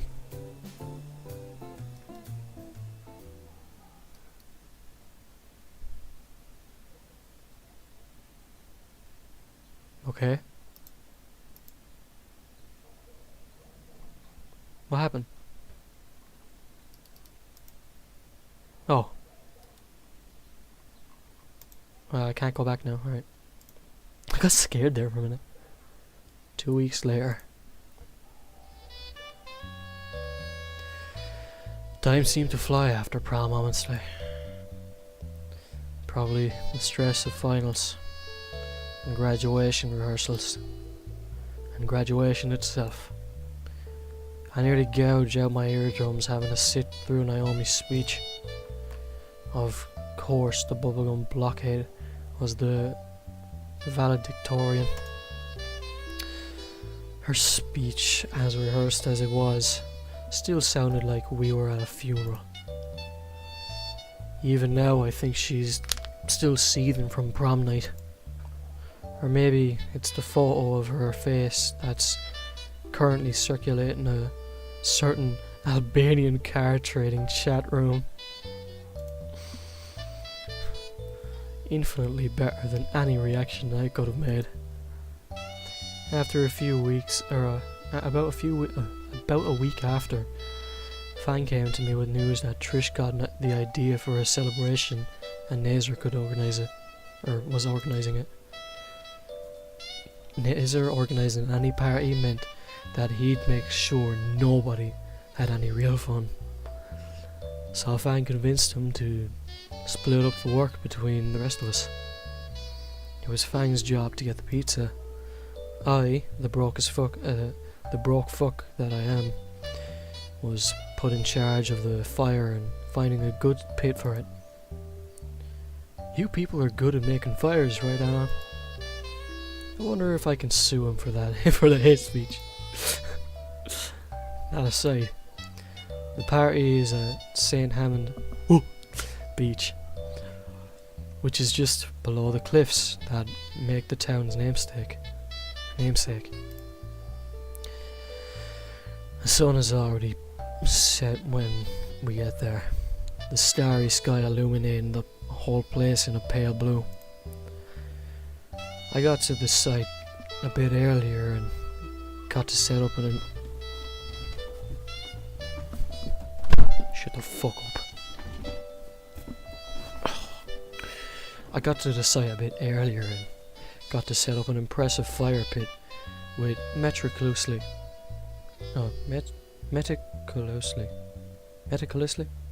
set stones surrounding it, and logs set in an ideal tower for an overnight blaze. Everything is ready, so where is everyone else? We agreed to meet at 7, right?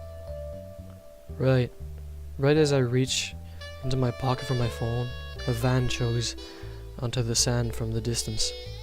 It stops right in front of me and Trish flies out the side door, gasping for breath.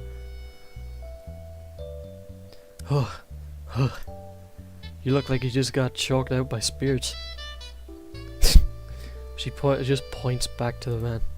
The driver's door opens, letting out a gust of smoke from within. Reed emerges from the cloud as if nothing's wrong. Reed, your car. Oh yeah, you like it? It's an electric. Trish collapses in the sand. Before I can check if she's still breathing, a stereotypical mariachi car horn catches my attention. I swing around and catch Stella and Rosa eggs in a hot pink Prius, each with a pair of phones, speakers in their hand. Waving to them, my focus returns to Reed, now helping Trish off the ground. Diverting my attention back to my masterpiece of a fire pit, the realization slowly dawns on me that I have nothing to start the fire with. Eat a light, amigo. Before I can respond, he reaches into his pocket and fishes out a lighter, which is promptly tossed my way. Catching it out of the air, I only briefly catch the words "fuck communism" engraved on its side when I hear yet another car approaching. Recognizing its by sound alone, I see the NASCAR glide to a halt next to Rose's car. The name might still be dumb as hell, but I gotta admit, it's growing on me. Fang emerges from the back seat and waves at me. She hunches into the car to get out the pizza boxes and starts striding towards us.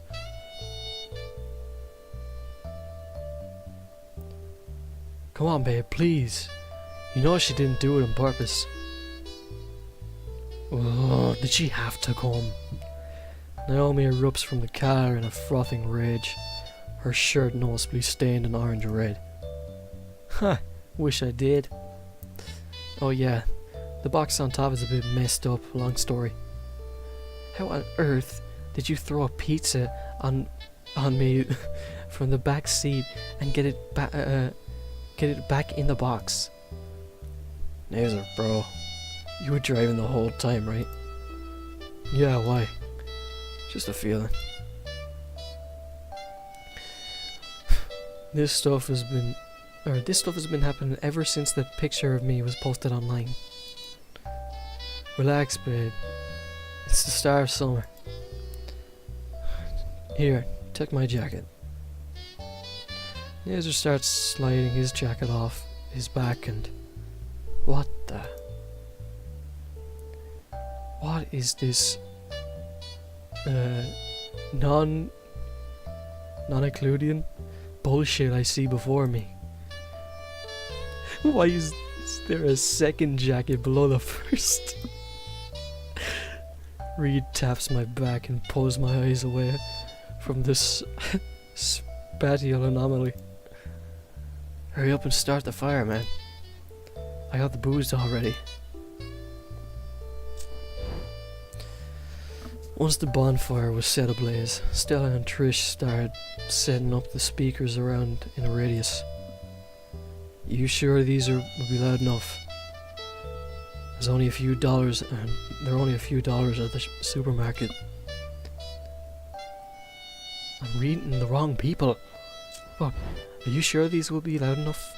They're only a few dollars at the supermarket. Oh yeah. Those will be louder than the calf this time. Why would coffee be louder than a stereo? Anyway, Reed drops the ice chest he was holding in the sand. Well, I went all in, man. Got the name brands and everything. I'm surprised you got Nazer to let you bring this stuff. Nazer returns to the rest of the group wearing his jacket again. Got me to agree to what? About that? You brought alcohol? I mean, I usually call it liquor, but... Darn it, Reed. We're all underage. You know, even if I were to agree, Naomi would pitch a fit. Dude, we all just graduated. Now isn't the time to live a little. No, if now isn't the time to live a little, then when? Nazer hesitates. Besides, I did think of you and Naomi. Huh? Yeah, I got a special brand for you two. Or for the two of you. Great beginner stuff. You... whatever. I try to keep Naomi from calling the police. Fine. You're a real bro, man. If everyone's ready, then let's get started. Soon enough, the pizza and booze are passed out, and we're all sitting in the sand around the blazing fire, and the weekly top 40 list playing out the speakers. Everyone is conversating amongst themselves.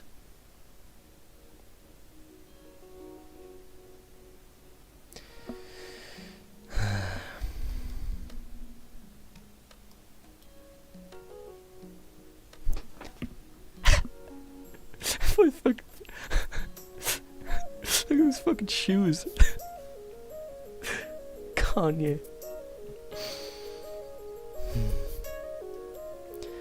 Are totally in. Come on, you look great in it. No fucking way. That's fucking real beach made. Have you been sneaking Reed's stash again? And another thing. Her song wasn't even that good.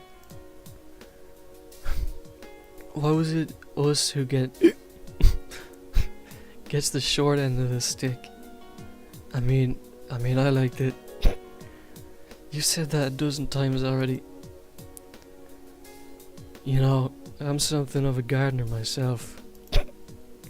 Oh really? You should have joined the gardening club back at school. We had the loveliest little poppy bed. Poppies, you say? The the coincidences keep piling up, don't they? And the robots are powered by their blood. Super cool, right? Alright, Stella was talking to me. Forgot why I was zoning out for a bit. Sure, yeah. Great. I'll get my copy and we can watch it at your place sometime. Oh, bring Fang too. She'd love this movie too. Did I just agree to something? Oh, enough about escaflowne. I think escaflowne. I want to show you something neat. She brings a small box from her front pocket. Got a new set of tarot cards. You want to be the first to use them? I don't see why not. Stella shifts to a crisscross position and fans out all the cards for me to pick from. I pull one out and turn it over. The Lovers? The illustration depicts a human and pterosaur in embrace. I raise an eyebrow at Stella. What's that look for? Oh, come on.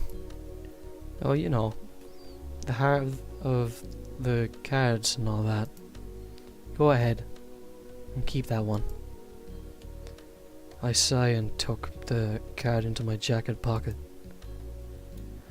You did that on purpose, didn't you? Stella's not so innocent smile tells me all I need to know. I think it's so cute.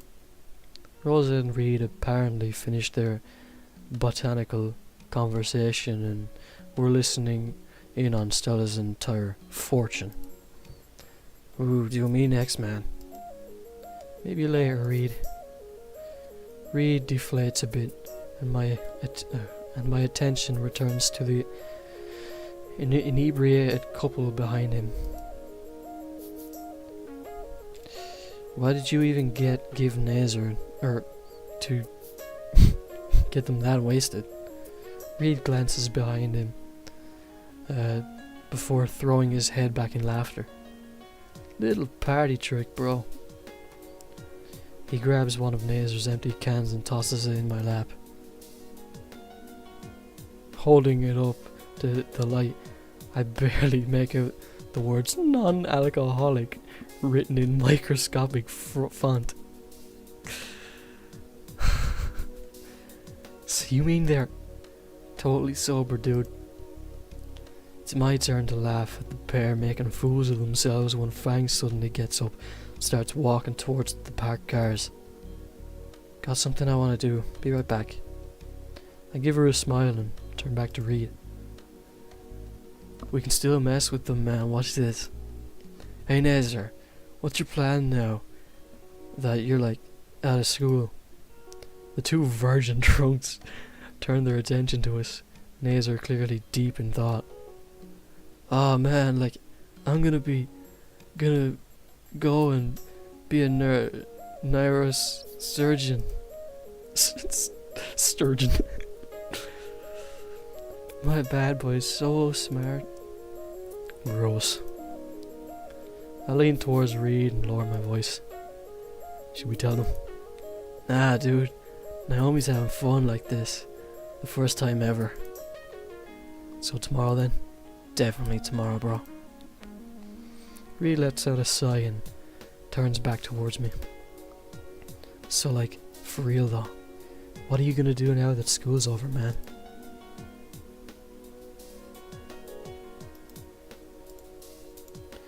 Not certain yet. I'm not sure yet. I'm thinking of doing something with music. Maybe become a sound engineer. Ah, nice, dude. You could be the band's sound technician when you're done. Yeah, something like that. What about you? Me? Flow with the go, dude. Like the dinos of old. Gotta get in sync with the universe first, you know. Right. What about... I'm gonna get my cosmetologist license and open my own horn salon. The miniature triceratops bursts out from the other side of the bonfire, catching me off guard. We'll do hair and horns and piercings and engravings too. Fang even said that I'd be your first customer. I've told you 1,000,000 times by now. Fang returns from wherever she went, now carrying an object in her hand. The flickering light on the bonfire is enough to illuminate the cover of the school yearbook she's holding. Without a word, she walks in front of us, conspicuously carrying the yearbook right towards. You're not gonna burn your yearbook, are you? That thing was like $80. What? No, how drunk are you, dork? This many. I hold up 3 fingers. Though, why is it suddenly 9? You're gonna need some more beer to fix that. God, Anon. I was thinking we could all, I don't know, sign it. I saw a lot of others doing that. Oh. I always thought it was a silly tradition.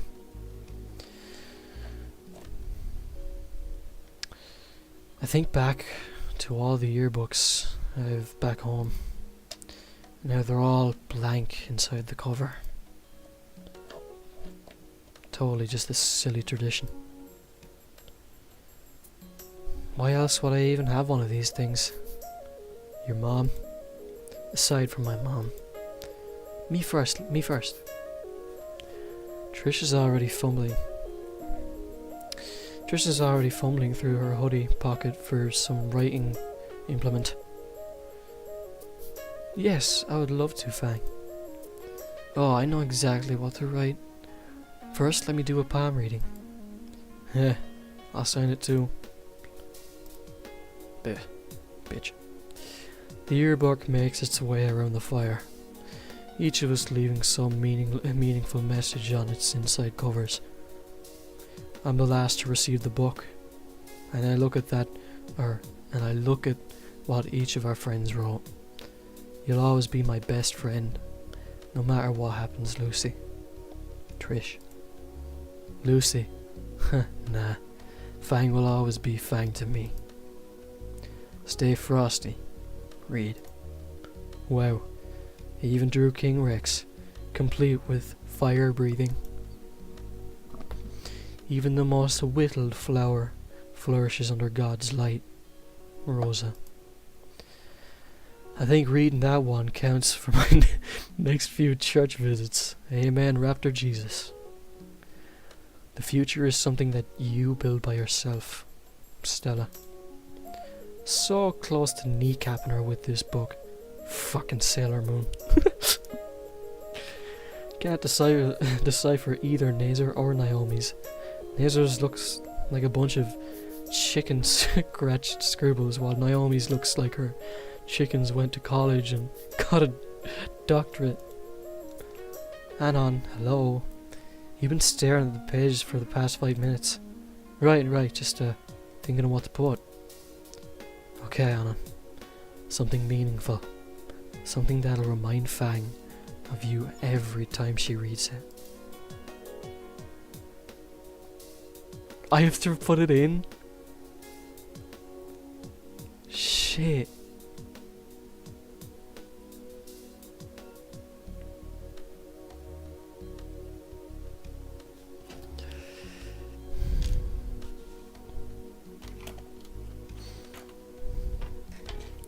I'm gonna be corny as fuck. Fuck all of you. Alright?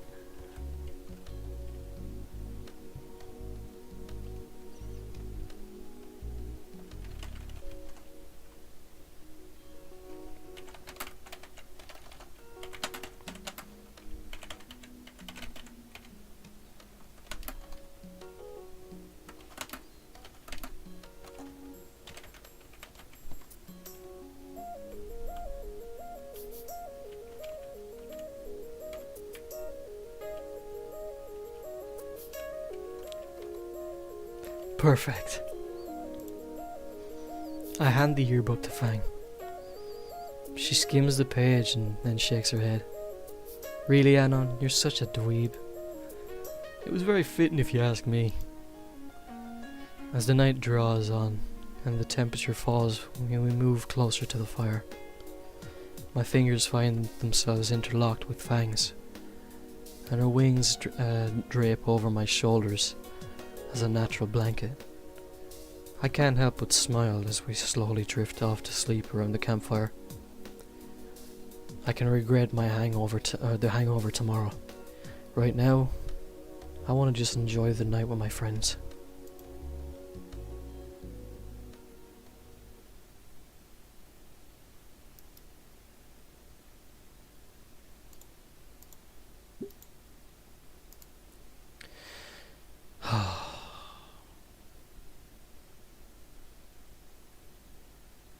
Six months later.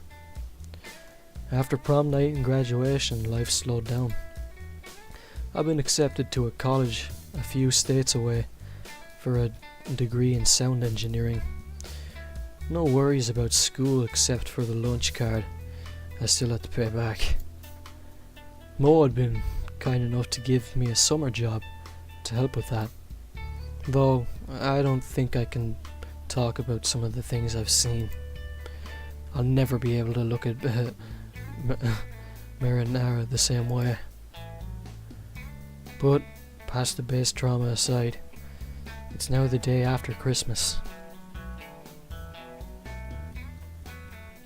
I'm sitting in my bed, looking through one of my favourite presents. Fang's mom was right. I am happy about all those photos. As I look through the scrapbook spread across my lap, I can't help but reminisce about the past year of my life. I have to contain my laugh, but Fang just ridiculously cute. Oh, she's right there, I didn't notice. Ridiculously cute, curled up beside me in my bed. Curled up around my pillow, sucking on her thumb. I go back to the scrapbook, enjoying the moments, the memories I've shared with my friends. And to think I wanted to stay a loner when I first got here. Beep boop beep. Up. The loud noise of Trisha's present makes Fang bolt upright. Oof! And sends me tumbling onto Reed's present. The new Metal Gear Rainbow Mark II bumps against my face, turns and continues eating the crumbs off my new carpet. Even from the floor I can say that both were really thoughtful gifts. Reed was right. The carpet really helped to tie the room together. Anon, you here? On the floor. Fang's face appears over the edge of my bed. Why are you on the floor? Yoga? Right. I sit up from the floor and shiver. While Caldera Bluffs may not get snow, but the cold air and the ocean definitely make the town cold as shit. I crawl back onto my bed and try to find my spot that I warmed. Fang, you stole my warm spot. In fact, she's taken up the entire bed. Her wings are spread wide and all of my blankets are being piled over her. Mine. Come on. You're gonna let your boyfriend freeze? Yes. That's just cold of you. She groans at my pun.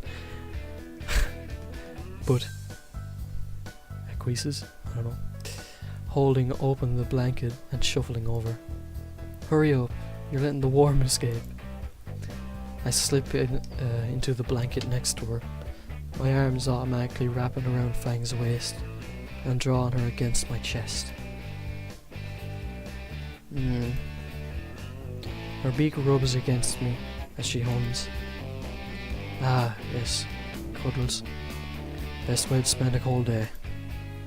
Damn right. I chuckle and reach for the scrapbook. You looking at that again? Yeah. Her face glows a soft pink in embarrassment. Duh, someone's embarrassed. And someone is about to be on the floor again. I think Mark II would like the company. Sheesh, you're always so grouchy in the morning. I laugh even as her elbow digs into my chest. Fang crawls on top of me and puts all her weight down on my lungs. I only laugh more. Not like Fang can do what a stare could. Stop. Cuddles now, scrapbook later. Alright, cuddles it is. She squeals when I roll us onto our side, bringing us face to face. I can feel my own face glow, as warm as hers. I also have the same smile as her, too. Fuck. I place a chastity? I don't know. Kiss on the end of her snoot, eliciting some giggles from Fang. What did I say about that? But what? Kissing that? Gonna need to be more specific. Kissing my nose. Oh, you mean this? Kiss her snoot again. Ugh, stop messing with the snoot. I chuckle again. Fuck! I made you say it. Fucking insufferable. I kiss the snoot one final time and get another elbow as my reward. Insufferable. I snatch the scrapbook at last. Fang groans and hides her face in my chest. Why do you like that thing so much? 'Cause your mom was right. Fang groans again. Come on. There's some embarrassing pics of me in here too. Like you making out with an anime girl again. Okay, not that embarrassing. I turn onto my back and Fang adjusts herself to lean on my shoulder. The rest of our morning is spent cuddled in my bed, going through the scrapbook together. When lunchtime rolls around, I have to face reality and make something to eat, especially since no restaurant in the city will deliver to this neighbourhood. Alas, I must leave the warmth of the bed to make lunch. This is gonna suck. Where the thing? I'd rather just carry the blanket around. Mine. Fair. I reach under the bed and retrieve the bag I tried hiding, put out the jacket from within. Two expertly stitched gorilla heads stare back at me, with the text "Monkey for Life" embroidered in gold thread. I still don't know if Nazer is racist or if he really is just that clueless. This is great. It looks freaking fantastic. I don't know why you don't want to wear it. And you don't see anything wrong with this? Nope. You realize last month was Homo History Month, right? What's that have anything to do with an ugly jacket? I'll sue them later. Alright, here I go. I unzip the abomination I zip the abomination on and step out of the bed. The wall of coal stinging my toes. Carbonara sound good? Why do you make it so weird? Most people just use tomato sauce. Don't ask questions you aren't prepared to know the answer to. I crack 4 eggs, separating the yolk from the whites and saving them a Tupperware for later. Maybe a simple custard pudding for dessert later. I grab some bacon, cheese and milk from the fridge,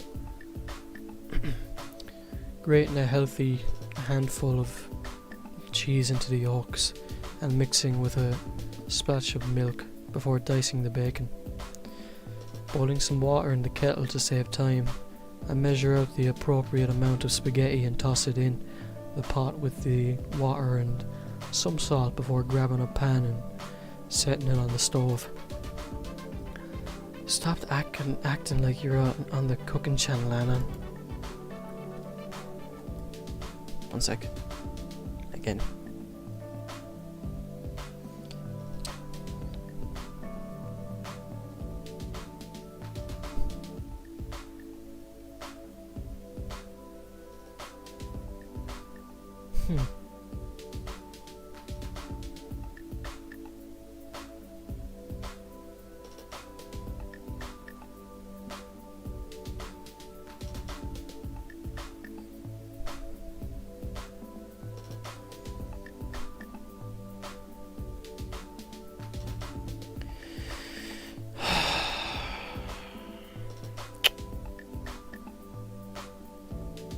Forget about it. I start frying the bacon to render out the fat before adding in some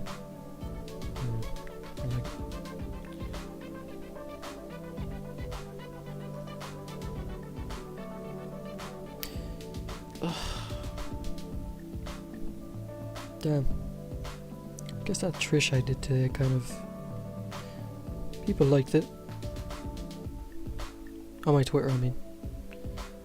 I'm not really a big fan of it, but it's just something I dished up when I was having a Only Plays video play in the background.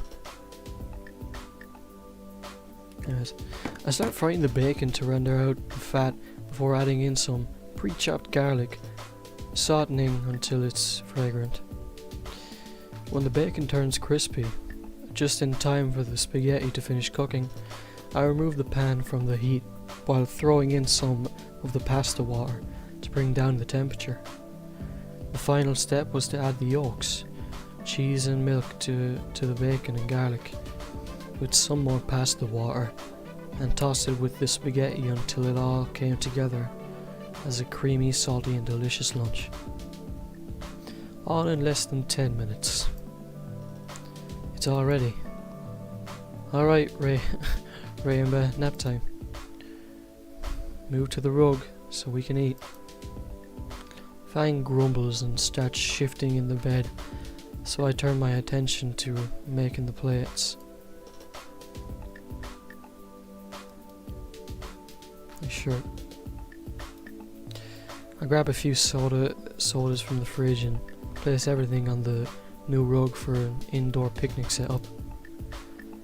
Fang's moved from being wrapped up on the bed to being wrapped up on the rug laying on her stomach. Her feet wagging back and forth in a pair of plush green dino slippers. Better hurry. In this weather, this'll get cold in 10 minutes. Then again, the computer's right there. I could always try running the Snoot coin miner. That sounds like it'll only work once. True. We both start eating the pasta. Well, hold on.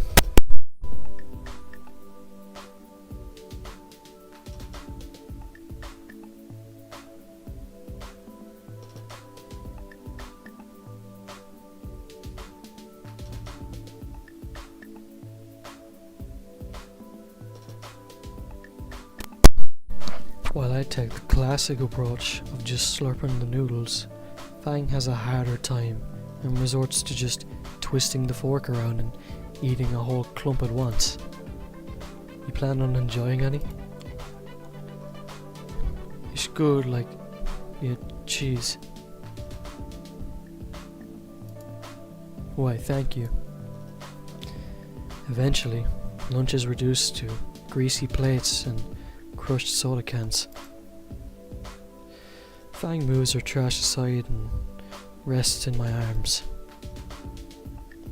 Oh, I just remembered. I have something else for you. Another Christmas present? You'll see. I take my phone from my pocket and lay it face up on the carpet. Your phone? Hold on.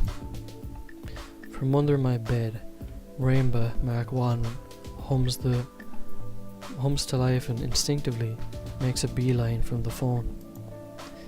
It struggles a bit due to the small package strapped around it like it's a pack mule. Fang...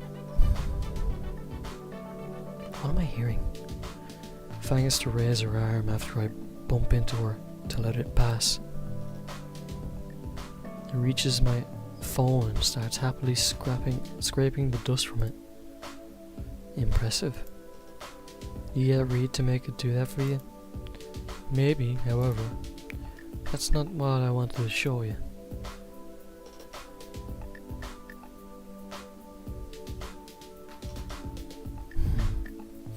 I remove the small package from the robot and hand it to Fang. Go ahead.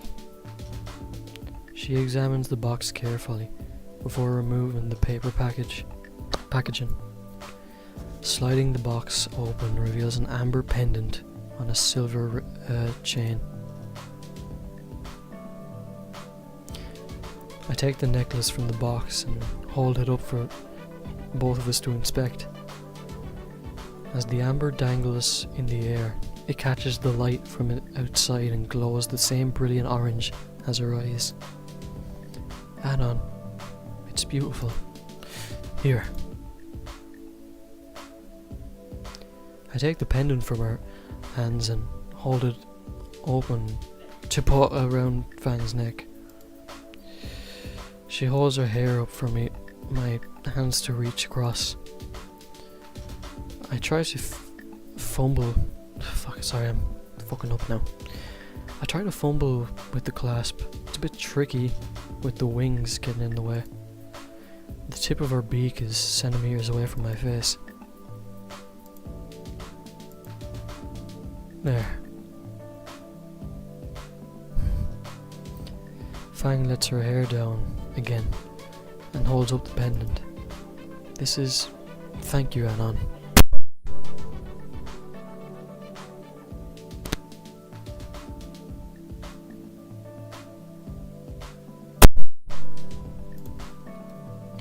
The moment I saw it, I knew it would have been the perfect present. Speaking of presents, she gestures her snout to the ukulele resting against the corner of the room. You gonna try to play that? I could, yeah. Do that song I taught you. I happily oblige and rip off the bow, still wrapped around the small instrument. I'm not singing for you, you know that, right? Fang giggles as I begin plucking away at the tiny little strings, producing a very familiar melody. She starts thumping her new pendant absent-mindedly. My shrill rendition more resembled that first time Fang played it on the rooftop than her energetic performance at prom. Despite my occasional fumbling, it still possesses the same nostalgic tone it had always had. When Fang begins humming along, I soon find myself joining in to make the song sound complete. I wish moments like this could last forever. But just like the music in the air, they always do, and before long, we reach the end of the song. A comfortable silence fills the room after the notes fade. I love that song. I hope so. You wrote it after all. Yeah, but you know we... Her thoughts are interrupted by a knock at the door. Ugh. You expecting company? I give her a puzzled look in return before getting up and heading to the door. My momentary fear of it being a potential addict or murderer are quelled upon opening the door, revealing Principal Spears? What are you doing here? How do you know where I live? Our ex-principal is squeezed into the narrow hallway, holding a delicately wrapped gift in his hands. Anon, I trust that you had a good Christmas. Normally I wouldn't visit a former student like this, but I intend on making light of my offer during the school year. He extends the gift towards me, and I cautiously accept, beginning to open the wrapping paper.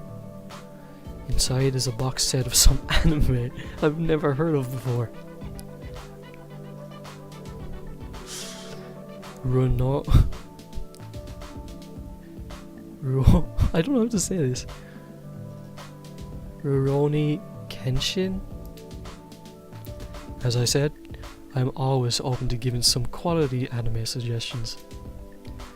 I think you'll find this quite enjoyable. I thank you, Principal Spears. Spears gives a fatherly smile, and I shake his hand.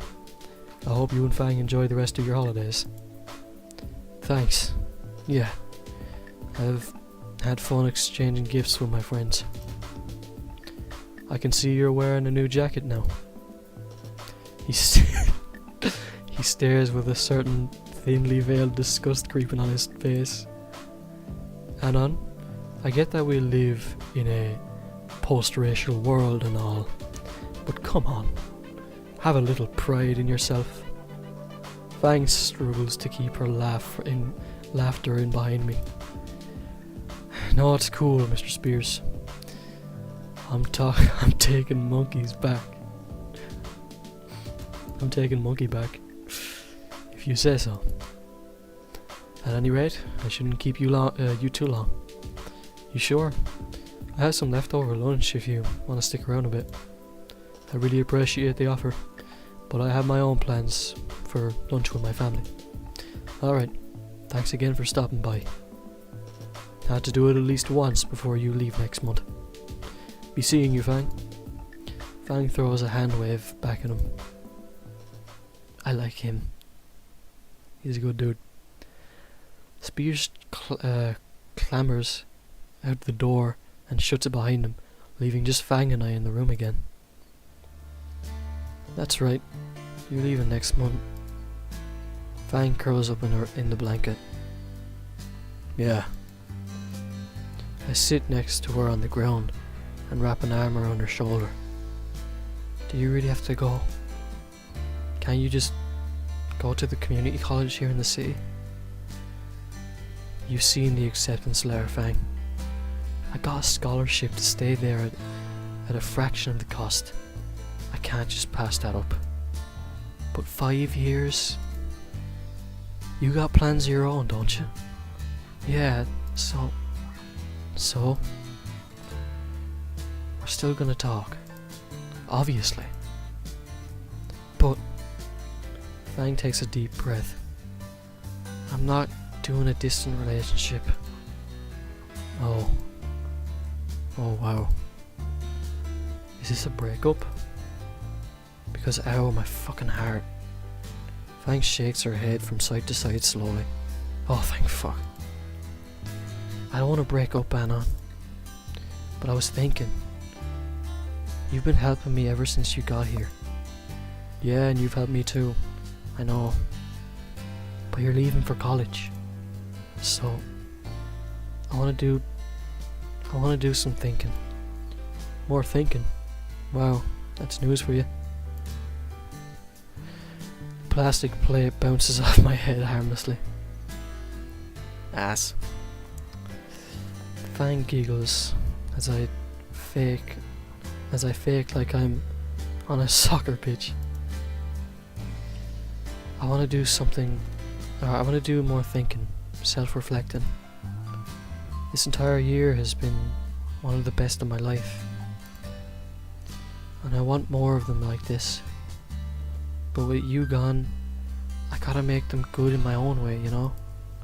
I get you.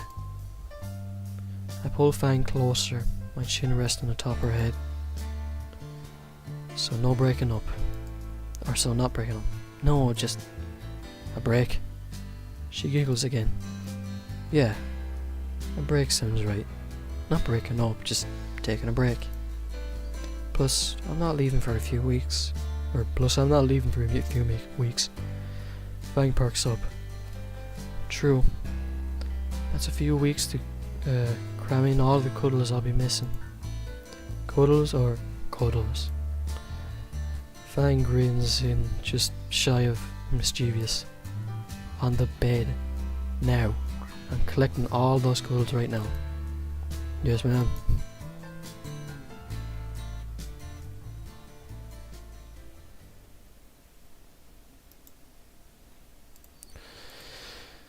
Oh, fuck. 5 years. Jesus. 5 years later. That's a fucking jump. July 17th. Year 201 2025 BC. Val Caldera Bluffs. Weather conditions. Hot as tits. The evening sun is boiling hot, and I'm reminded of one of the myriad of reasons why I first loathed living here. The sweat dripping in my eyes make it difficult to see anything 5 feet in front of me. Like a runt of a tree played in the sidewalk that I swerve to avoid. The air is hot and humid, and I can feel my body grow heavier as I get closer. I can't define if it's from the sweat soaking my clothes or the welling trepidation inside me. It's been 5 years since I've seen anyone here. I've kept in touch with all of them, but to see them again in person, it's the sound that reached me first. The chatter of people milling about. Bro, it's been too long. It was only 5 years. I can make out the building now. I use the sleeve of my shirt to wipe the sweat from my eyes and brow. I look at the name written on the arch over the entrance. Volcano High.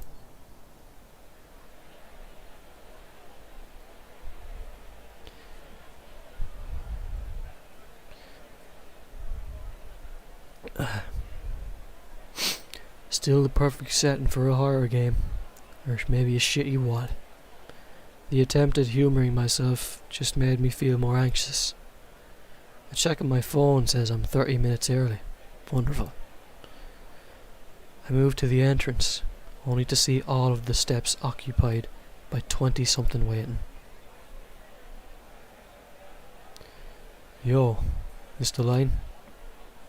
Add on? A hobo raptor at the top of the steps pulls his oversized shades down to peer at me. Hey, Anna, what's up, dude? I immediately recognize his voice. Hey, Reed, what's happening? You seem to certainly have changed. Why do you look like I don't want to sound rude or anything, but you look homeless, Reed. What? Dude, I'm not a hobo.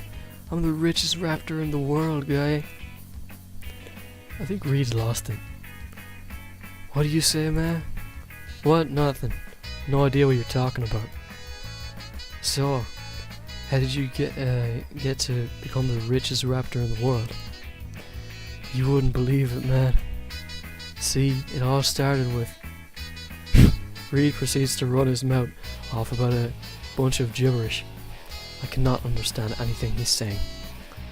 I think I heard pharmaceutical business at one point. And then I was brought here by the birds, dude. So what have you been up to, man?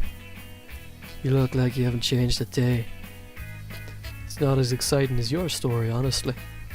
I just went off to college, got my bachelor's, and now I'm just a sound engineer. Sounds pretty sweet, dude. We stand in there for a few moments in the blazing heat. Dude, it's fucking hot out here. You wanna get inside? They got drinks and shit. Definitely. I need some air conditioning. God damn.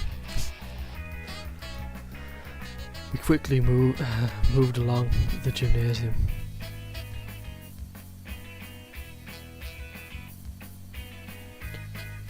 Man, it really hasn't changed. Text me back. Yeah, text me back too, man. Hold on. Have you signed in yet? No, didn't know I had to. Reed gestures to his sign-in table.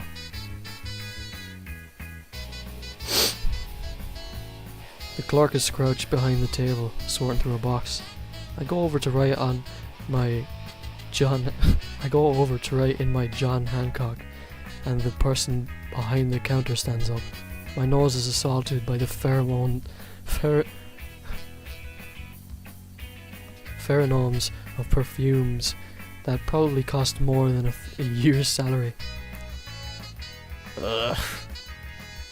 Oh, Anon, you made it. Yeah, I did. Life's been treating you well? Oh yes, just last year I moved in with my dear Kanye source. What the fuck is this world anymore? Real shame about his last presidential run. Oh, he got over it. There's always 2028. Presidential Yeezy shall rise again, he says. What the fuck? That reminds me. Have you seen Nazar's college posts? He got top marks in his last exam. No, I lost touch with him about 3 years ago. Oh, sorry. How about work then? I haven't been working. Mostly staying back at home and looking after the kids. Sounds like you got pretty good dealing going on. I turn around to see a short line forming behind me. Sorry to keep you so long. I'll get out of here. Thanks for catching up, Anon. When I'm done here, we can chat more. I go rejoin Reed, and we enter the gymnasium together. The setup is rather similar to the prom night all those years ago, albeit without the foreign decor. Young men and women mingle with small drinks and party foods across the floor. Man, those look good. Come over here. I'll get you a drink on me. I follow him over to the minibar. Trish is sitting on one of the seats, holding over an empty glass. Rosa is pouring drinks for the few other drunkards when she spots us approach. Oh, Anon. It's great to see you after all this time. Please, sit and talk a while. Trish, glad we found you here. Looks so grown up. She looks up from her sulking and her face lights up at the sight of us. Anon, it's been years. Trish, Rosa, glad we found you here. Come on, man.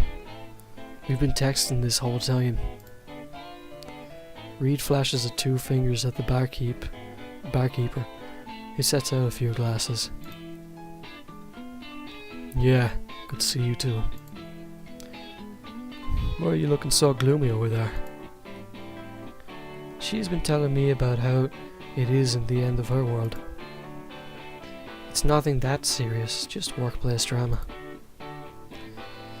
What, your employers raised another beef with the concept of horn piercings again? No. This time it's with the engraving tools. They're telling me people rather go away to the dentist with all the drills we use. And mostly with my design for hollowed out horns. Rosa instinctively rubs her own horn. Hollow? Of course. I haven't got in contact with a sculptor and figured out how to make them whilst in the wind. Reed leans in to whisper in my ear. One of the designs sound like Road Warrior. I shudder at the image. don't knock it. My satisfaction rate is a clear 100%. The only problem is getting people to be willing to try it. Sounds like there's a lot of risk there, yeah. It's not even that bloody. I only hire the best. Bloody? What? Never had a piercing done? Same thing. Reed shakes his head. Anything more than a regular piercing is an abomination before our Lord. I finish my drink and Reed downs his in one shot, tossing a few dollars on the counter. I look up to see the one person I'm most anxious and excited to talk with again, approaching. Fang, you're here. What? Damn it, Anon. I told you to stop calling me that. Isn't that the name Lucy used back in senior year? Yeah, I think it was. Come on, you'll always be Fang to me. Lucy covers her eyes with her hands. You haven't changed a bit, I swear.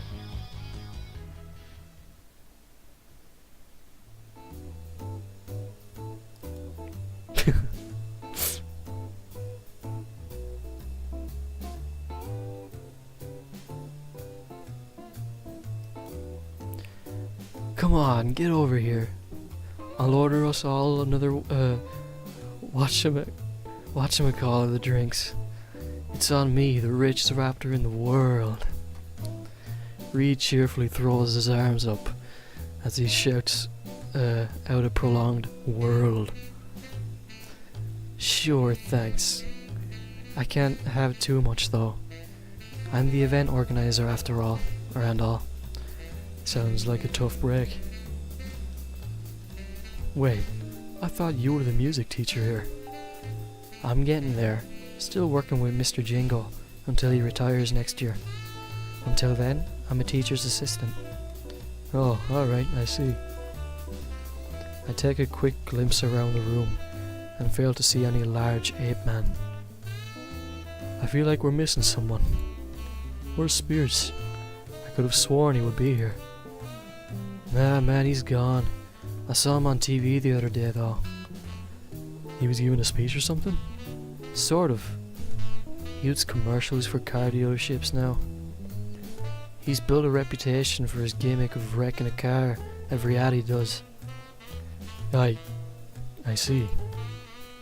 Oh god, I thought that was a joke about slamming people into cars. The hours reconnecting with my old friends pass surprisingly quickly, and the time eventually comes for everyone to go home. Oh, she's still wearing the thing. Lucy excuses herself from the group to go give the closing speech. She goes up on stage and tests the microphone, getting everyone's attention. Alright everyone, it's been a wonderful night. You don't have to go home, but you can't stay here. Please start finding your designated drivers and calling up the taxi driver. We will be locking the doors at 3. She puts the mic back on its stand and jumps off stage. Reed pats my shoulder. You got a ride home, man? I can walk, but thanks.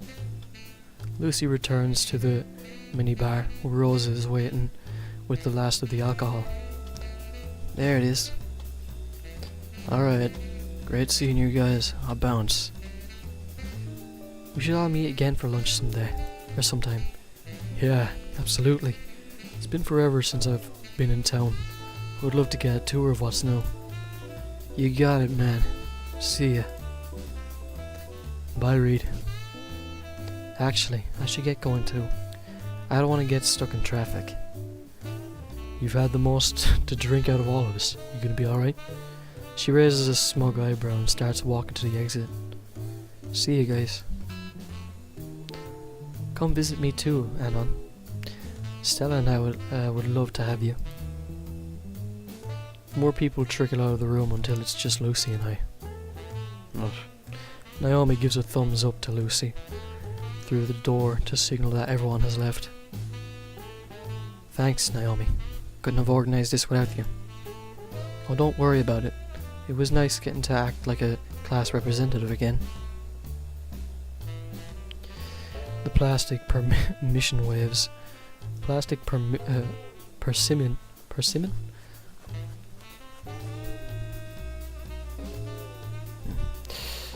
Oh, wait. Oh shit, Black Ops 6 is revealed today. I think. Oh, I'm gonna have to tune into that. The plastic persimmon waves and lets the door swing closed with an echoing clang. So, just the two of us. Damn you, Anon, and damn you, Bill Withers. Still got it. Yeah. Lucy holds up a plastic bag that clinks with each shake.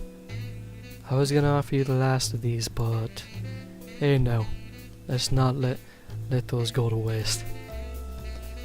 Her smug grin and laugh says enough.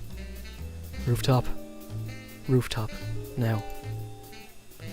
She leads the way through the darkened school hallways and stairwell. I can picture all the old posters from my time here along the walls. Oh hey, they finally replaced the door. And the vents. The door is booed open, and the night air is finally cooled down to something breathable now. I turn to the ladder on the side of the stair enclosure and climb up. Lucy hands me the bag and makes her own ascent. From our new vantage point, we can see all of the town lit up. And with the stars above and no moon. What's that? I would say the view is picturesque. Oi, you gonna hog the drinks? I take out a pair of bottles, using one to pop the cap off the other. Show off. They're twist-offs, you know. To prove her point, she takes the cap to one and simply twists its top off. Oh, my ego. Anyways, a toast to adulthood, to stable employment. We tap our bottles together and chug the sweet ambrosia down. I needed this. Oh? I'm already handing her a second bottle, knowing that she'll finish her first with her next chug. I guess you've been busy. Dealing with teens is a fucking nightmare. There's this one brat, Kenny. The little shit has broken 2 trumpets already. Can't be that bad. Well, you see, it happened during band camp. Lucy's rant went on for what felt like an hour. Though judging by the pile of beer bottles, it couldn't have been more than 20 minutes. At the fucking dance of all places. What? Sounds like us, honestly. Bullshit. For real. You were just as bad. Lucy's elbow finds its familiar spot in my side. Nuh-uh. Yeah. Fang. She groans and hides her face on her knees. Why the fuck was I so edgy? Trish. Okay. So maybe we were that bad. That's life for you. She sighs and relaxes. Her legs stretch forward and she leans back on her arms.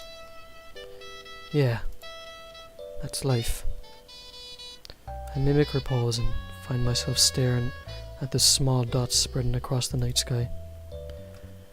Teacher at your alma mater, I think. Alma mater. Wasn't really expecting that, you know. And you as a sound engineer. I figured you'd be making a sex pot or something. The self-cleaning subroutine never worked right. We chuckled together. Hey, Lucy. I keep my eyes on the stars, even when Lucy turns to look at me. I can feel heat creep across my face. I got a contract with a studio here. I'm thinking, since I'll be here for a good while, how about we get some dinner sometime? You know, together. I look at Lucy at last. Her face is turned back to the sky, but there's a dusting of pink across her cheeks. I totally would, Anna. But I've got work like you wouldn't believe. Oh, well, if it's too much. However, fuck is people's problems here? God. Something covers my hand. I quick glimpse down and see if Lucy's atop mine. It's Lucy's atop mine. I've got time in the morning. So how about breakfast? I smile. Is that a date then? I don't know. Is it? Lucy turns back to me and smiles. It is then. You're such a dweeb. I know. That didn't stop Lucy from shuffling closer until our legs were pressed together. That didn't stop Lucy from leaving her head on my shoulder. I grin and wrap my arm around her shoulder. Feels just like old times, honestly. Like no time has passed since I left Caldera Bluff. I guess I never did say goodbye to Volcano High. Thanks. Now my face is forever stuck in a cringe, Anon. Way to ruin the moment, Fang. You ruined it first with your mumbling. Fix it then. You ruined it, you fix it. Fine, I will.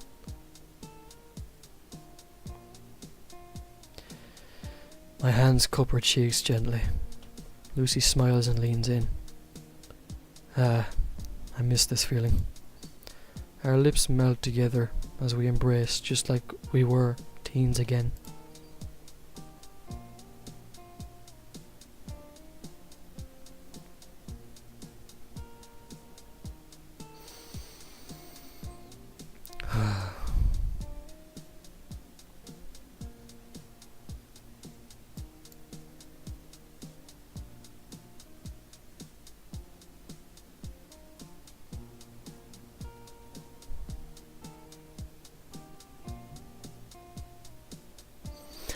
No, I'm not gonna break down into tears like I did when I finished Wani, alright? This was more a happy ending.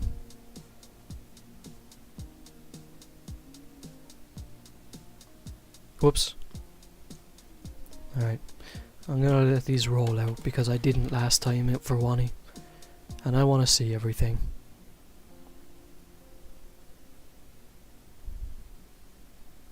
These fucking names.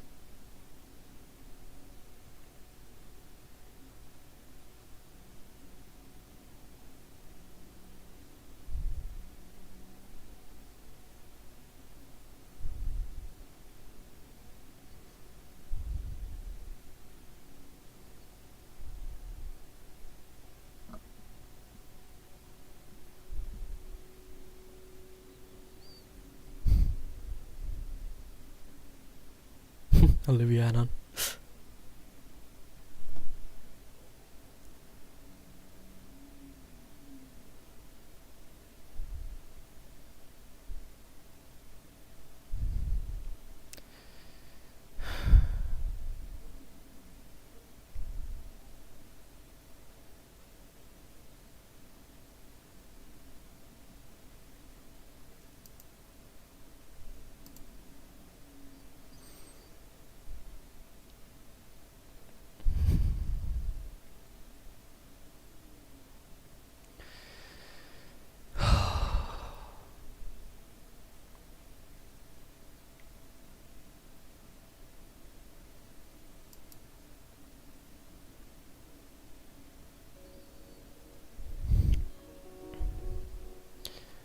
fuck's sake.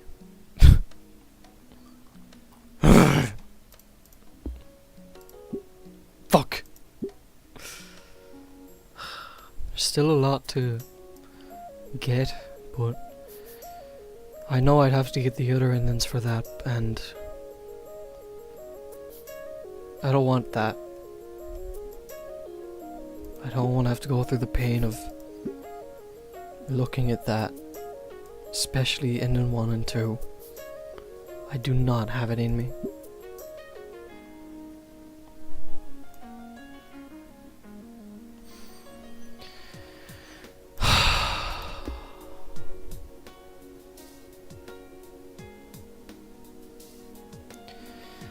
And here comes the post-game depression.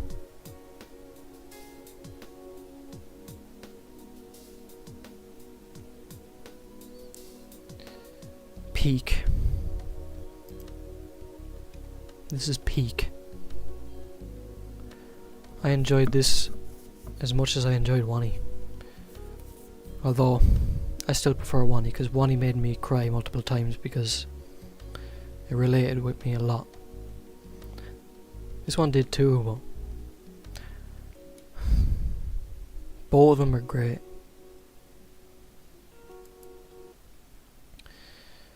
Oh my god. And that's that. Now I'll need to figure out another game to play. Story based or whatever. Fucking hell. Well, I've been going for nearly 6 hours.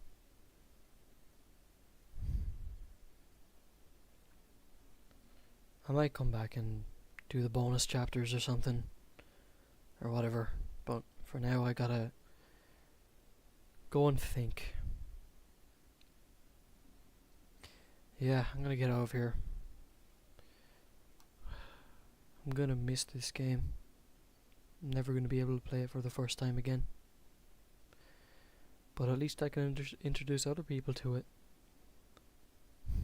But anyways, I'm out of here. Thanks for watching bits and pieces. I know nobody sat here for the full near 6 hours, but even just seeing a little bit of it makes me happy. Anyways, bye bye.